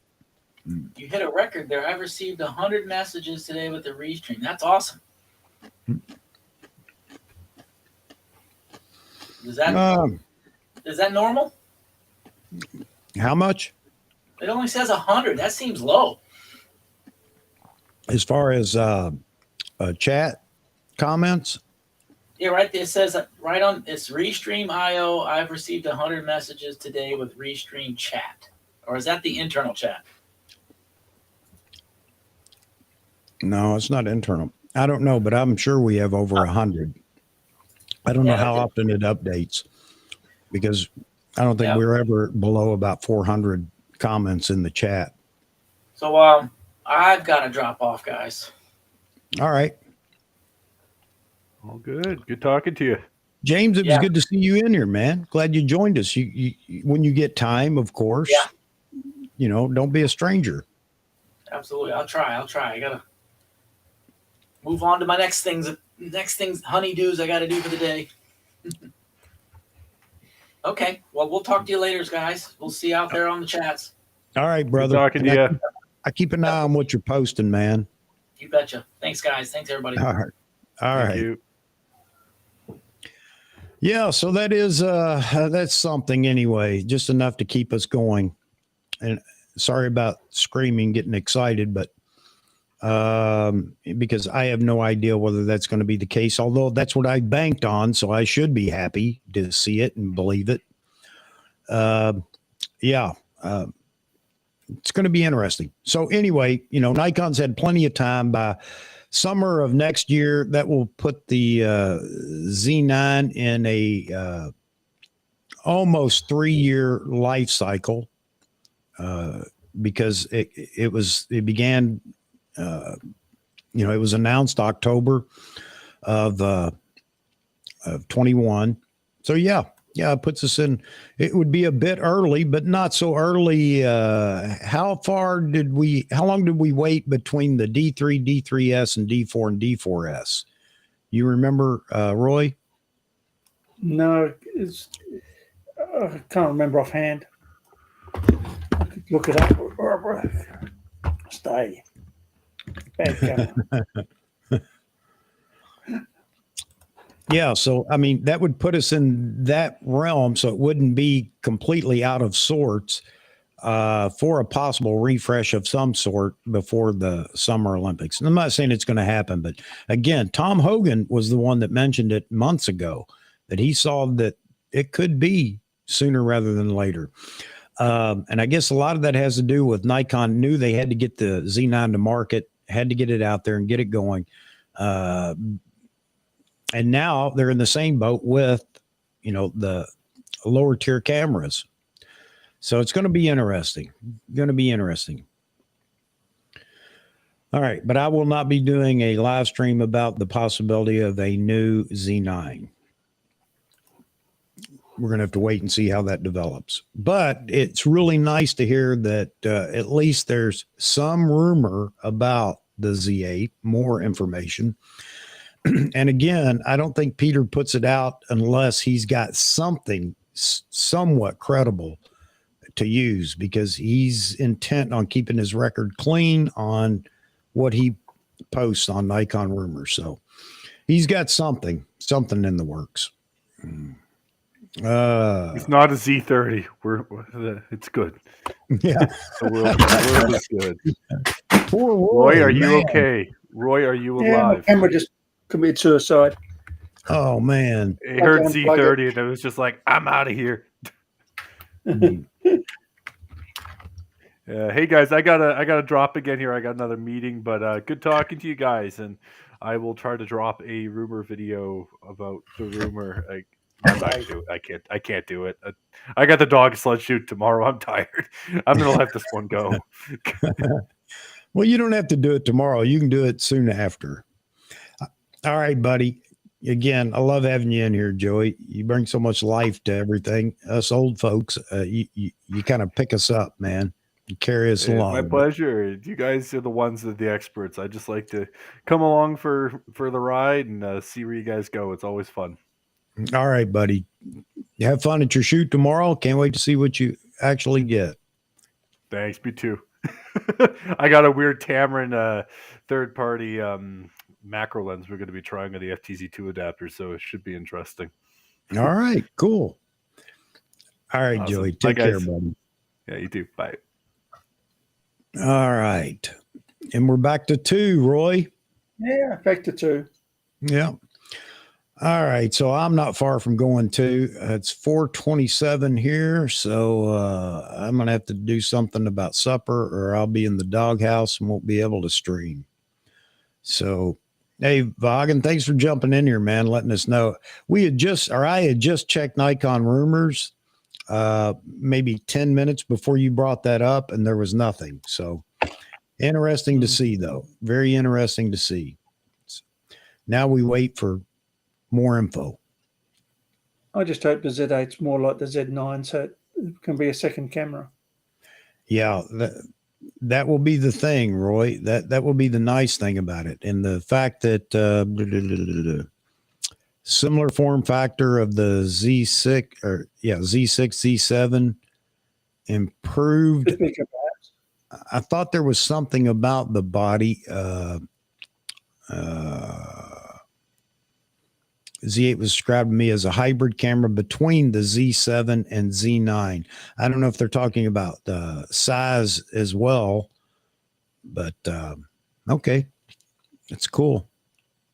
Similar form factor, don't have any idea what that means, whether there's any changes at all. I would guess that there will be, but we'll have to wait and see, Roy. Yeah, I can't wait. Yep. I'm getting anxious now. Yeah, just gave us another spark of life. 18 months before the Z9, they released information on the Z8, full size body and 40 or 5 megapixel sensor, and then they released the Z9 instead. Yep. Very confusing. Oh man. Greg wants to know what's for dinner. Probably pork chops, Greg. I think that's what I'm going to make tonight. You mean breakfast? Yeah. Or maybe I'll see if I can't convince Mama to go out. We go out to the diner tonight. Now that you said breakfast, Roy, I'm hankering for some bacon and eggs, and I don't have any bacon at home. Yeah, absolutely. Vahagan, because I talked about that earlier in the stream, that it seemed like there were quite a few Nikon sites that I haven't heard of that dropped videos recently about the Z8, mostly parroting what they've heard. And this is going to kill all of them that have just absolutely fallen victim to the parroting the 61 megapixel thing. And we still don't know. It could be, but it's going to hurt them hard, though, because everybody wanted it to be the slower, less whatever body with a higher megapixel count or whatever. But hey, Roy and I are happy. 45 is fine. Mimics what we have in the Z9. Way.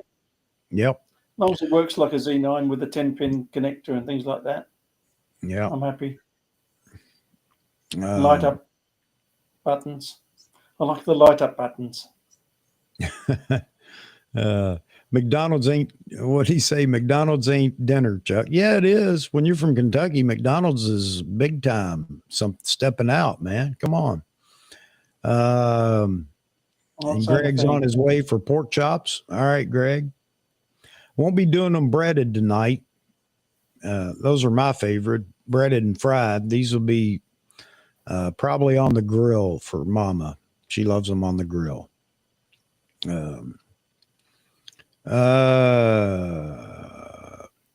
How is this is a good question, Z. Here's another question, Chuck. We've been talking about the gap in the lineup.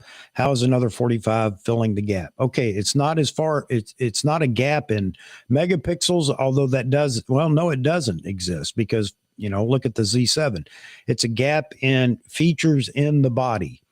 Same AF, same speed, same whatever. Being able to, for those that, all right, Roy, sorry, man. Hate to see you leave, but you got to go. Everybody say goodbye to Roy. He's taking off, and I will be here soon, Roy. But thanks for joining today. My pleasure. See you next time. All right. And it's down to me. So the gap is that we want all those capabilities in a smaller, cheaper body. And how much cheaper is it going to be? I don't know. But, people have been saying it since the Z9 dropped. A lot of people went ahead and bit the bullet and bought the Z9 where they typically wouldn't. But most were waiting for a smaller body that did the same thing. and how much of the same is it going to be? That's up for discussion as it has been. But that is a body that a lot of people anticipated. That's the reason it fills a gap. It fills a gap on those that want all that tech in the Z9 in a smaller body and a cheaper body. The Z7, I would hope, is going to be what we expected. High megapixel. It's going to be your portrait product, landscape photography camera. It doesn't need all the same bells and whistles that the Z8 would to compete as a companion to the Z9 if you're carrying two cameras. And the Z6 III, that's as Vahagan said earlier in the chat, and I expect it to be around 30 plus megapixel, and it's going to be the great hybrid camera for Nikon that still does good stills, but has in-depth video, at least up to the 33 megapixel or whatever it happens to be. And it's going to be obviously priced a lot cheaper than the other two cameras, the other two bodies. And I think a lot of people are going to jump on that. There were people that were waiting for, some of those features in the Z6 II and a firmware update, which isn't going to happen right now. However, my prediction is you're going to get firmware updates on the Z6 III or Z6 II and Z7 II once Nikon drops these new cameras. I think that's one of the reasons they haven't dropped them. They're close, or those bodies, new bodies are coming out soon. And I know it sounds terrible, but I believe that they just didn't want people to be happy with man, that's a hard way to say it, isn't it? They didn't want to take away from the Z6 III and Z7 III and give people a reason to hang on to the Z6 II and Z7 II any longer. So we'll have to wait and see. Z5, yes, the Z5, I expect that we will see some kind of an update to the Z5 here, maybe towards the end of the year. I don't know. The Z8 is the new D400. I think the Z7 III is more likely. The Z8 is it's going to be the baby Z9. I still believe that. Could Nikon rock us with an APS-C Pro body? Yes, they could. But you know what? There wasn't a lot of talk about that until it's been the last 4 months or 5 months is when the APS-C Pro body became a big discussion point. So I don't know.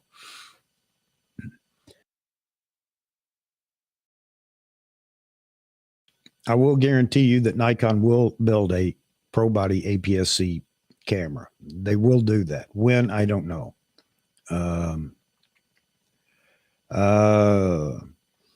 Yeah, so here you go. So Z, tell me, you were hoping for a baby Z9 with 61 or 70 or 80 megapixels. Why can't the Z7 be that? Why does it have to be the Z8? And that's what I've asked a lot of people, and I think you and I talked about this before.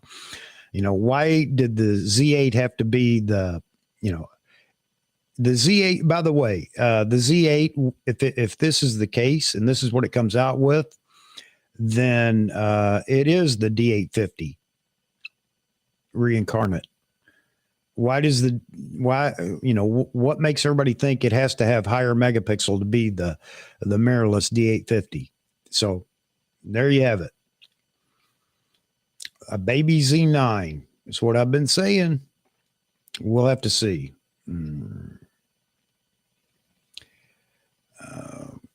I'll pull up. I'm going to have to do that. I'm going to have to pull up some of the earlier streams and do some clips and talk about this, because so many people are going to jump on this bandwagon and think they're the first to talk about it. No, sir. We've talked about this way back and seriously talked about it. And so anyway, enough of that. It doesn't matter. But yes, I'm happy to see that there's at least a rumor now that it will be the baby Z9. And I know it's going to tick a lot of people off, but there are a whole lot more of us that want it than there are those that don't want that. So there you have it. All right.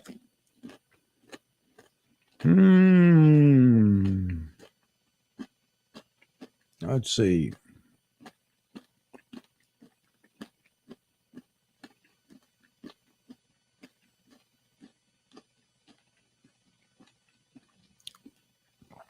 Yeah, I'm looking at your comment here. No, I hit the wrong one. It jumped. It does that all the time. You guys are quick on the key. I think the precedent for 45, I don't know why it has to be a precedent, but for 45 should have stayed the Z7 or the 7 line. It's already regarded as such. Make the Z8 the new niche. I think that's what we're doing. If you keep it at 45 and make it the all-rounder camera, just make more sense. I'm in the ever-growing confusion of Nikon's numbering system. I agree. Well, the Z7 was the high megapixel camera when it came out, right? And this would just continue the trend if it went to 61 megapixel. Wouldn't you agree? And why do you need a more robust body or anything else for the Z7 if it's going to be landscape, studio, product, and whatever photography? It seems the Z7 body would be just fine for that. I know everybody'd like to have a fantastic body for everything, and Nikon could do that as well. But I think a new body, and we'll see if it is a new body, for sports enthusiasts, event shooters, wildlife, birds, studio, landscape, everything. It may not do it as well, all those product photography and everything else that as the Z7 with a higher megapixel, but it's the true all-arounder. And when I say all-arounder, that's what I'm talking about. It will support any genre that you want to shoot, and that's the way it should be. All right, so we shall see. We shall see. Oh.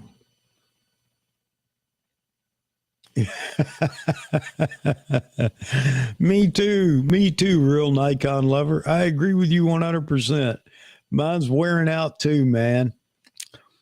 I wish I could have put my body on hold at 32 and left it aside so I could always come back to it. Oh man.